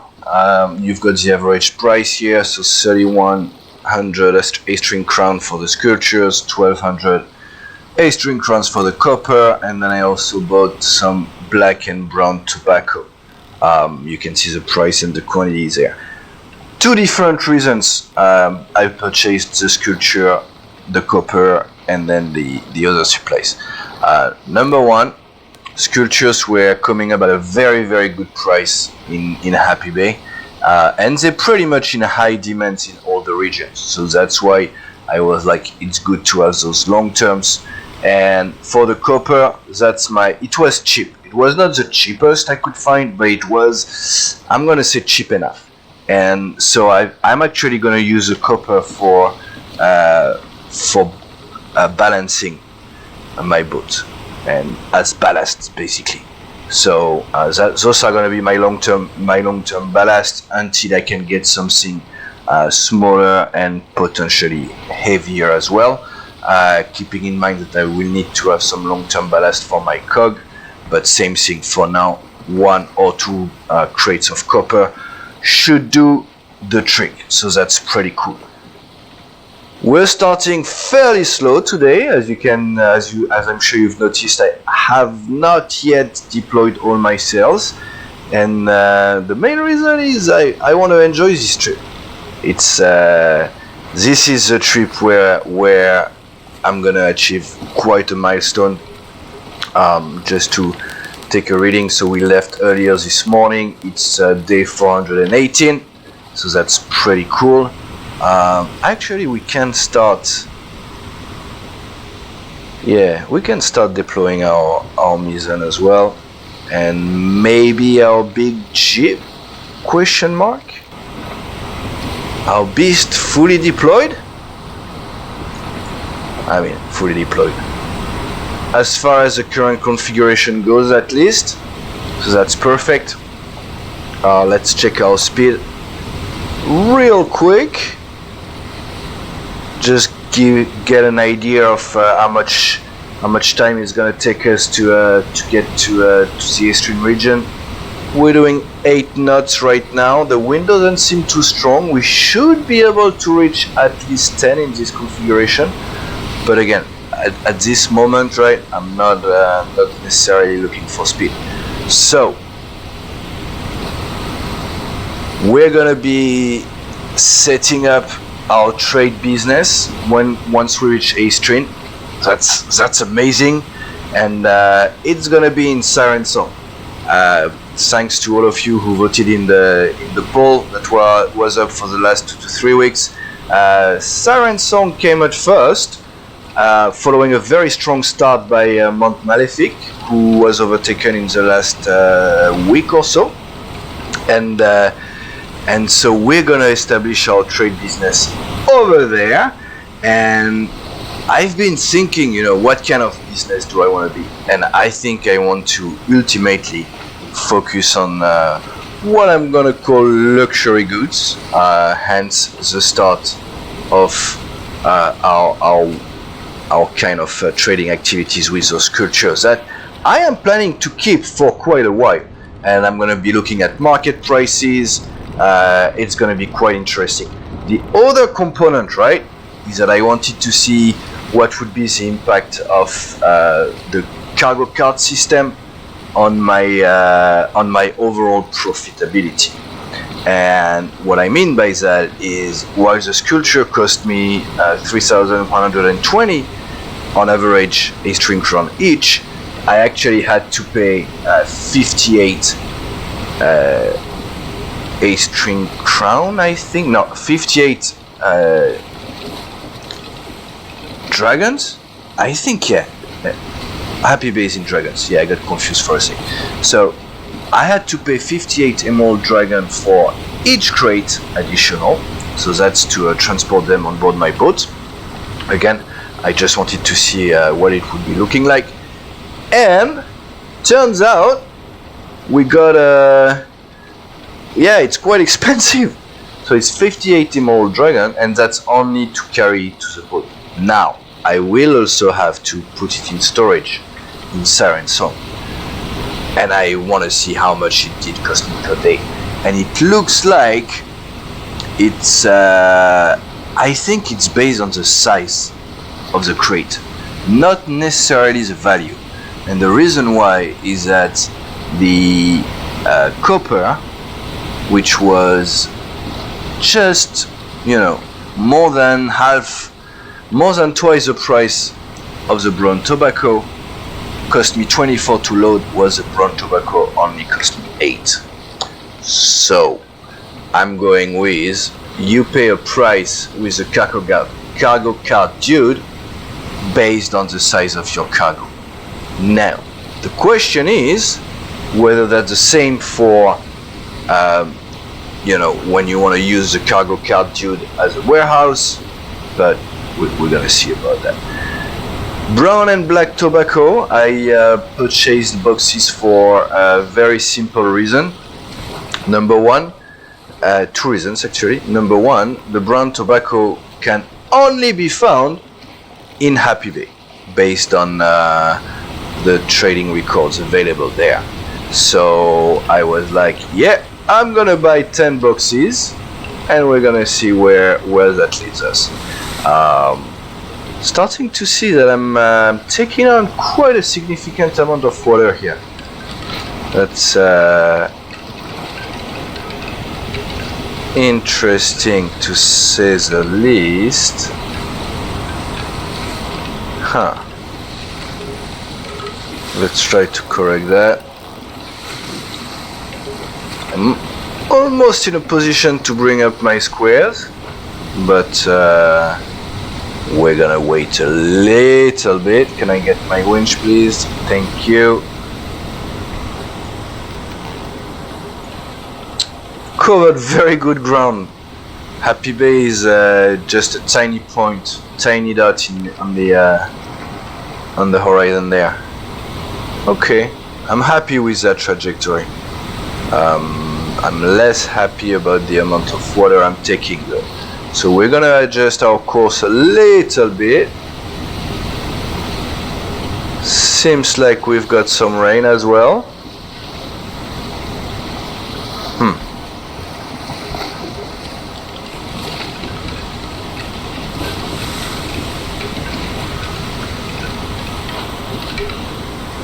Give me some tension here.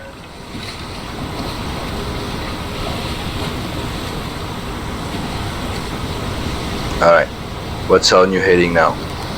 I'm really not concerned about being able to find Happy Bay, so we're gonna mostly make sure we're getting a smooth trip going.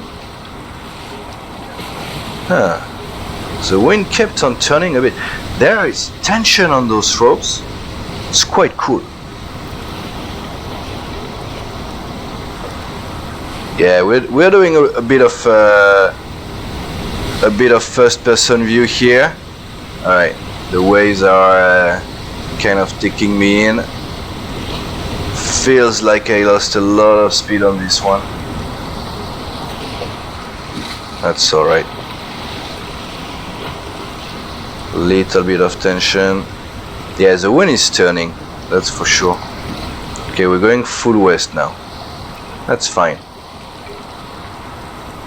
Got a better angle against the waves.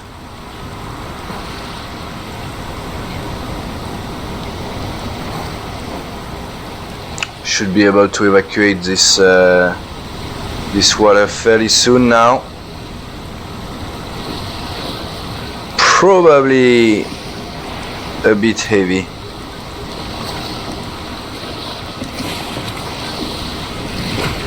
I think I'm gonna move my copper down right there.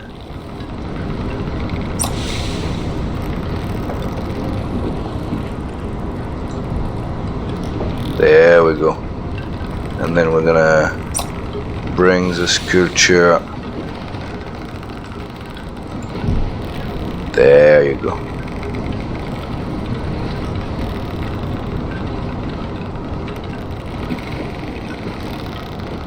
Much better.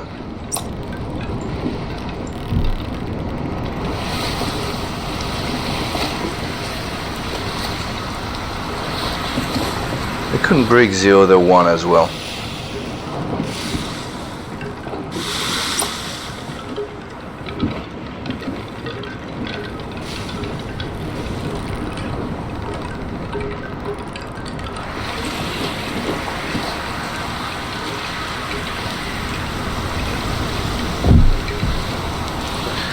Doing this at night, not necessarily recommended.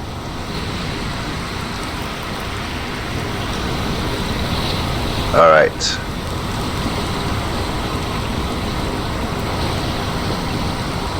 We're gonna go to bed and hope that we don't get a storm.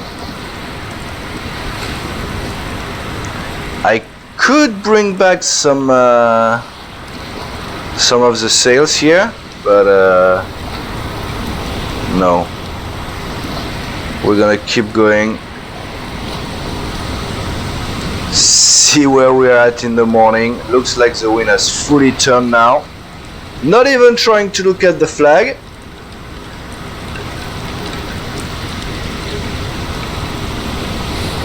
Alright, we'll take care of the light in the morning.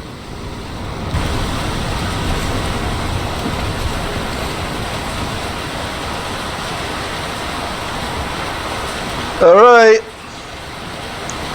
So there is a storm, that's for sure, but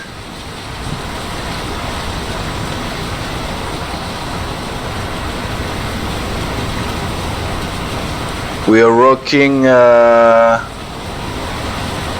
7 knots, so yeah, making some progress. I've got water in the hull, that's for sure. Water in the hull. And yeah, looks like there isn't much to do other than going back to bed and see what's up in the morning. It's still raining, still quite some waves, but nothing compared to yesterday, right? So that's quite good. Okay, a bit more please.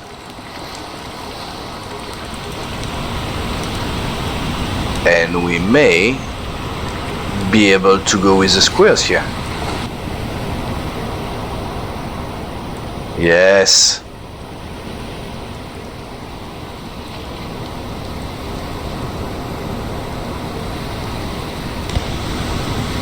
Pretty cool. But we've got our sails are pushing us. Not exactly in the... I mean, I guess it's fine.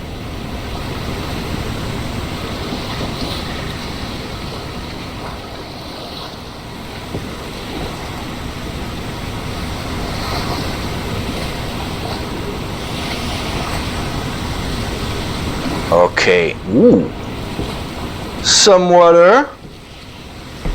Nothing to worry about.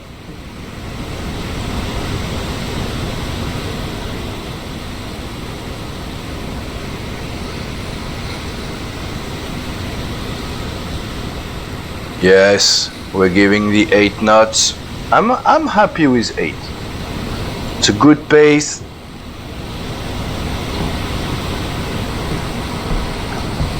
So if we check our map,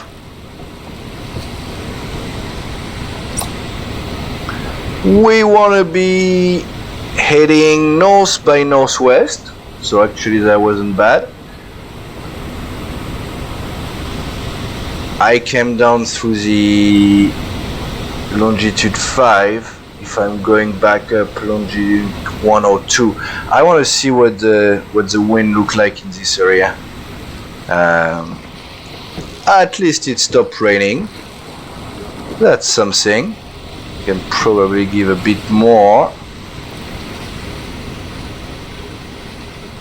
Yeah.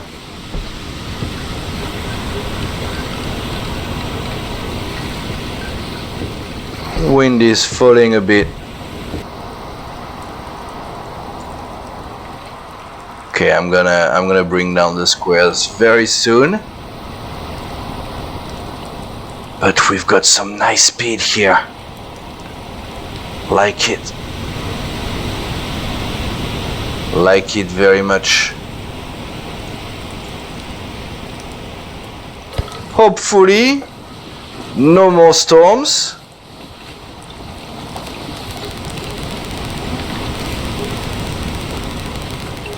It's now day 419. So what? Day 423?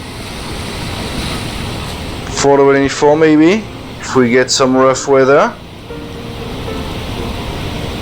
But regardless, we're off to Happy Bay. What? No. 4 days train, of course.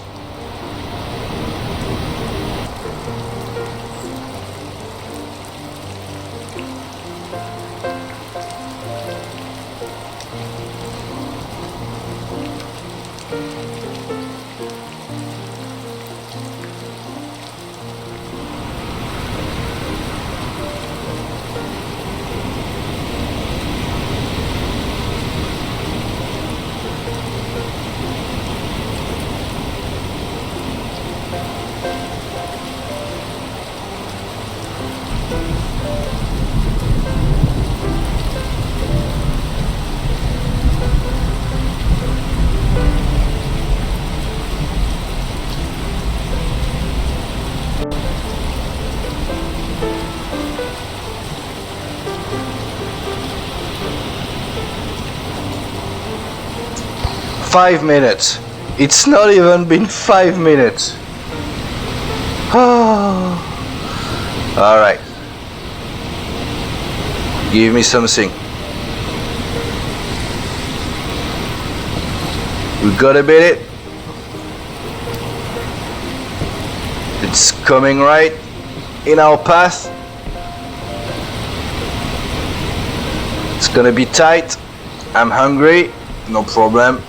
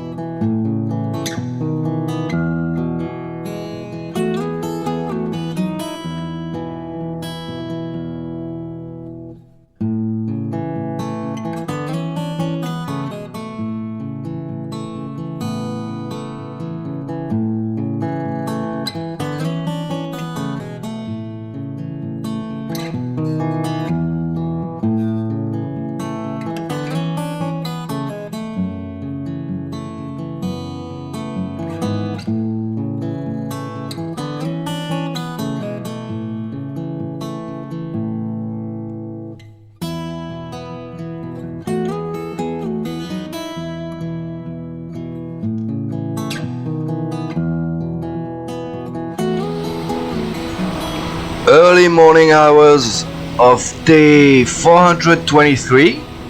I think we're gonna make it by the end of the day to Mont Maléfique here. Approaching the volcano from the west. Been running close hold most of the trip. Whoa, that was a big one. And yeah, so I'm gonna prepare. We're gonna do a quick drop in Mount Malefic, we just have, I think it's just the mail, right? Yeah, just the mail. I had put them then here, Mount Malefic coming first, due in 14 days. So very comfortable margin here. I wanted to check the hill, because we failed on the hill last time, and we had that 12-day deadline as well. But this time we're good. We're looking good. So strong performance. Also, it's been strong win, but not so much favorable, which just kept pushing me north. I wanted to try to get like a north, I'm gonna say northwest, north heading. Just couldn't get that. So I ended up, if I look at my map here, I ended up quite north once I reached the 39th latitude, and I think I was about the 3rd or the 4th longitude, so I had to take a course west, and so definitely not the fastest route that I could have taken here, but it's been a smooth ride.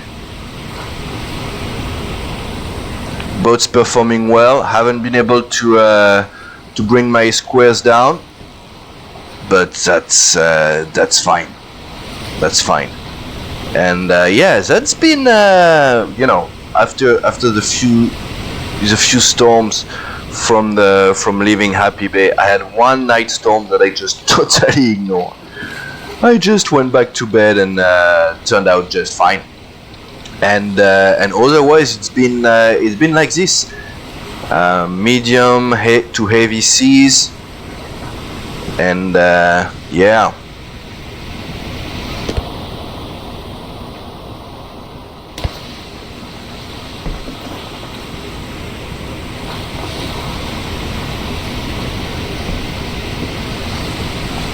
The excitation is mounting.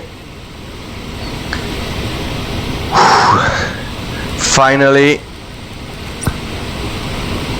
that close from grabbing the 60k.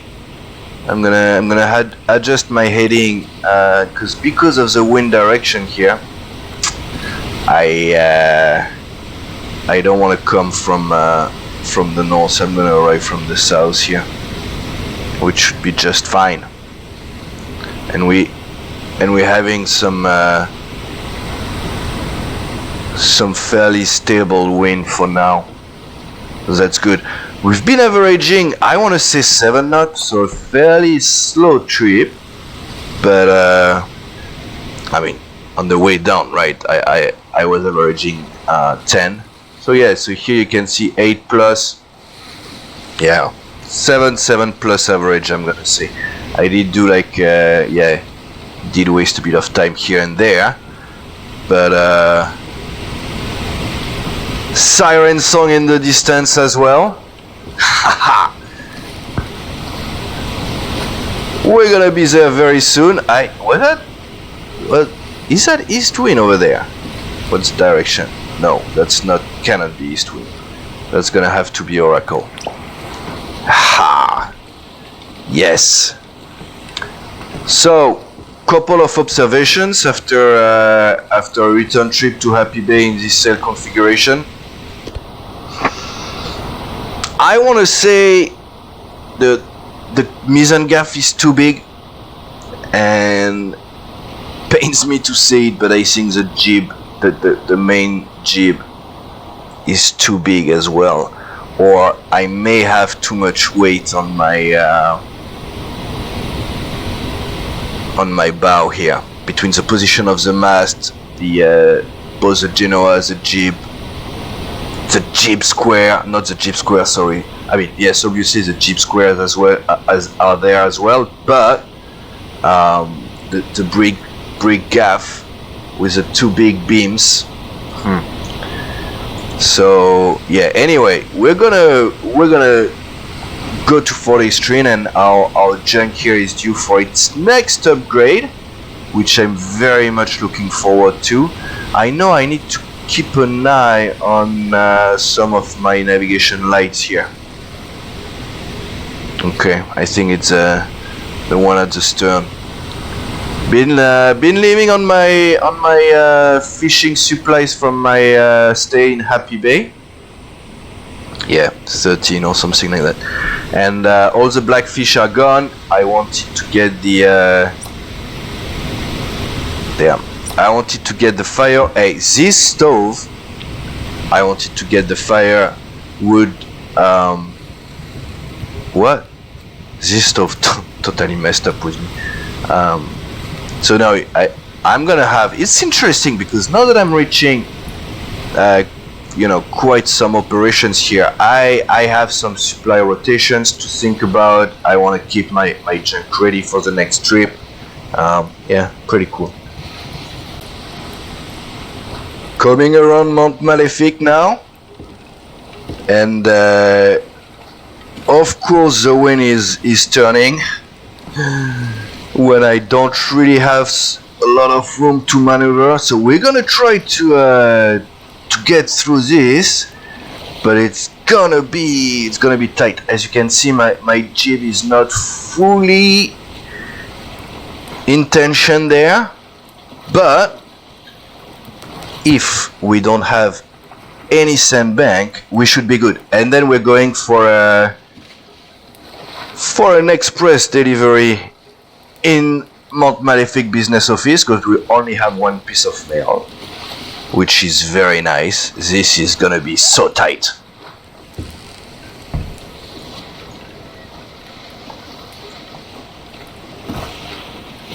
Okay.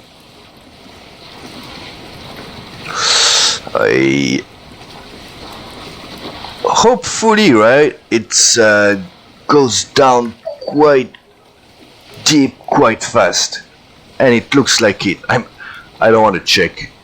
I'm too scared. But so if I'm not wrong, we should not come up to the town just yet. 4:15. Yeah, late afternoon delivery still works for me. But I think we still need to go around some more rocks before coming into town. Hi. Is the tension getting better here?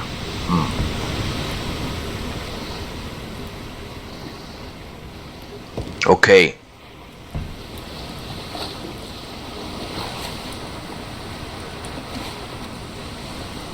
Calm seas.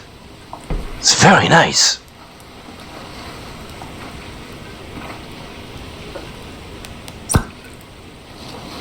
That would be the fort.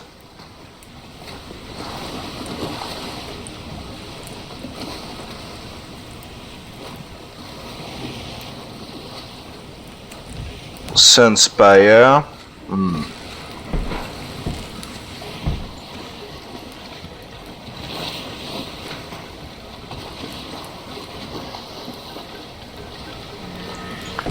Should be able to start opening up our sails a little bit more. Yeah. Not much, but just a bit more. Okay. Gonna release our mizzen gaff, allowing us to turn a bit smoothly. There we go. All right. Oh yes, so I need to go behind that rock here. That's what I thought. Okay. And with no wind, it's gonna have to be a late afternoon, early evening arrival. Okay. Gradually opening up the sails.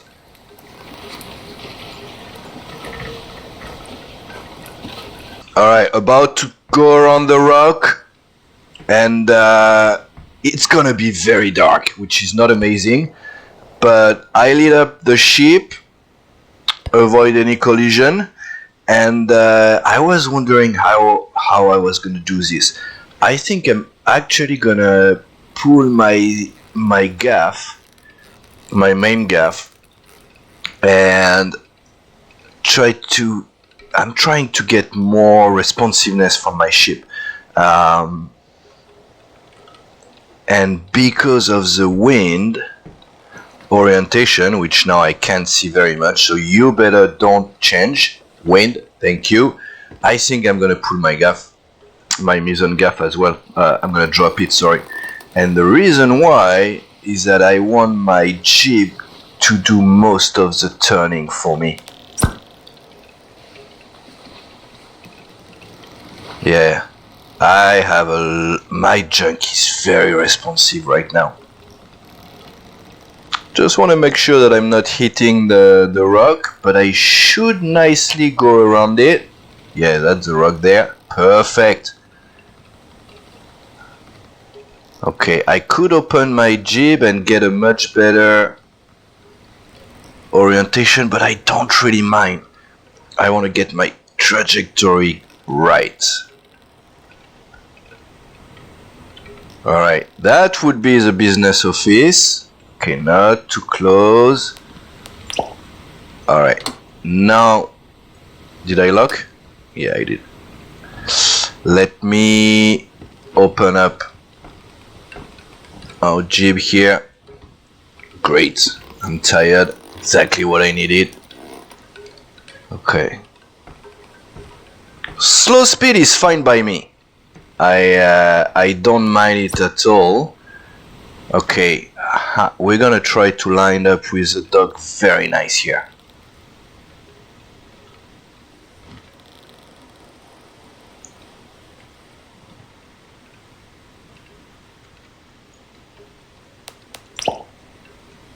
We do have some speed. Package is ready. Okay.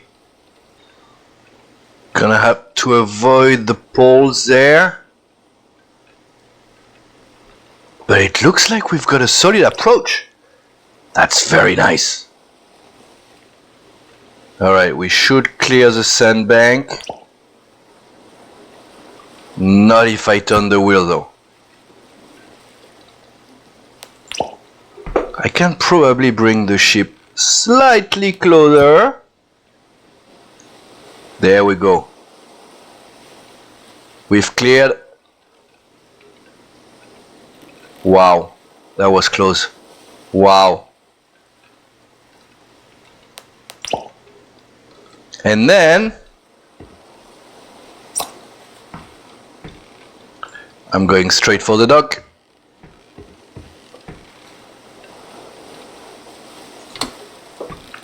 We lock. We jump. We run. Let's go, let's go, let's go. Nice. There we go. So cool. Yes. No accident. We didn't touch anything. And now we're gonna go. Which direction are we going? Alright, we got some shadows there.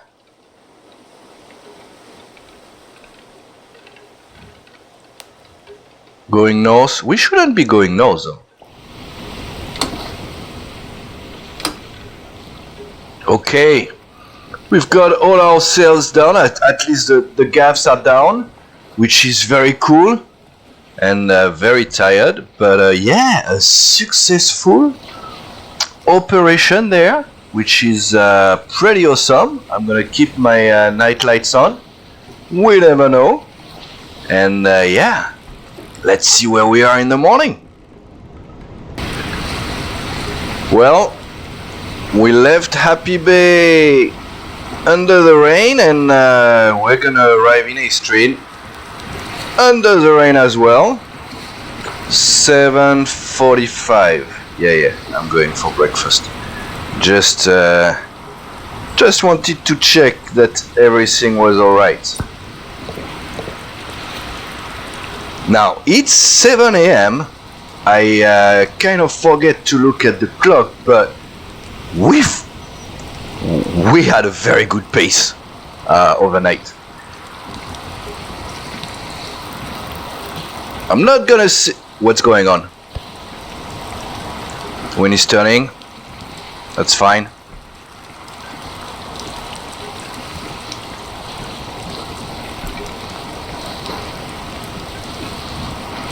It's kind of unbelievable how close we are from 4-day strain here. Wow. Okay, breakfast. Let me take one of our barbecued eel. So right now we're okay. I kind of know how I'm gonna. Whoa, when it's turning. I kind of know how I'm gonna approach. Provided that we ever get there, we will. Okay. Okay. Seems to me like a cleaner tack here.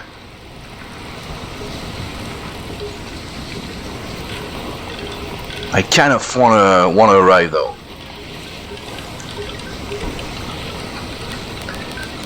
By the way, right? Our express delivery put us just shy of 59k. We're getting there. Okay. Now we can fine tune. I was quite happy with this stack. I'm running out of lanterns like left and right. Is it a priority? I'm gonna say yes. I mean, as long as my life is not in danger.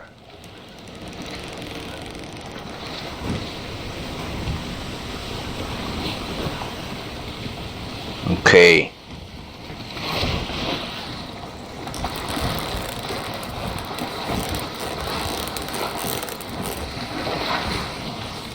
Pulling the jib.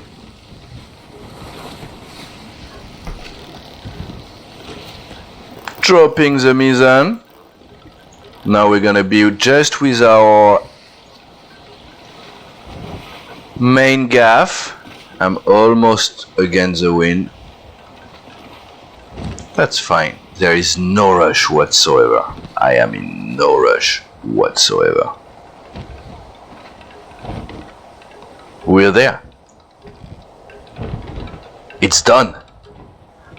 I mean, I'm not gonna celebrate too early, but does look like we're good, no? Am I gonna be able to get the first? Ooh. Yeah, I should not forget that we're heavy.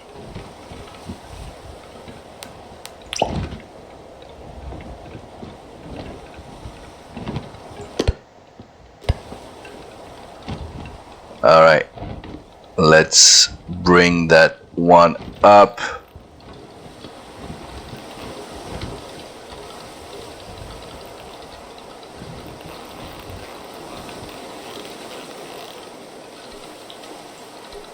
And we're gonna coast up to the dock. Nice!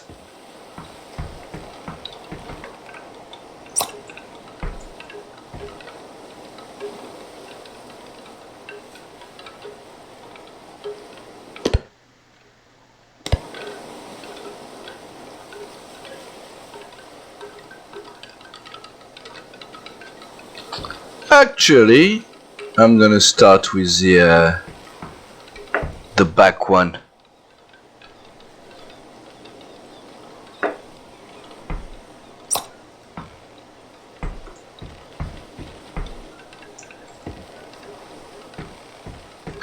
I didn't grab it.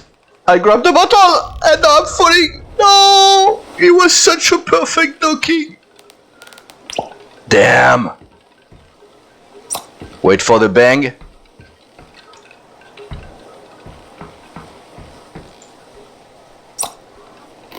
Okay, not too bad, guys. I'm kind of pissed. Grab the flipping bottle, I didn't even realize. Okay. Stay right there. Okay, I don't want to wait, guys. I just don't want to wait. Cog still there? Hello, hello? I'll be right back.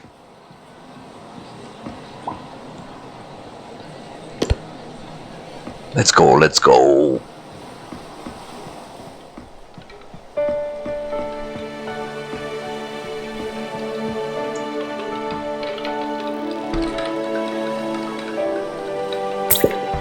Yes, please. Yes, please. All right, we're there. Okay. Deep breath. What? What is that? Damn! I forgot some stuff. It was here in storage. 68. But for how long? We don't know. Why am I pulling them out? I don't know. All right. Sir? Do not mess with me, please. Thank you very much. Let's check. Boom. 65K.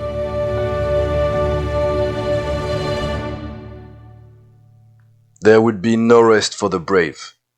Reaching the 60K mark was in no way an end in itself. If anything, it only got more complex from here. The paperwork for the trade license was easy enough to fill up, and there would be a 7-day processing before it could officially be issued. That would give time to the shipyard crew to do some further work on the junk. With this taken care of, I could focus on setting up my business. I reunited with my cog and made the trip to Siren Song.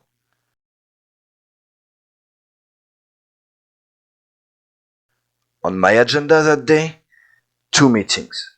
One with the town's council to discuss the modalities of operating a business in the town, and another with a real estate agent. I could barely contain my excitement. I had secured a roof over my head and the key infrastructure for my company and trade activities. I sailed in the night toward Eastwind. Being an industrial powerhouse in the region, I wanted to get some conversation started. And Mont Malefic was next. I would need to guarantee food supplies would be coming in on a regular basis to support my operations.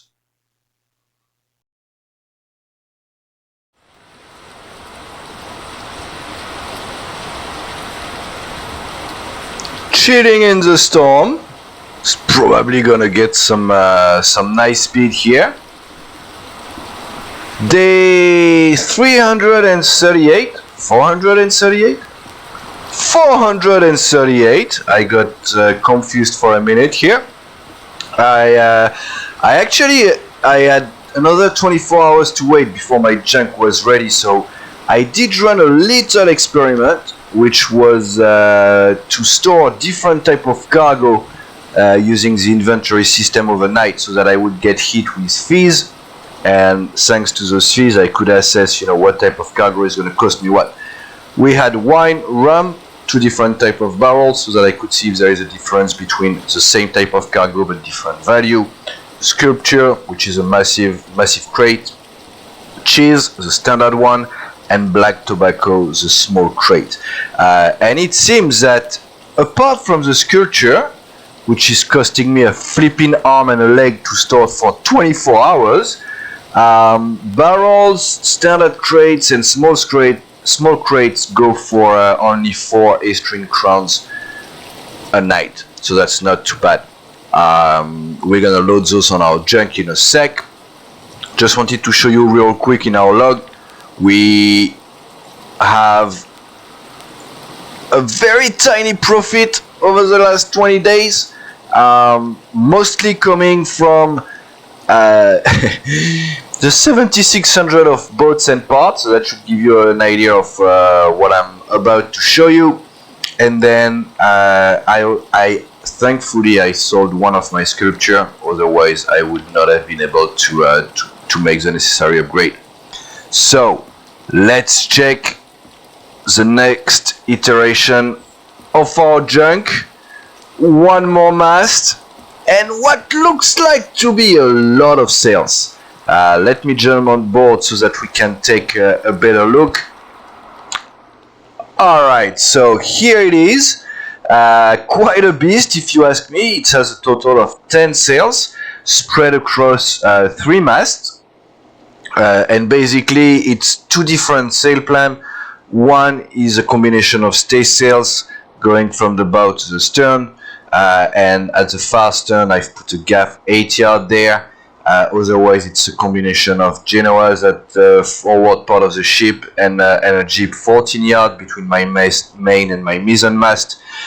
Talking about the mast very briefly, I actually put the main mast back at the center of the hull, and I pushed back the mizzen mast as well so that it is behind the rudder. So this is gonna have significant weight. I actually wonder if I shouldn't remove the roof, but you know, this junk is a flagship of my business right now. So no, I wanted to go with the roof. That's why. Now another element here. So we are facing a storm, so I'm gonna release a little bit. Good thing, 2 more masts. I've got 2 flags. One at the top that you can kind of see through the 5,000 ropes that are on this boat, and at the back as well. So hopefully that should give me a better wind reading. I expect to be so much busier on this boat, but you know, cutters were designed for speed, right? So I'm hoping that I'm gonna reach some formidable speed here. I'm gonna have to put my sculpture right behind my main mast, I want to say. So this, because the sculpture is going to be so heavy, I'm going to put it right there. Whoop! You can feel and probably see the whole ship is moving. It's crazy. Cheese is mine. I'm not planning on trading it ever, but mostly I'm gonna use it for as my supplies, probably secondary supplies, primary being fish or meat, and then my little black tobacco, we don't really care. Okay, so now we'll be able to release. I'm a bit scared, I'm not gonna lie, I'm a little bit scared. That seems like a lot of work. Alright, let's try without pushing. Okay, so if that should be my forward, yes, perfect. So that should turn our bow towards our port side and at the same time get us a little bit of speed, and you can feel. So it's turning my bow, not so much my stern, which is exactly what I want right now. It's a very promising design, right? The first sail works well. You know what? I think I want to try all my stay sails right now. The reason being, holy smoke, which is which here? Okay, so that, yes, that's the proper sail here. I'm gonna straighten up just for a sec. I just want to see how it looks, and then my gaff. Okay, we're gonna. I know it's not gonna be perfect, but again, I just want to take a good look at it. Yeah, I can probably pull much more the Jeep there. But I'm very pleased to see that we're getting some good speed.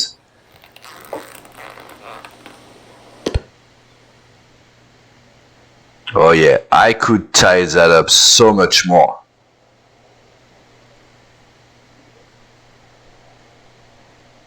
I think it looks really cool.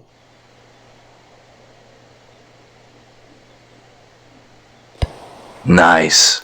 Just out of curiosity, right? I'd like to check our speed, just to get a sense.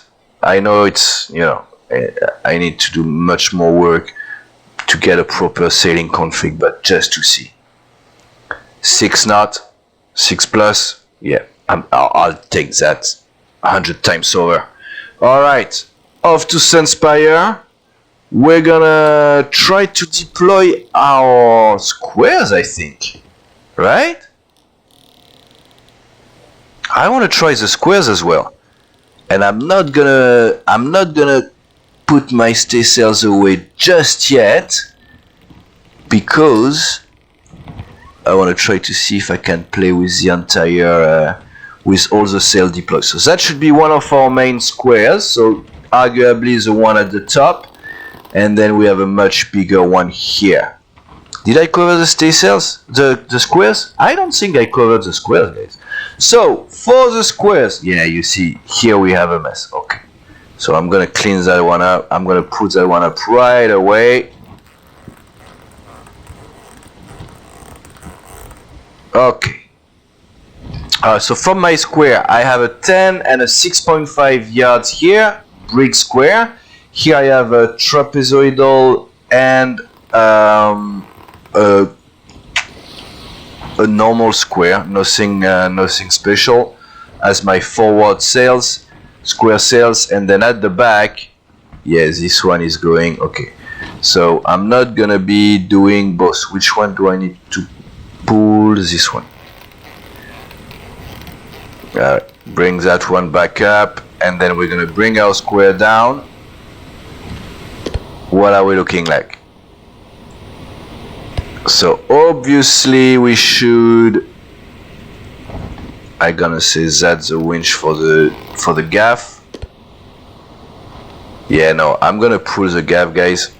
I'm gonna just enjoy the squares, and you know, I'll have plenty of time to okay, the square stays down. What? I'm gonna need so much time to get my things together here. Alright. Okay. We have our square.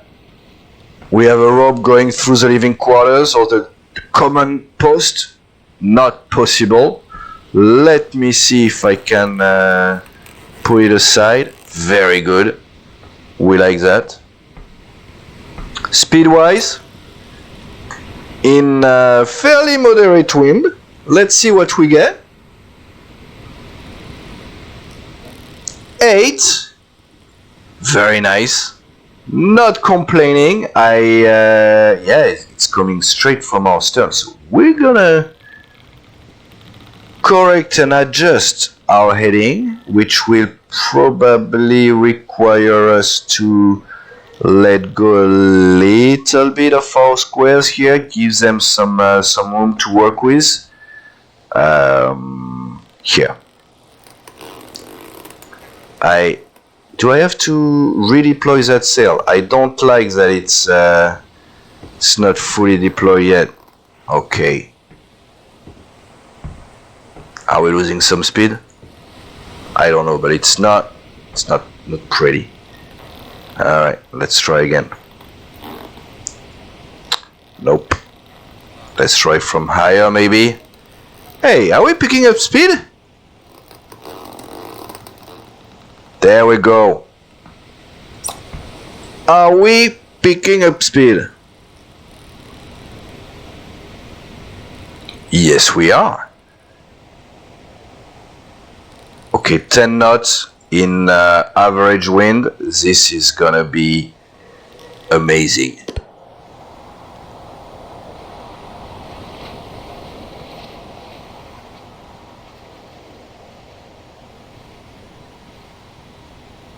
Wow. That's gonna be fun. Can't wait to take that baby offshore. It's gonna be so cool. Wow. Maybe some minor tweaks to do here and there for the sail config, but overall, wow. And it's might be a good training for more complex setup, I'm gonna say. Yeah, that's really cool. What time is it? 3:20. I don't think we're gonna reach Sunspire today though.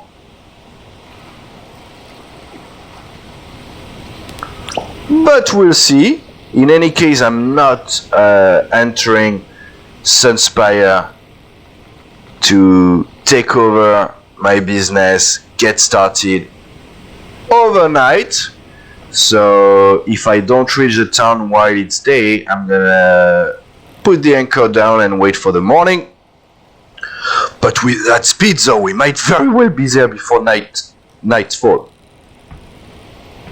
Awesome. I'll be looking forward to your feedbacks as well, guys.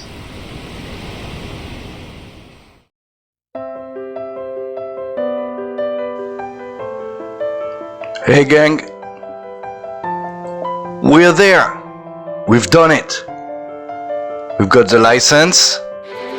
We've got a beast of a boat that again I can't wait of bringing offshore. And we're about a nautical mile away from our new home. And then not ready just yet to close this chapter of our journey. So in the meantime, thank you so much for watching. It's been another big one. Hard to believe that we started in Happy Bay and we end up at the doorstep of Siren Song.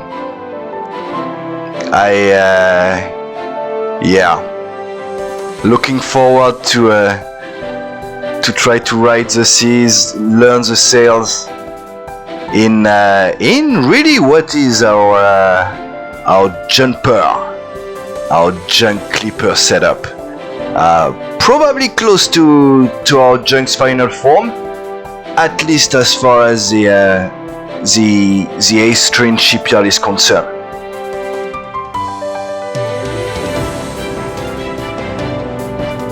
But until next time, take care, and I see ya!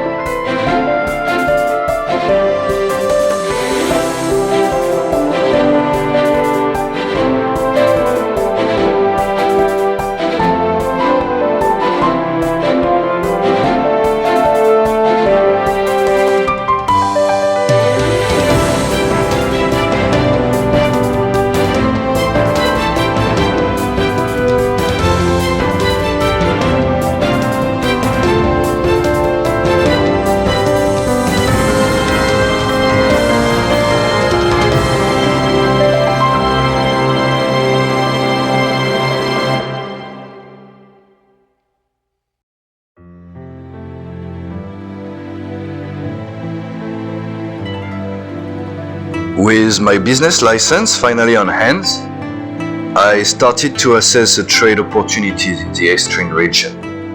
I had spent over 150 days in those waters and was now fairly familiar with each island.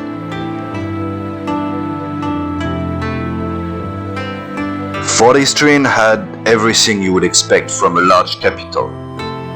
The city never ceases to amaze.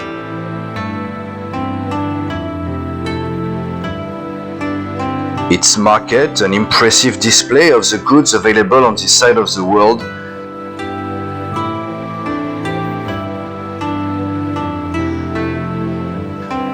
while the town has limited export capabilities, the government missions can provide a quick boost in reputation, and profit is almost always guaranteed when delivering trade. Its shipyard offers many options, and overall I think the city is the biggest I have visited yet.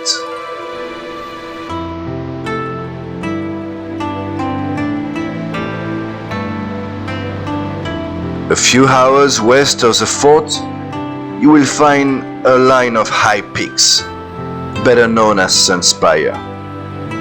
The locals call it Boat City. Why? Well, legend has it that on a lucky day, you can spot a lot of boats in the area.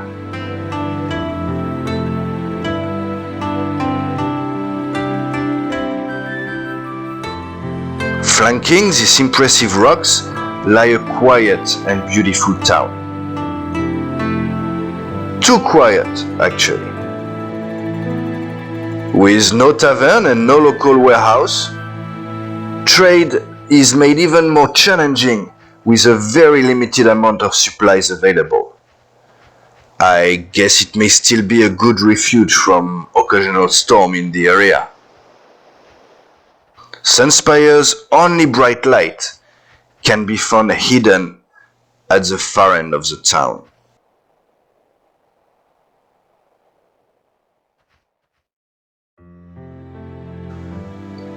If you're looking for peace, watching the sun rising from Mount Malefic can pretty much get you there. The town had fully recovered following the eruption over 200 days ago. The land was safe again to farm, and its farmers were back to work. Mount Malefic is a critical navigation beacon for sailors. Visible from up to 2 days out at sea, the town offers limited yet valuable trade, and the actual distance between it and Eastwind makes it a good candidate for increasing reputation.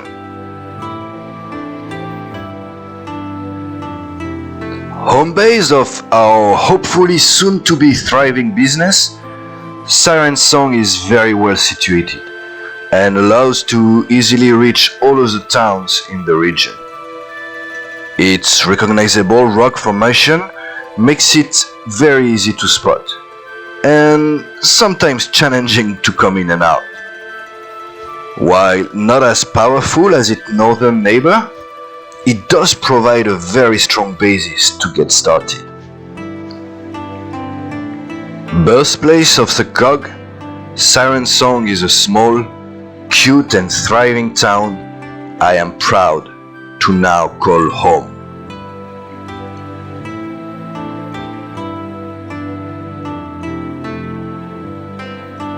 Currently the most northern point known to man, Eastwind is an industrial powerhouse. The town is small yet inviting, and the local landscape can at times be challenging to sail around. With an endless supplies of iron and copper, Eastwind is instrumental to any trader's success throughout their time in Estuarine.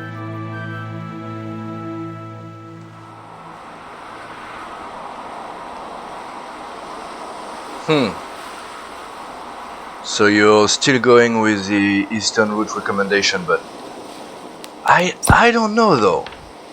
I was kind of hoping I could go down the first or the second longitude all the way down. I don't know, but better winds on the eastern route. Okay, well, thanks for the advice, but I appreciate that, and yeah, I'll see you in a few months. Yeah, cheers. I do want to try a different route though. I know I'm gonna get good speed going the usual route here, going down, but I don't know. We'll have to see. Okay. Let's start with our gaff. And we're gonna go with our jib as well. Let me just pull that one in a bit.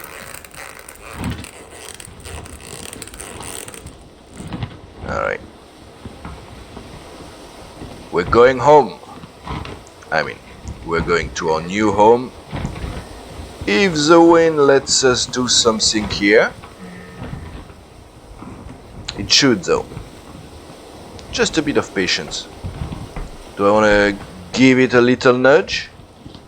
So yes, so I did spend the last few weeks sailing through the different islands of the region. We'll see why in a sec here.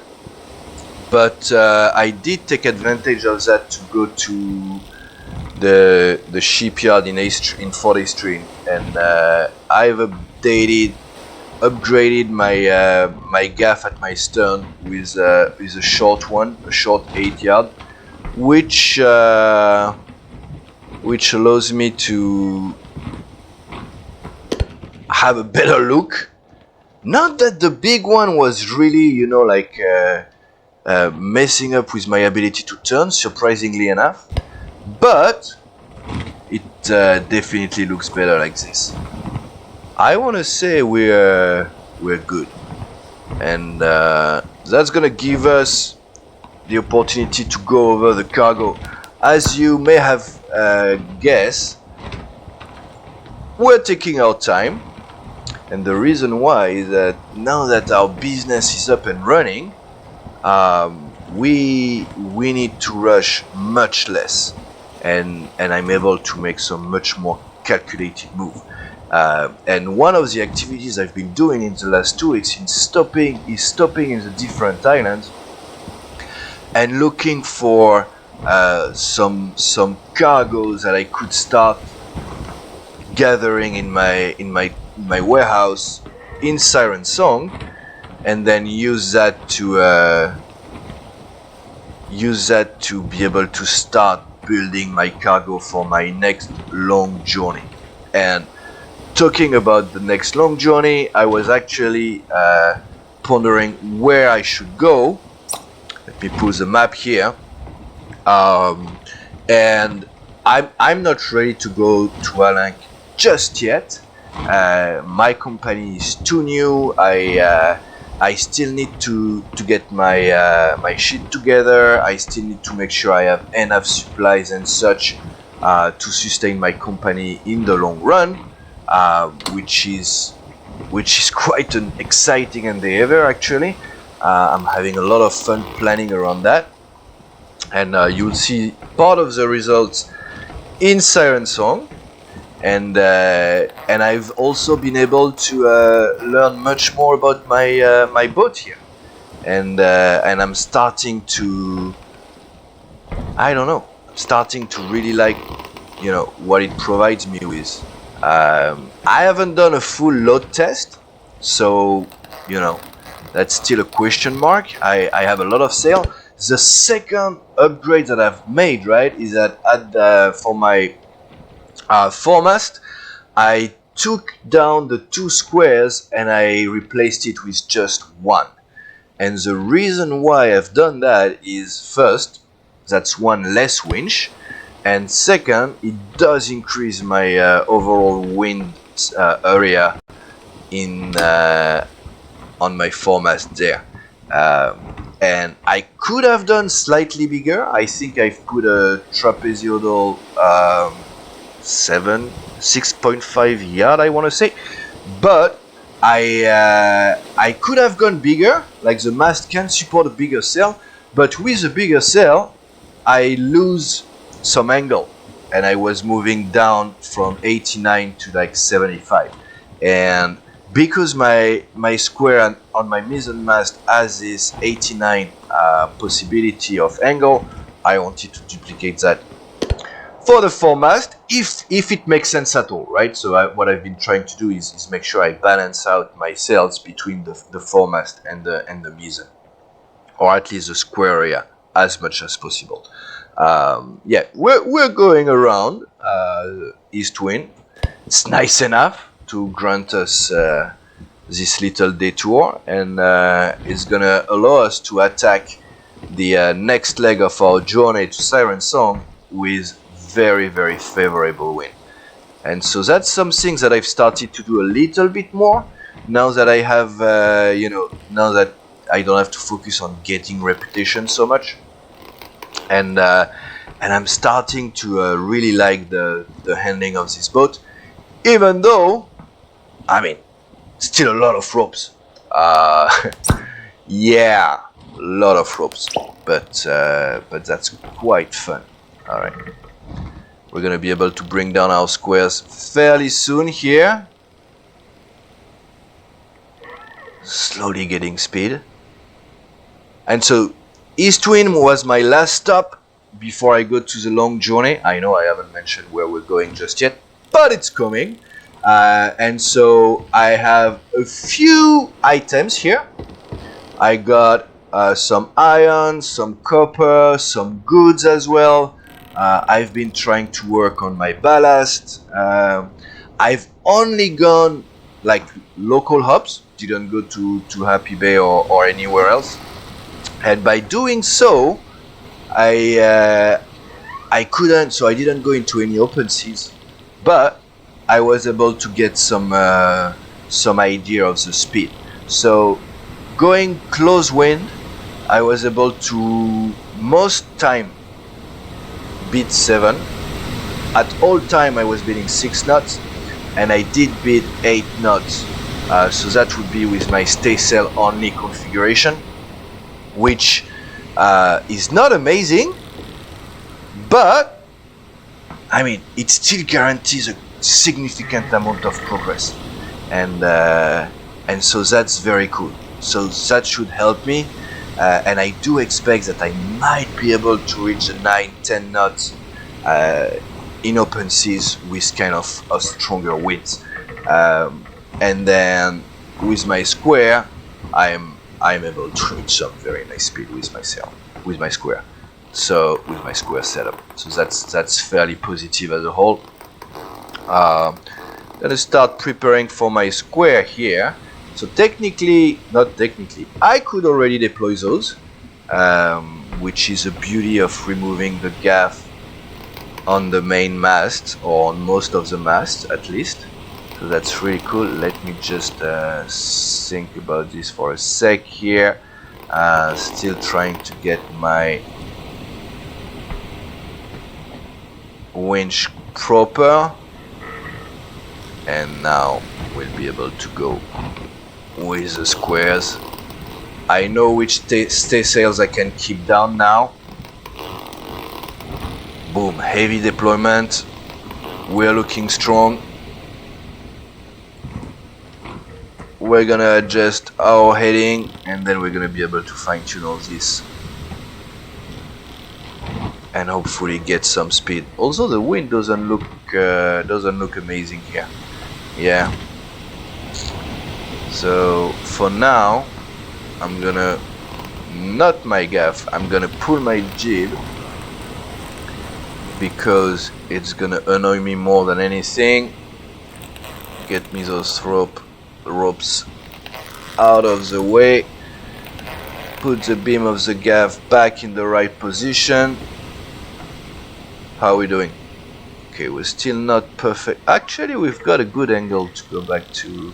and I don't want the wind to blow straight from my stern anyway, because that's gonna impact my my overall speed I can get. Okay, so yeah, let me go into the recipe. So I told you guys I was gonna work up. Okay, you probably saw where we're going, but let me go with the script here. So I bought a lot of stuff. Bought some copper, some iron, some goods, some tools. I think I've sold those though. I've dropped some in Siren Song, sold some, and here I just bought 4 goods and 2 iron. And yeah, we are going to Firefish Town. We're going to the lagoon for a couple of reasons. I need spare lanterns from the archipelago region because I love them. So I need some spares. I need some blue lanterns as well, which can only be found in the lagoon. If you've been following the journey, you know that it's a bit too early for me to go back to the archipelago because I'm kind of scared of the fallout of my little you know, little crookery I did a few episodes ago with them, so I can go to the archipelago.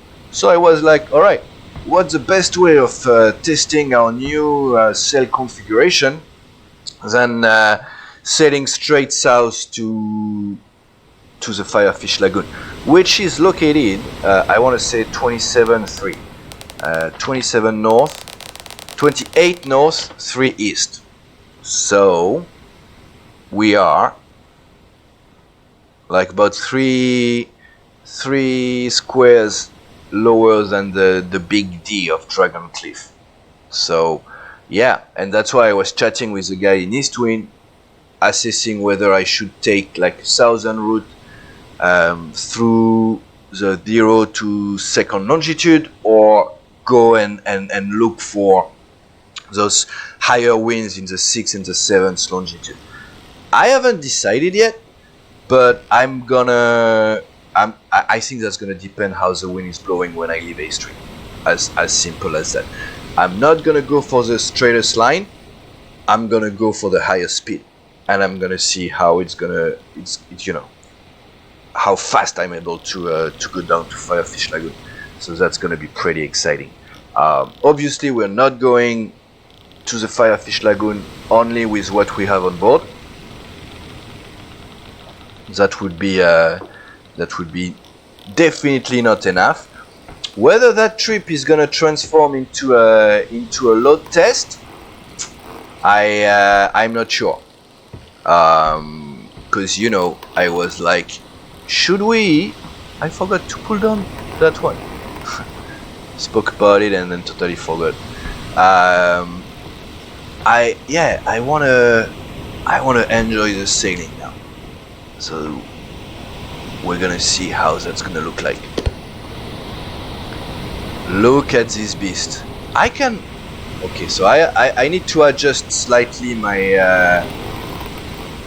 I need to adjust slightly my stay sails, but I want to say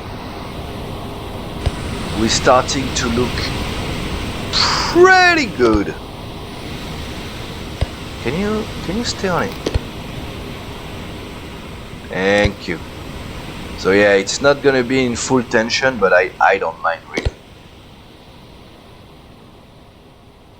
I think I have some wind shadows, definitely impacting some of my stays here.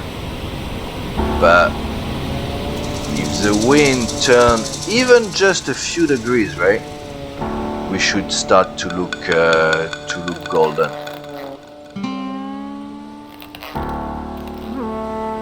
Okay. Off to Siren Song.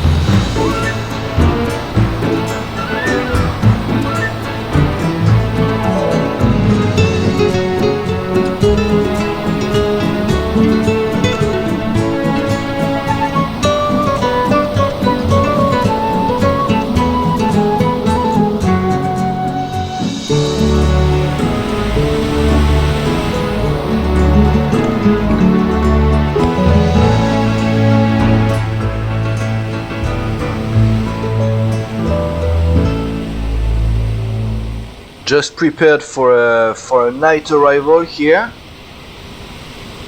Cause yeah, I mean it's gonna be dark.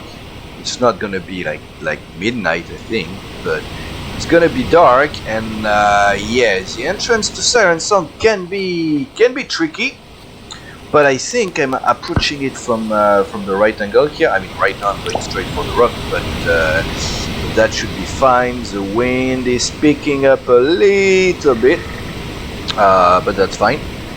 And yeah, if we want to look at how our company is doing right now, so we are day 449, and for the last 20 days I make a sweeping 958 A-string crown profit, which I know doesn't look like much, but I have a lot of wealth hidden behind that very poor profit number, and we're gonna see that probably tomorrow morning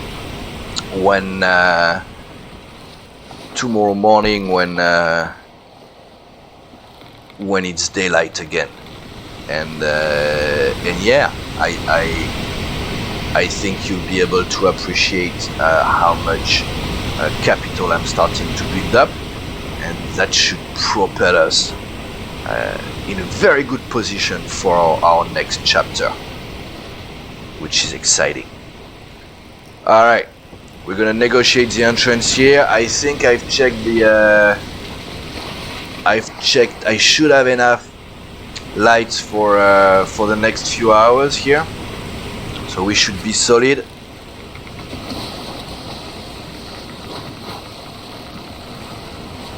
You can feel the speed, right?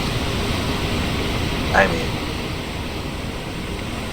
this thing is cruising. I love it. Shadow of the lights on the sails. Yeah, we're getting somewhere.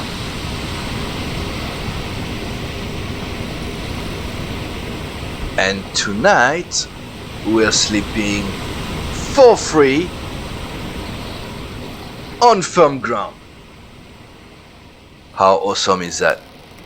Alright, 7:15. I would very much like to be there in the next 1 to 2 hours here. Yeah, should be fine. Is that cloud, or is that the moon disappearing, or what's going on here? Yeah.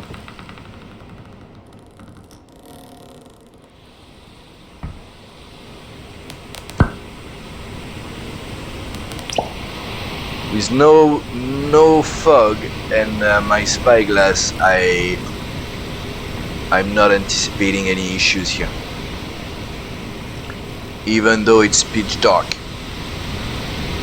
But that's a risk I'm willing to take for now. So I've pulled all my staysails here, and we are starting to see the light of town. Perfect. And that's another thing that is really cool about Siren Song, right? Is like the lighting is actually not bad. Okay, so we're gonna come in very fast here, which is fine. Oh yeah, now I don't have the proper wind, right? That's right. We're almost at the level of the dock already. We do have some level of speed. I could just give it some tension here, but I'm gonna pull all my squares. Let's go. Yes. I seem to have enough momentum here, which is pretty cool. I might even bump the dock, but 9 docking, huh? Or am I? Am I too far? Oh, I'm not bad.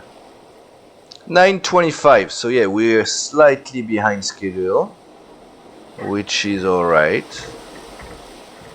How am I looking here? Okay, I'm gonna have a quick contact with the dock, I think. I mean, yeah. No. Beautiful. Easy. Easy. That's a good docking by my books. Not too far from the business office, to say the least.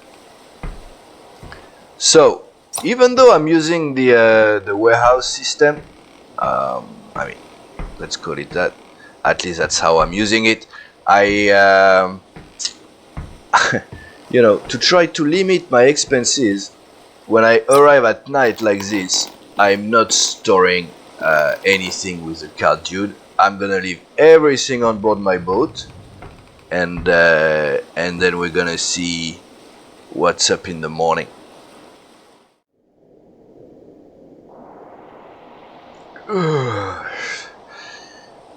Wow, noon. Damn, I overslept. Shoot. Feel good though. I feel well rested. Quick breakfast. Yeah, welcome home, guys. This is first time I was able to get something of my own outside of just a boat. So that's very cool. I'm gonna keep furnishing it as time goes by, but I think it's fairly promising. So, all right, I need my watch. So, thank you. Okay, so back to business.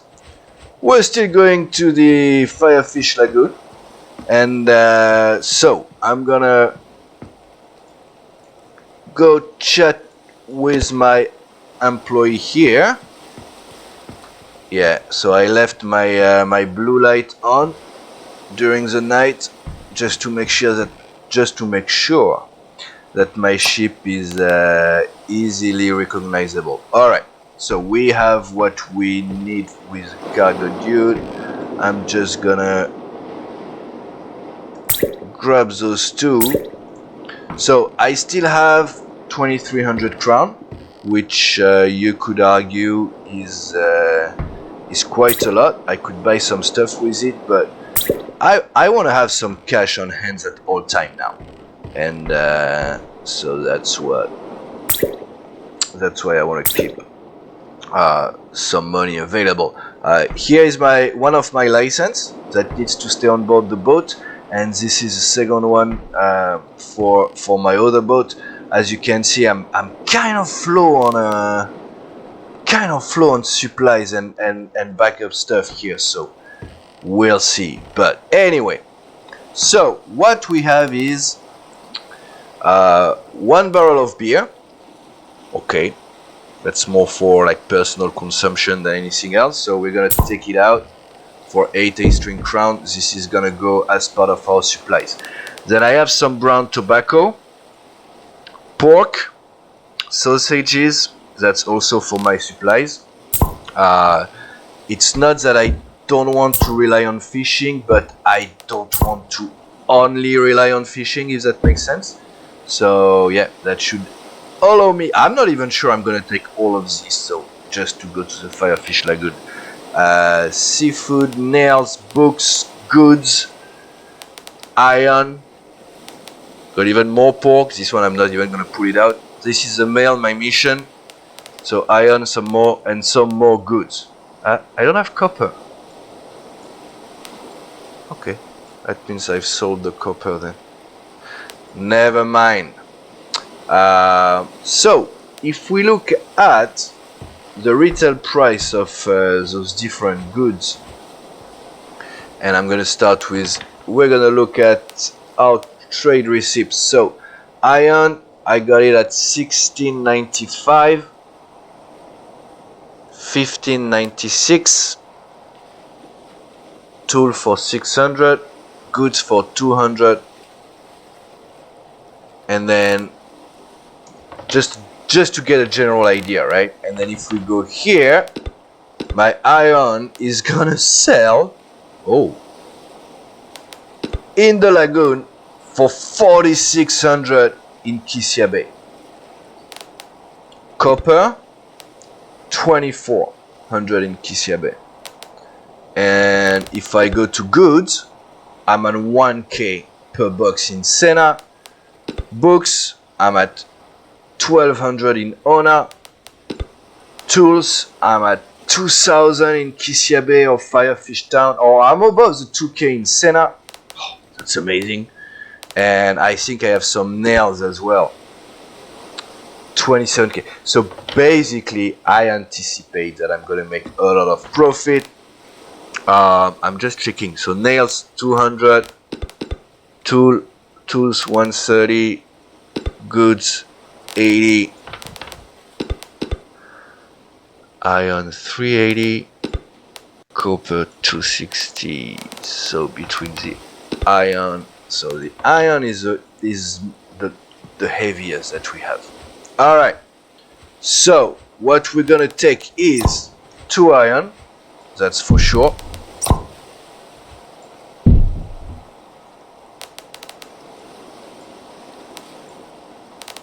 2 nails. That's for sure. Oh, that's gonna nicely help us with ballast here. So nails for 8. I'm already quite heavy though. Do I have tools? I don't have tools. Okay. Are you noticing something?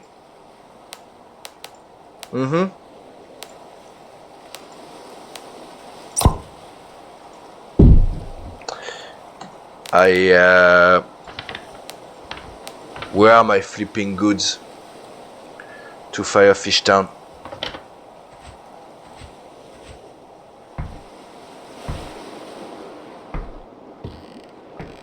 Did I leave them on board?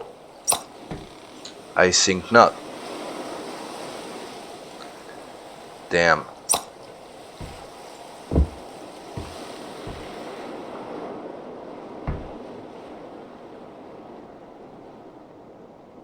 That's iron here. I thought that was copper. But that's fine. More iron.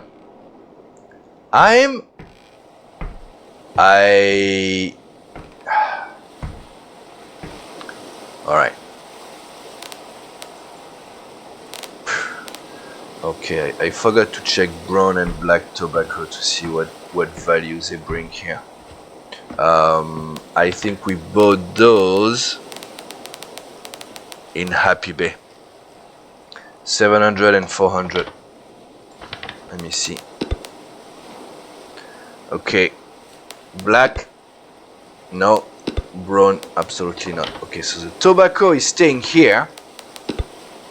Or I could actually sell it in the area here. Yeah. Pays well here. So if I need cash, so that's good to keep as well.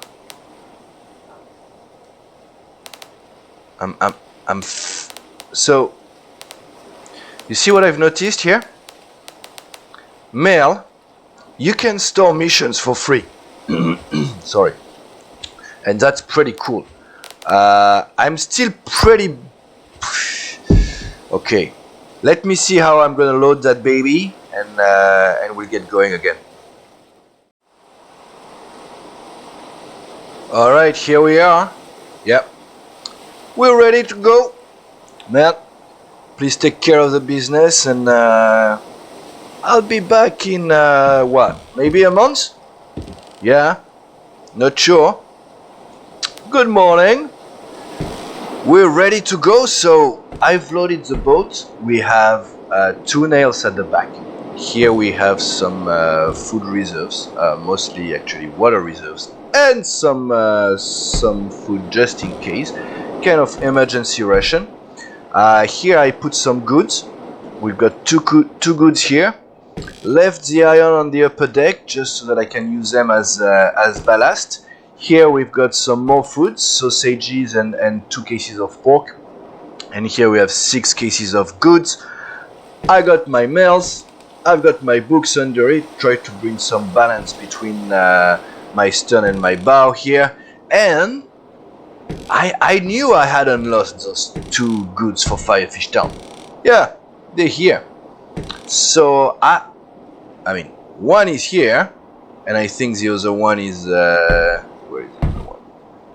Do we want to check before we leave though? I don't know. Huh. Is it one of those? Yes. Alright, so we've got our 2 goods, we've got our mail, so it seems that we are not paying only for the mail. You pay for the rest. Or maybe it's just a little bug. I'm gonna say, we are what? 451 now? 451, and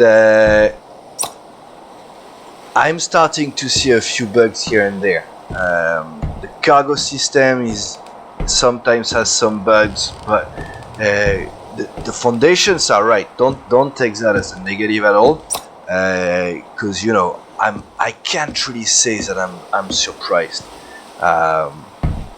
but with us leaving Siren Song this morning, we are actually gonna close our chapter of the ocean journey. We've got our trade business open.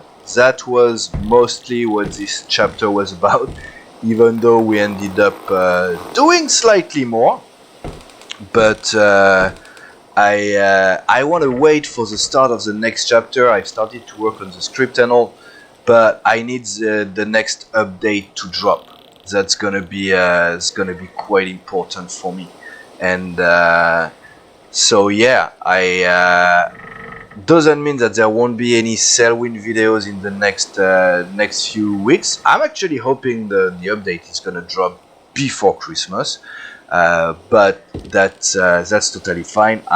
I've started to script another little Sailwind project for you guys to wait in between, and yeah, this chapter has been insane. It's been very fun, a lot more time consuming than I anticipated.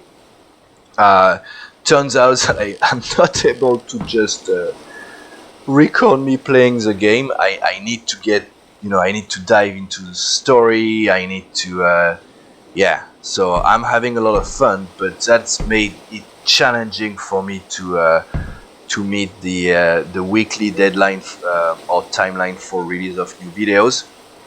Last week's video was already 1 day late, and this week's video is gonna be what, 4 days late maybe. And the reason why it's late is one, it takes a lot of time to produce this episode, but you may have noticed that we haven't seen the incognito during this episode. And I've actually encountered my second game-breaking bug of this series. The first one was when I explored Dragon Cliff. I think in chapter 2, I actually got stuck and I had to hard quit the game. Well, I wasn't able to get back to Siren Song where my cog was. As soon as I was approaching as soon as the town was spawning, I was encountering like crazy lag and stuff like that. And so I was like, damn, am I stuck now? Like, am I done? But so I started to look into my save, trying to find what the issue was. And it turns out that I think the incognito, I don't know, I messed up something, or it's simply been a bug in the game.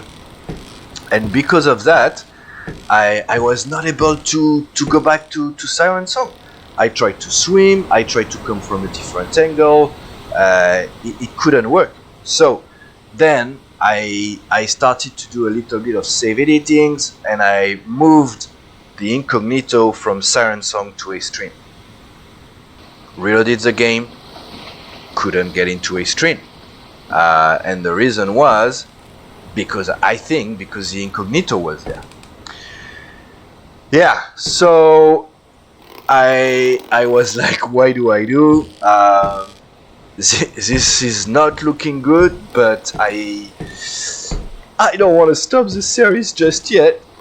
So what I did is I did a bit more save editing, and I actually moved the incognito to 0 longitude and 0 latitude, I think. And so I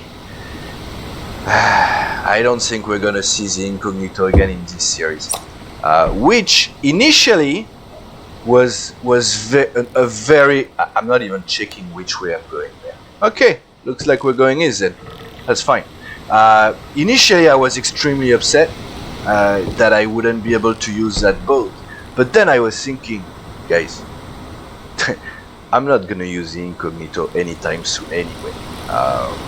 We're moving upwards, not downwards.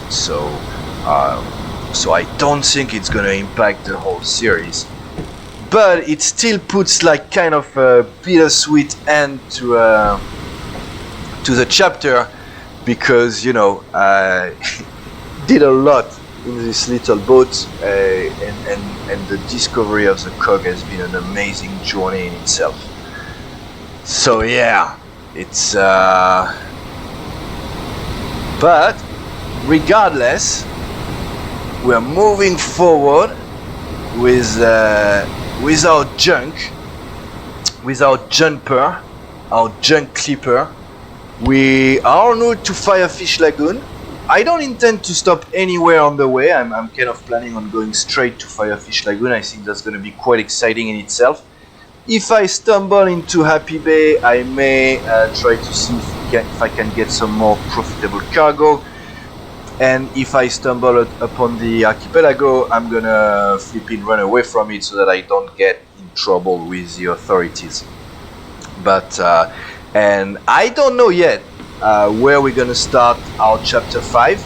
I don't know if it's gonna be like, you know, direct continuation of where we are right now, or if it's gonna be after my trip to the lagoon. I don't really know. I'm still wondering. So if you're interested to see the trip to Firefish Lagoon, let me know. That may weigh in my decision, but don't hold me to it, guys. I'm not sure yet. So alright, looks like we're gonna take an eastern route down to the lagoon, try to get some good wind. I'm feeling good about this journey. That's gonna be amazing. But guys, if you've been watching, if you know, just happen to discover this video, welcome, and thanks for stopping by. If you've been following the journey though, I hope you enjoyed. I hope you have a good, strong feeling that we are progressing, we are moving forward. I wanted to thank you so much for all the advice and recommendation on sailing techniques or even boat design. I really hope you see that I'm trying to take all of those into account. I think it works because I'm having a lot of fun sailing complex sail configuration boats. But until next time, guys, I'm gonna leave you with a 2+ minutes clip of our incognito journey. I think it's a nice homage that I can give to a boat that has been surprising in many ways. So I hope you enjoy, and until the next one, please take care, and I see ya.